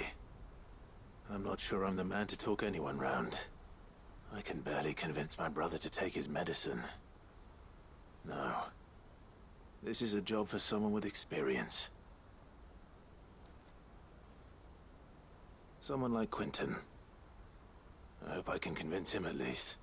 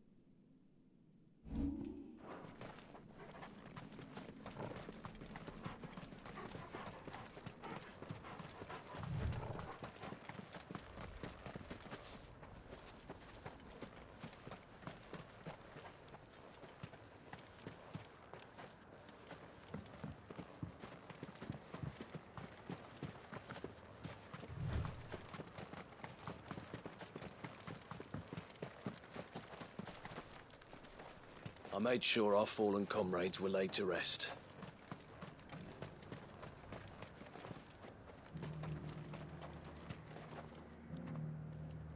Quinton, I have a proposal for you. Do you now? Something tells me you'll be asking more of me than a cask of Gotand gold. Go on, then. Propose.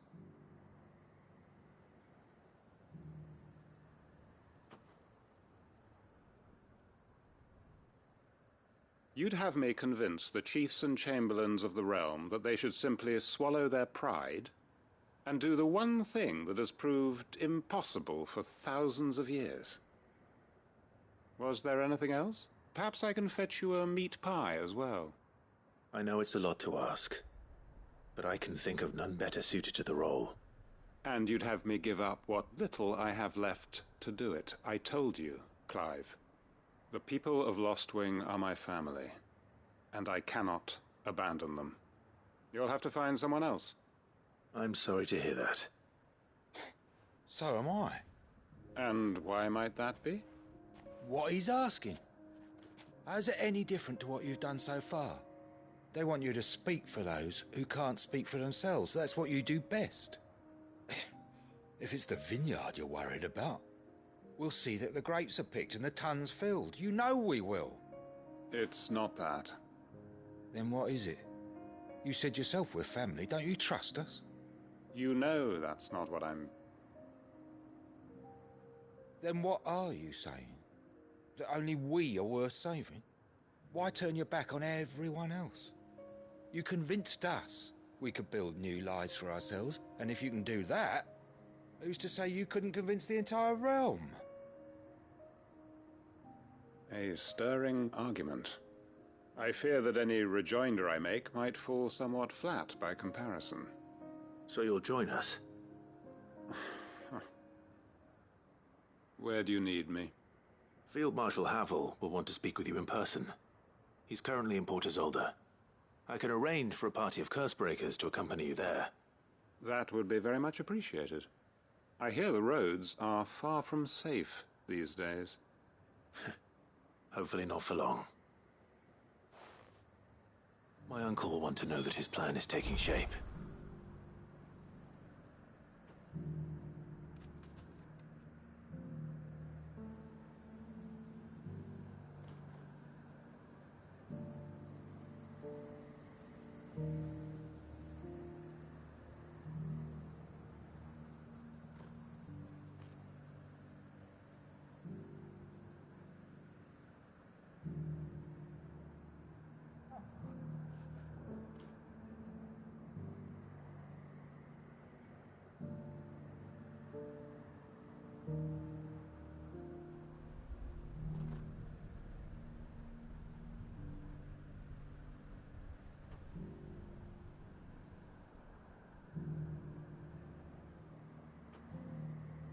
Any statesmen we speak with are liable to resist our entreaties if they feel that what little power remains to them is at stake.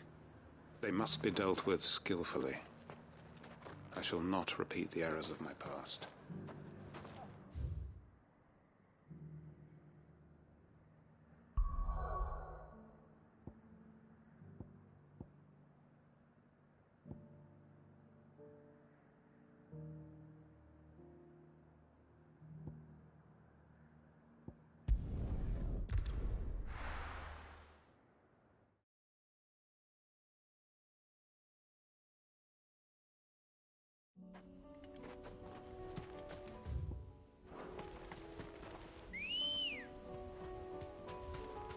Good girl. Unwavering will and an unbreakable bond. Do you really think we're strong enough? To save the world? Of course. To have overcome Father's political enemies? Of that I'm less certain. Especially knowing what we know now. What Mother was truly capable of. But perhaps these bands would have helped. Knowing he was with us would have made all the difference.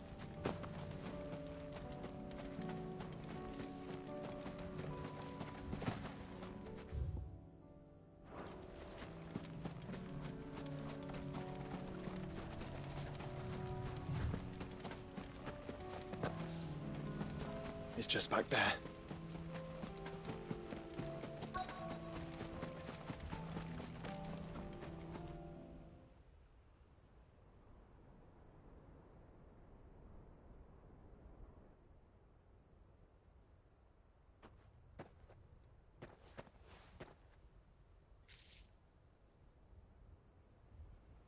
Father always fought for what he believed was right. It wasn't until that night at Phoenix Gate that I realized I had never fought for anything. I always had someone else to do the fighting for me.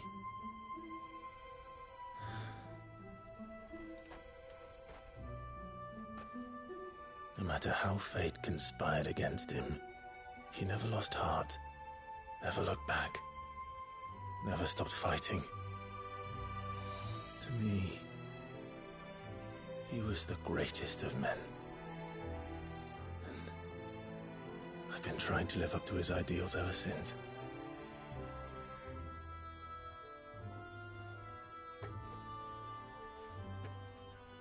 We all have, Clive. We all have. And we'll keep trying. Because that's what he would have wanted.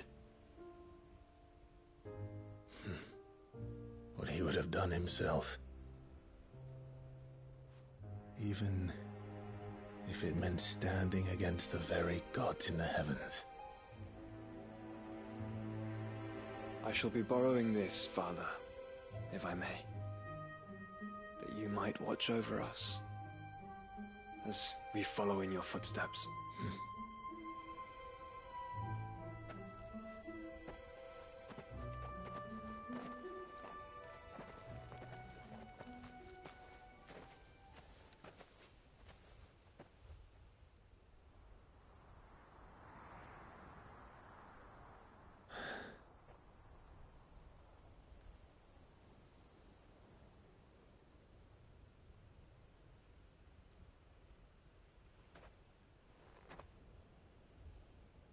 We won't lay you down.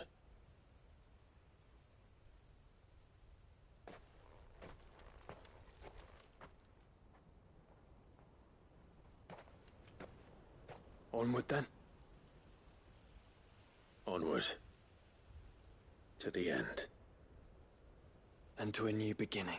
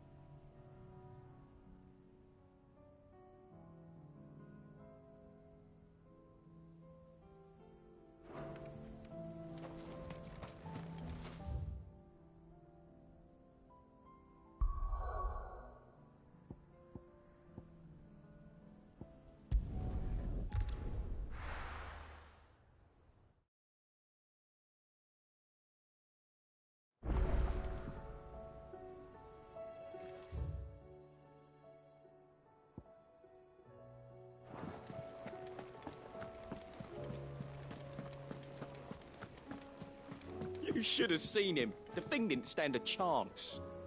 Yeah, neither did you, I hear. Welcome back, Sid. Welcome back, Sid. Yes. Welcome back. Trip wasn't too much of a pain in the arse, I hope.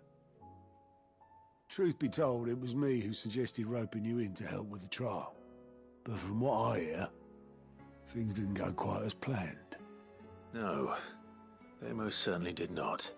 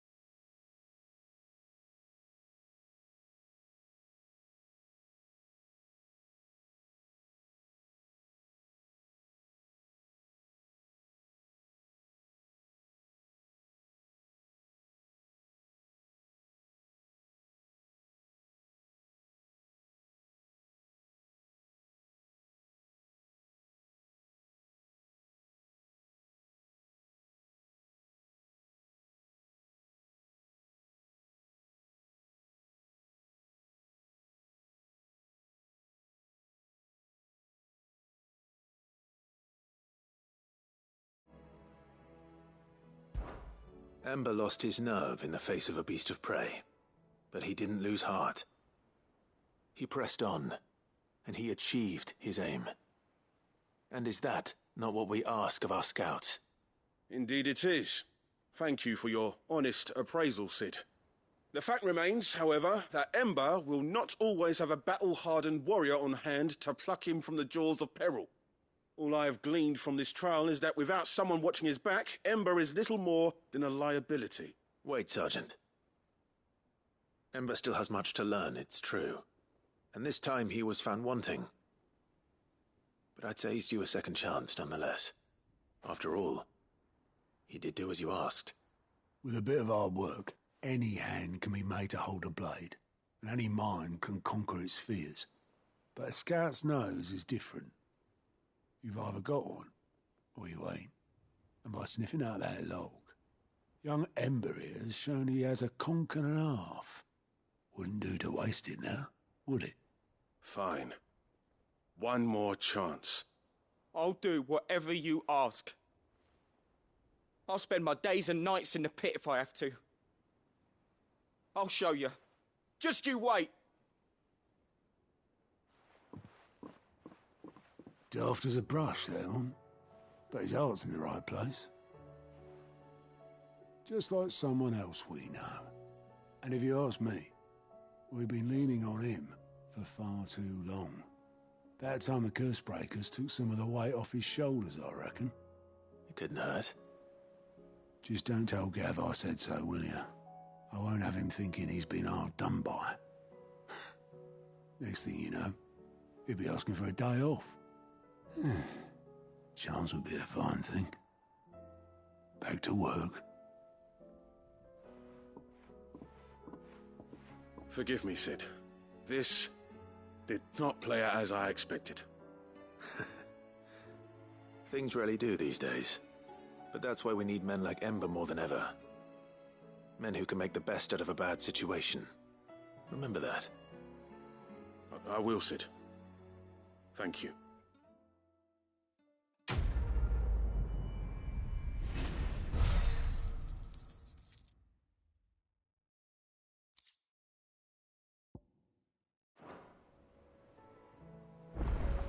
Cid, I wanted you to know. I will be taking personal responsibility for Ember's combat training, and I will not let you down.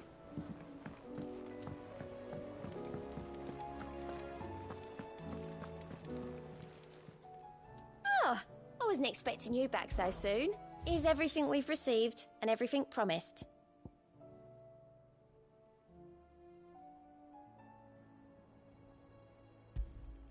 Here you are. Come again. I may have more for you.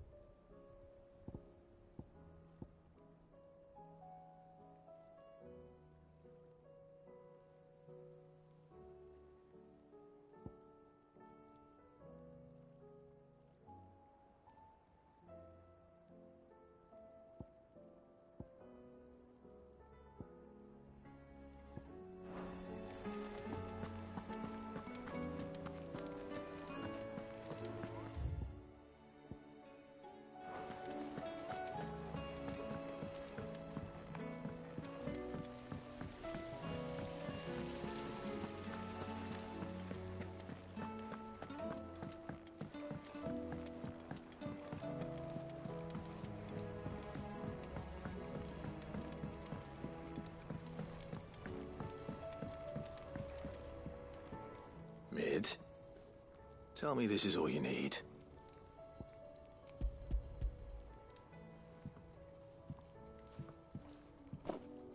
Aw, you make it sound like I asked you to save the world or something. Tell me this is all you need. It's most of what I need. After you left, I went over the figures again, and I realised I'd forgotten a 1 and a 0. And a cogwheel. Just a tiny one. Though, that's the problem.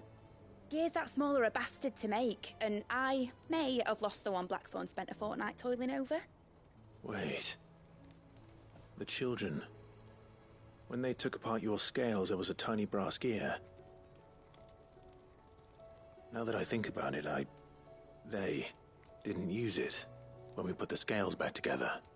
The young'uns? But why would the... You know what? I don't want to know. I'll keep working on the model. You go and find that cog.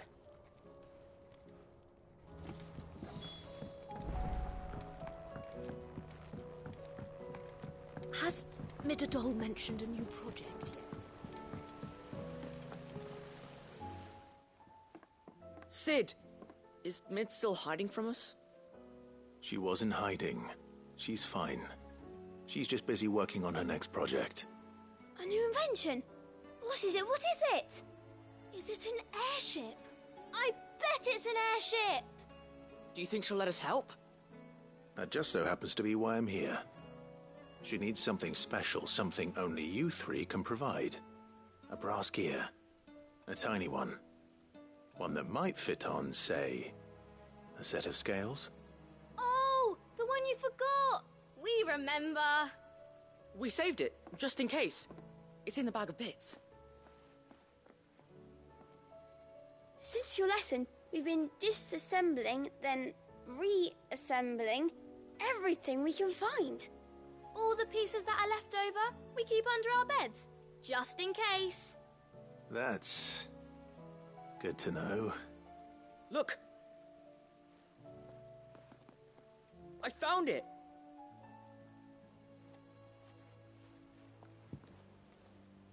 Is that all? Just the gear? We have more parts if Mid needs them. That's all for now. But I'll let Mid know about your... hoard. Just in case. Thanks, Sid.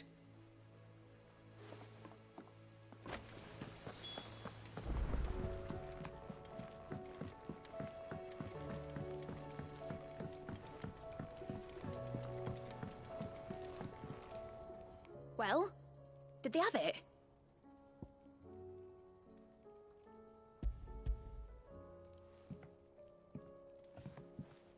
They did. And they kept it somewhere nice and safe. Will it work? Will it work? It's perfect! You're a genius, Clive. What exactly are you going to use it for? Only the most important job of all. The wings aren't going to move on their own. But with the right cog in the right place... Well, you just wait and see.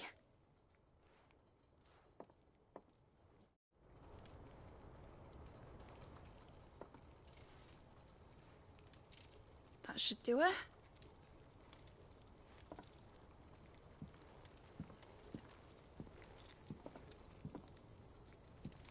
Here goes nothing.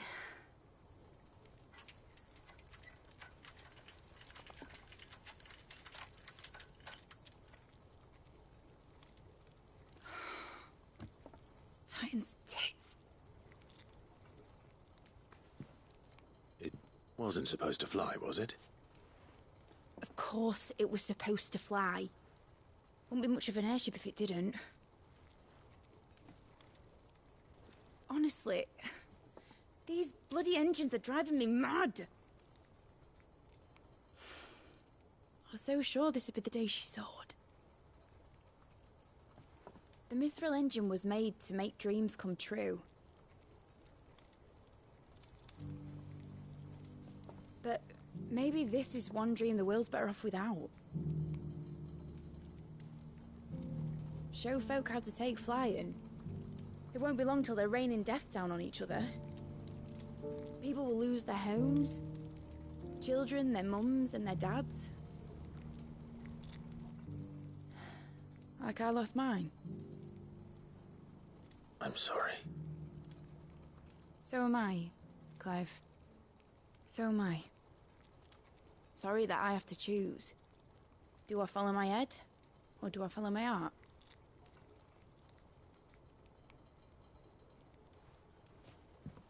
Good question.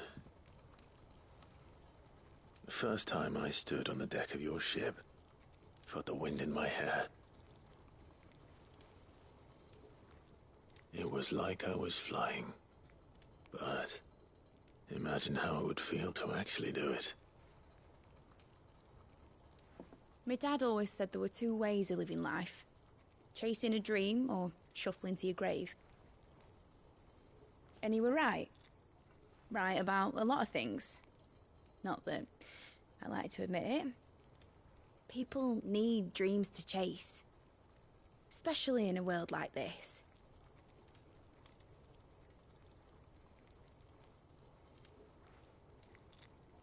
Right. When this is over, I'm gonna take all my mithril engines to Zemeckis and sling them over the edge. I won't have my dream end up turning into someone else's nightmare. But all that hard work... All that hard work will not be used for war, Jamie. But it ain't like it'll be gone. Tell me, Clive, have you ever been on a treasure hunt? Not since Joshua and I were boys. Why do you ask? Because I'm going to bury the engine schematics and leave behind a little riddle telling people where to find them. A really hard one, so that only the most dedicated dreamers will ever be able to work it out.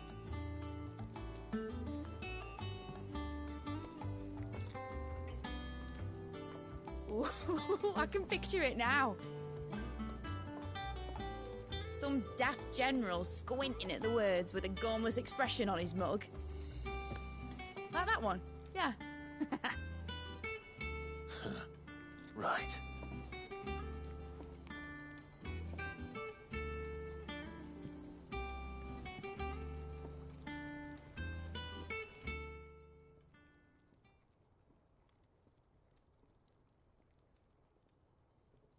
Of course, if I'm putting this engine...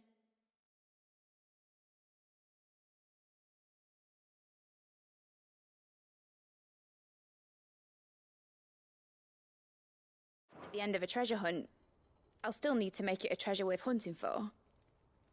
Won't be much of a prize if it couldn't even make a toy boat fly after all.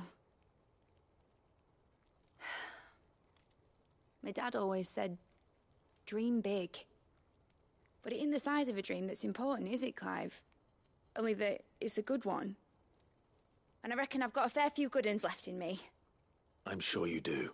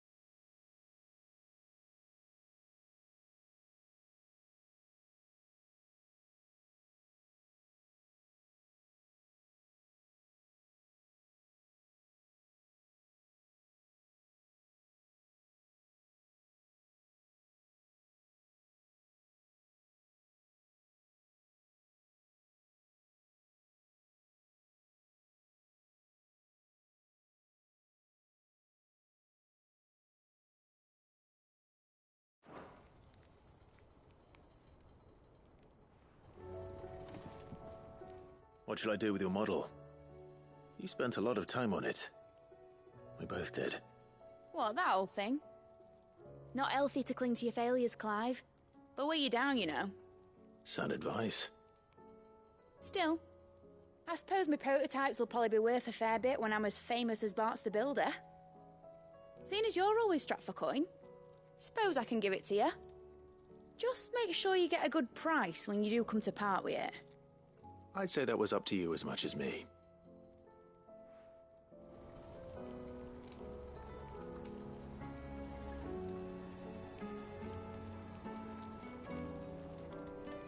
You're not leaving already, are you?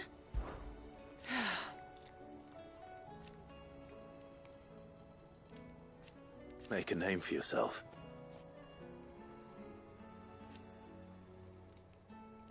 You better bloody had to and all. Enjoy it while you can, Clive. Imagine that, eh? Till then, though. Give him Ellen half, Clive.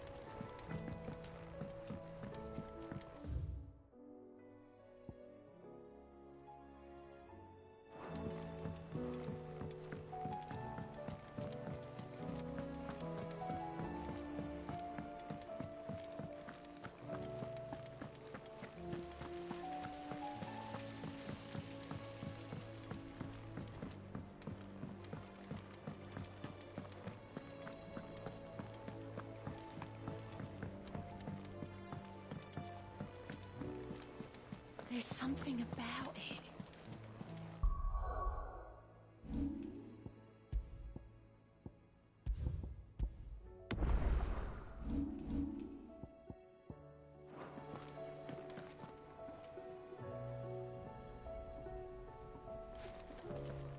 Uncle, I bring good news. The Field Marshal has agreed to your plan. Ha! Of course he has.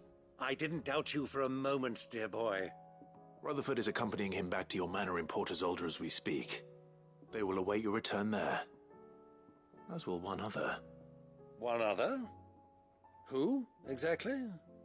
Lord Havel was concerned that even if he could get the realm's armies to agree to an accord, he might not be as successful in convincing those with political power. He asked if I might have a solution, and I suggested a certain Imperial Lord Magistrate turned Liberator. One of your co-conspirators? Master Quinton would probably call me one of his, but yes. Another outlaw, then. Just the thing we need to put these rotten politicos in their places. Good thinking, Clive. I'm glad you approve. The more the merrier, eh? Uncle, assuming Havel and Quinton can solve our problem with the armies, you still haven't mentioned how we might manage the grain shortages. Oh, don't you worry, my boy. The 7 high houses will be seeing to that. They have all agreed to make the most generous of donations. Oh, of course, it did take a little persuasion, but luckily I had some unexpected help. From who? Why, you, my boy. Rumor has it that you rescued the Lady Ariane's head steward Rockford from a horde of bloodthirsty bandits. It was more of a handful. Well, the old battle-axe was so pleased. She had a shipload of talents delivered to my private docks by the next new moon. And when the other houses saw the parsimonious old crone's purse strings finally loosen, they as good as tripped over themselves in the rush to follow suit. I'm happy to hear it. Now, I must be getting back to the manor. Join us there at your earliest convenience, would you? Of course, Uncle.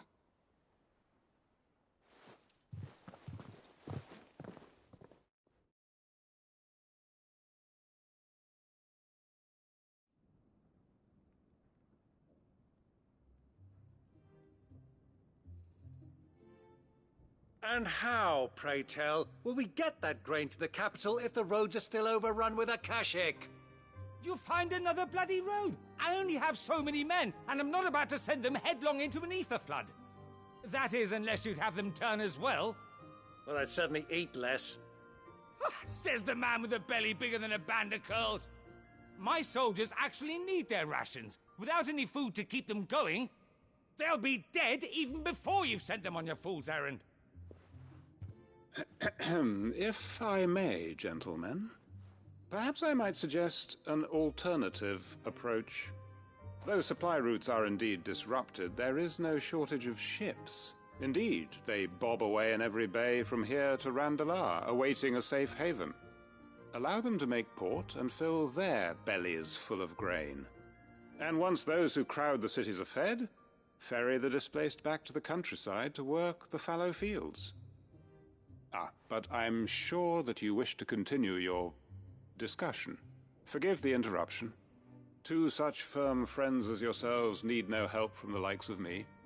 Rutherford spoke fondly of the great bond between you. Us? Friends? I can't stand the man! Clive, I'm beginning to question the quality of the company you keep. And what kind of company were you expecting him to keep? The man's a criminal! Criminal? How dare you? You are not fit to breathe the same air as this fine, upstanding young gentleman. Upstanding? He calls himself Sid the Bloody Outlaw! Once more onto the breach.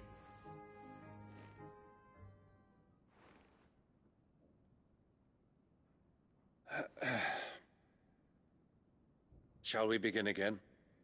What we seek here is not to create a new nation, nor to claim the thrones of those that already exist. We wish simply to bring stability to the realm that mankind might weather the current storm. And to do that, we must convince those in power, the generals, the statesmen, the nobles, that our cause is just. There will be disagreements, yes. And I imagine some resistance, much resistance. But we cannot let that deter us. If we show them the path, show them that we walk it ourselves, then I am confident they will follow. The fate of the world lies in my nephew's hands, but the well-being of her people lies in ours. And we must not squander the chance that Clive has given us. Uncle Byron, Now, with that settled, let's move on to the signing of the Accord. For what great moment in history hasn't been accompanied by a little ceremony?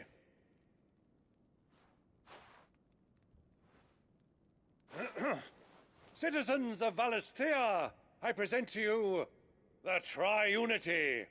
Rutherford, Mike Will.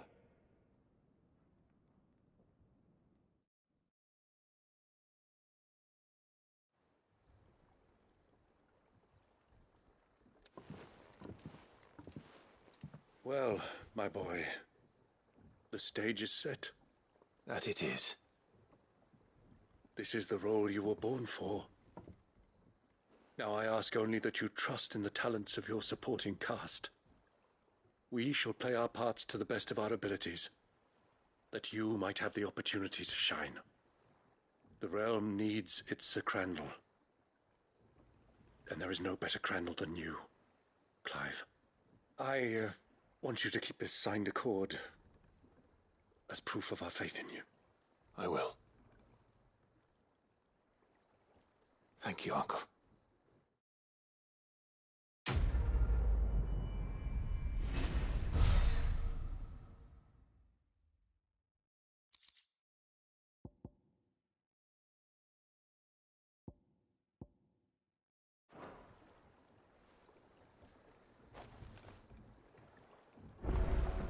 Sorry, can't take you where you need to get to, but the Argo and me will be waiting. What do you think that thing is? And how the hell is Sid gonna deal with that?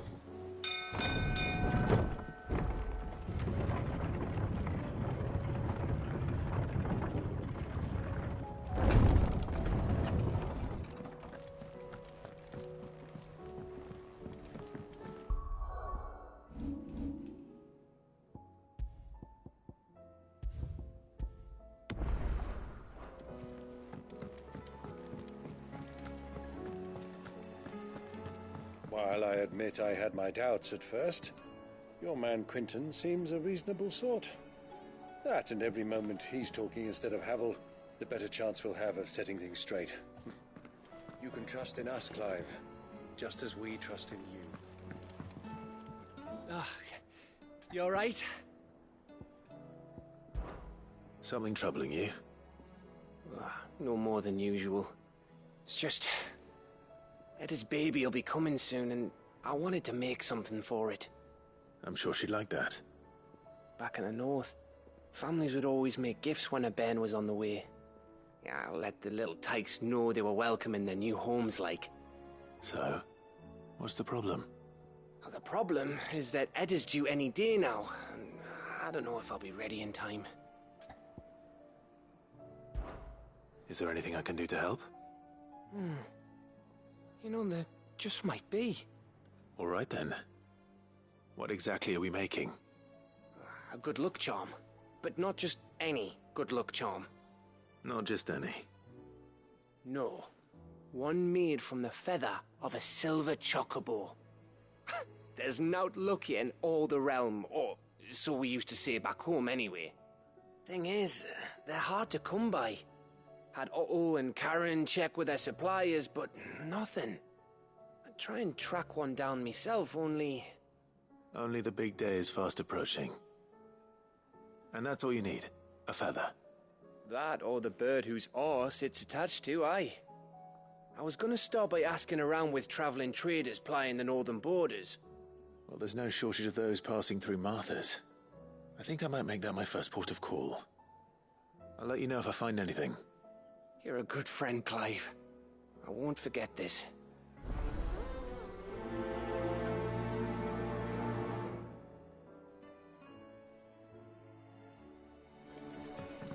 Can't say I've ever seen a silver chocobo myself, but I have seen one of their feathers.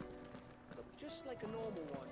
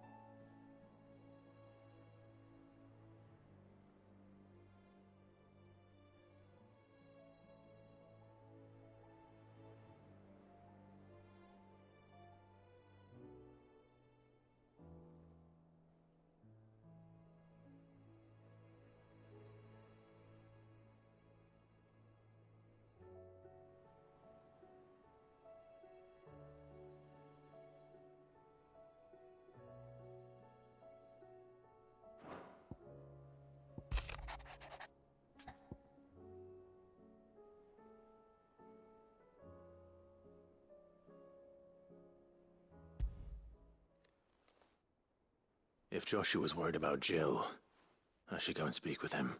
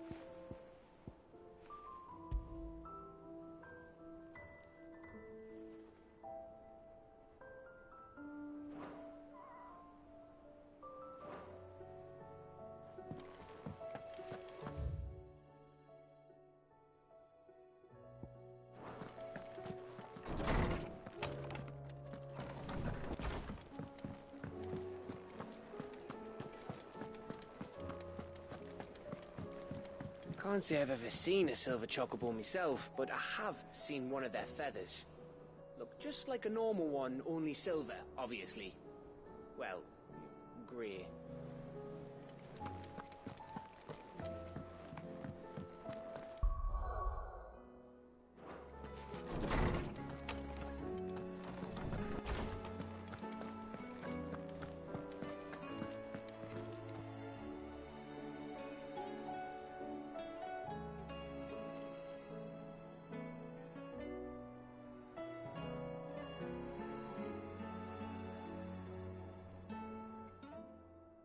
Good morrow to you, my friend. Ah, yes. Indeed.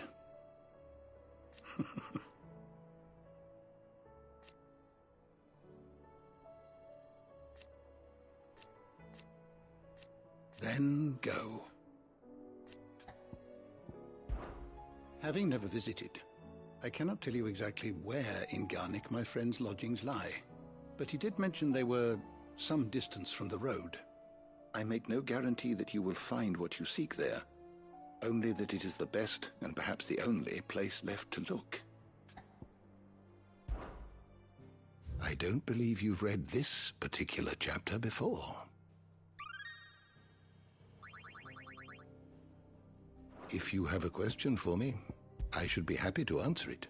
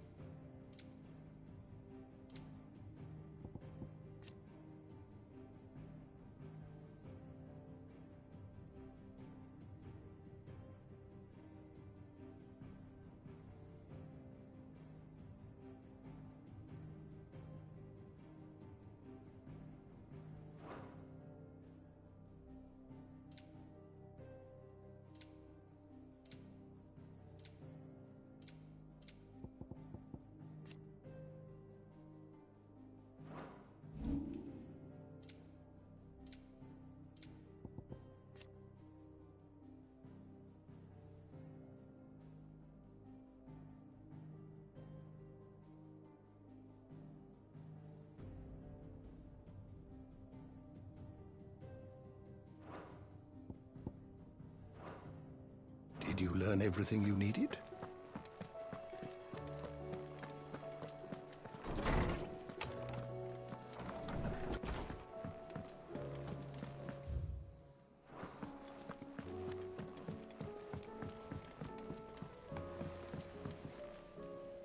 Joshua, I read your message. And you're right. Jill is different. I don't think I'd realized how different, but since we returned from Drake's Spine, I've felt it more and more. I suppose it's not hard to imagine why. She doesn't think she belongs anymore. And that's why we need to remind her she is still one of us. To let her know that we still need her, now more than ever. That you still need her. But how to do that? When last we were truly close, we were but children. Of course. Do you remember the time we accompanied Father on his annual tour of the Duchy? And Jill and I broke from the procession to ride up Man's Hill. To see the snow daisies, I remember. It was the first time Father had allowed us to join him. And when he realized you were missing, he had the entire retinue down to the pot boys combing the countryside. In the rain. A thunderstorm forced us to take refuge in a grove of oaks before we'd even made it halfway there. It was the Lord Commander who finally found us, and needless to say, he was none too pleased. Then it seems you and Jill have unfinished business. What do you say? Man's Hill. It's not that far. Oh, true. Though I suspect it is also much changed. Little in southern Rosaria remains as it was when we were children. You're saying I should go and scout the area for bandits? I'm saying we should first go and see if there are actually still any snow daisies left. What would you do without me, Clive?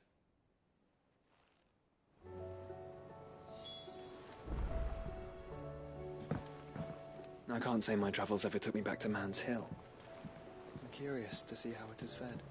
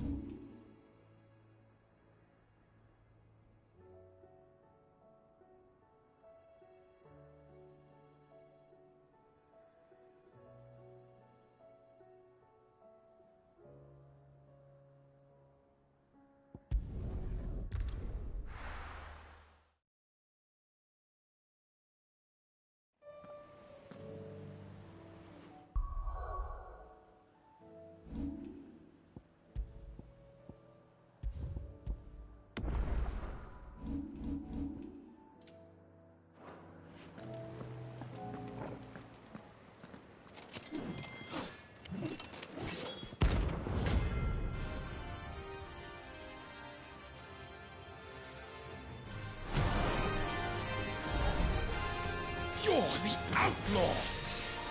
The one who drove His Highness to madness! On your knees! What? He hasn't heard. And it doesn't look like he's willing to listen.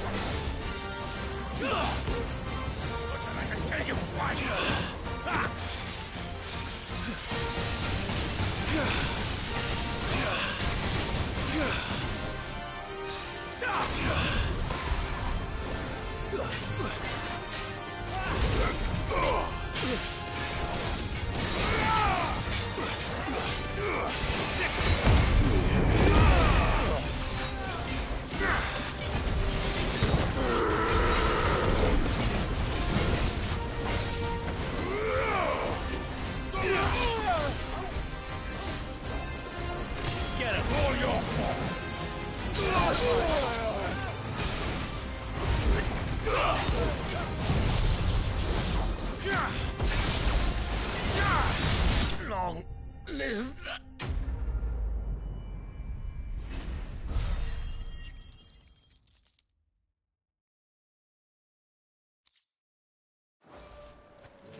Damn it. Dion would have been glad to have you back at his side.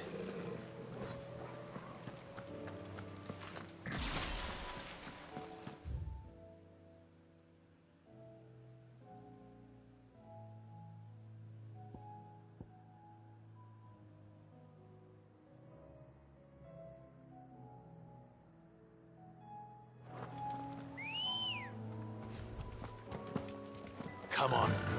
Yeah!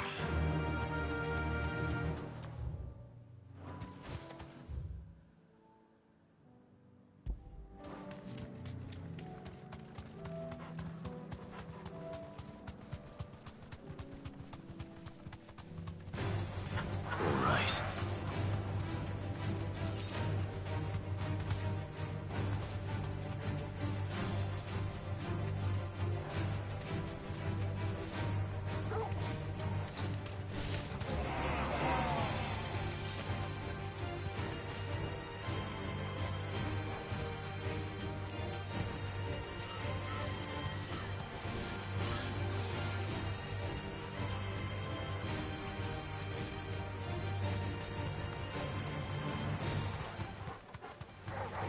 Enough of you, are there?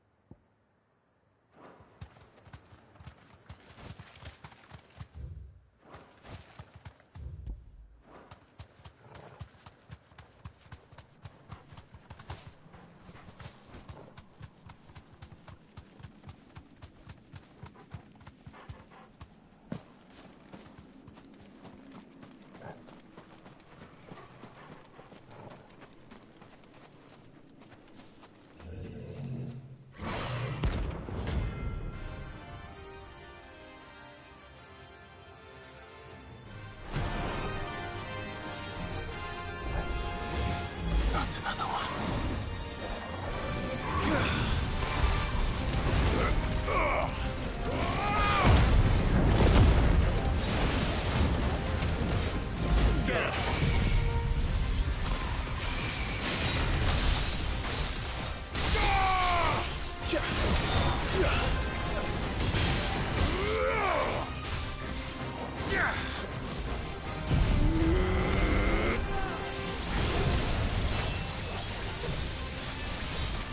Waken, wind! Go, Blizzard! All yours, Torgal!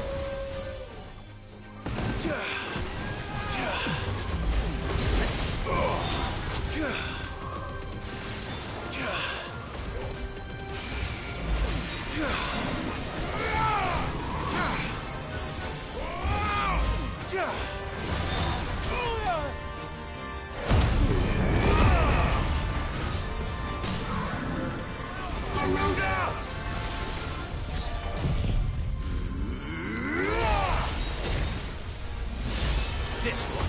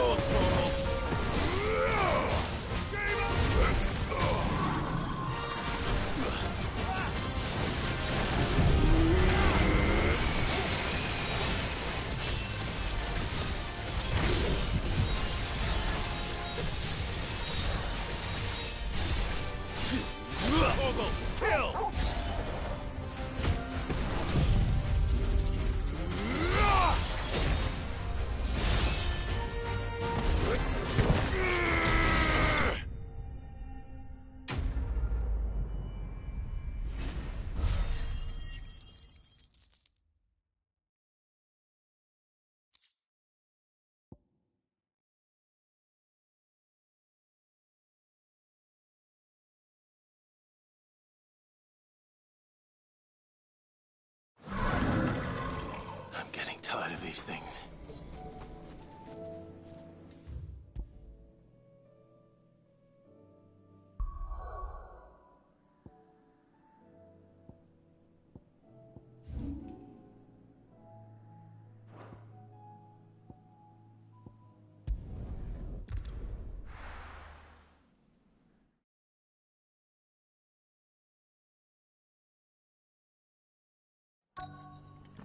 Let's hope one of the merchants here has what Gav needs.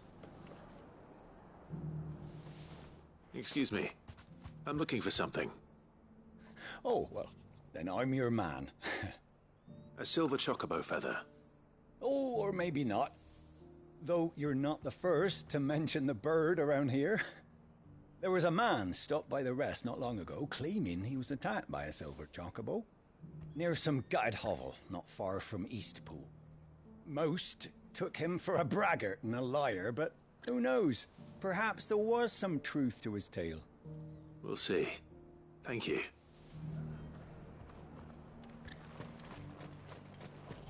Guardians of the Flame were true friends to the rest.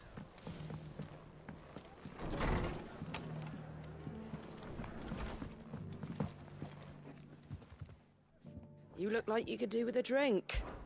When I was a little girl...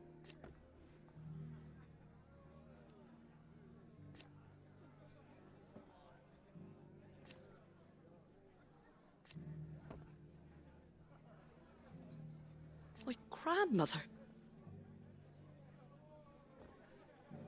I swore then and there.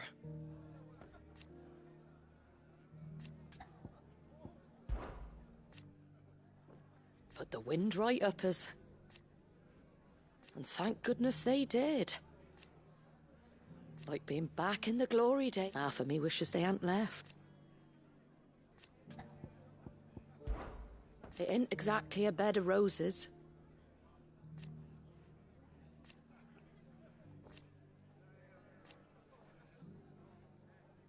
And that's just a start.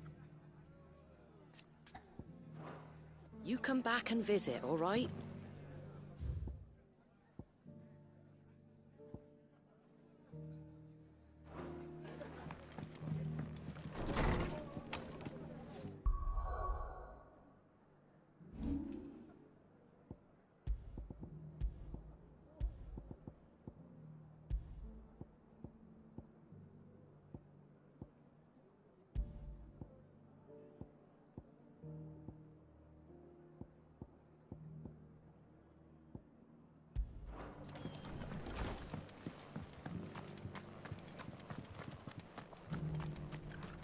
Just because the heavens have gone to wreck and ruin it, don't you? I've got greens of all shapes and sizes.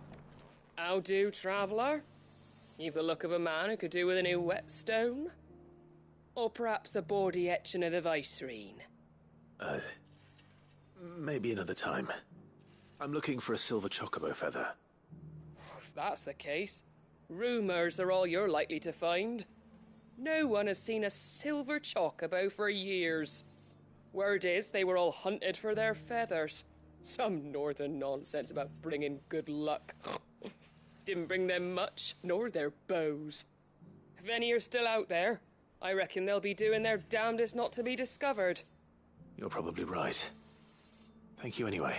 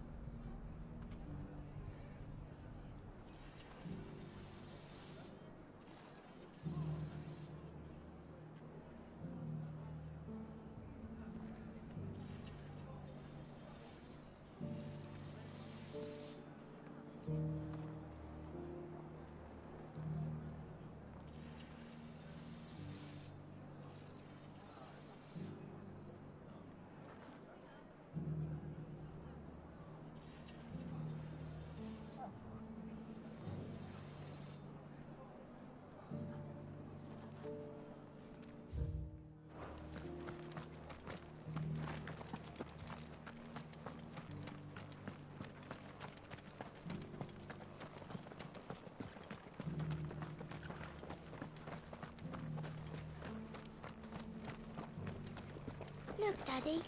Shining so brightly. Pretty blown sinister.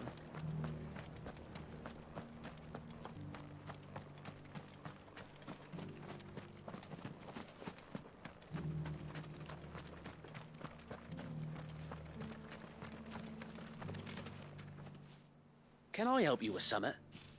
You wouldn't happen to sell silver chocobo feathers, would you? I deal in fruit, not fancies.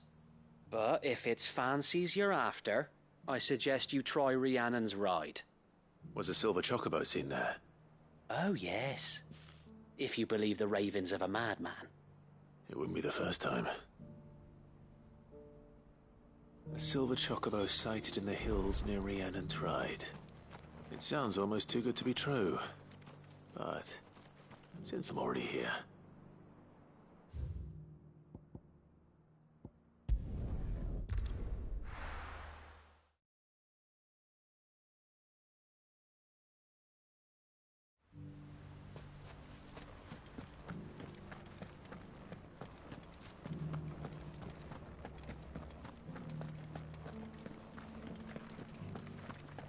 We had no idea what it meant to live free. But that's all going to change, starting now. It's always good to see you in Eastpool, my lord. Had you told me?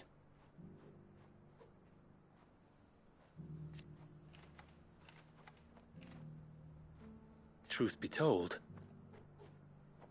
So that's what I'm doing now. Eastpool is the duchy. Driving back the Horde was easy.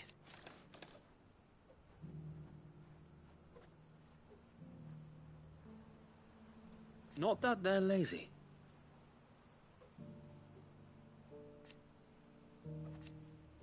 No.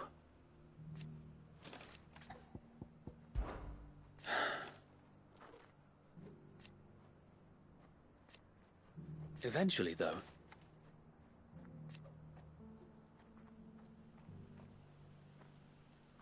And while he has yet to lend his axe, and now, if we are to heal, found to give you strength.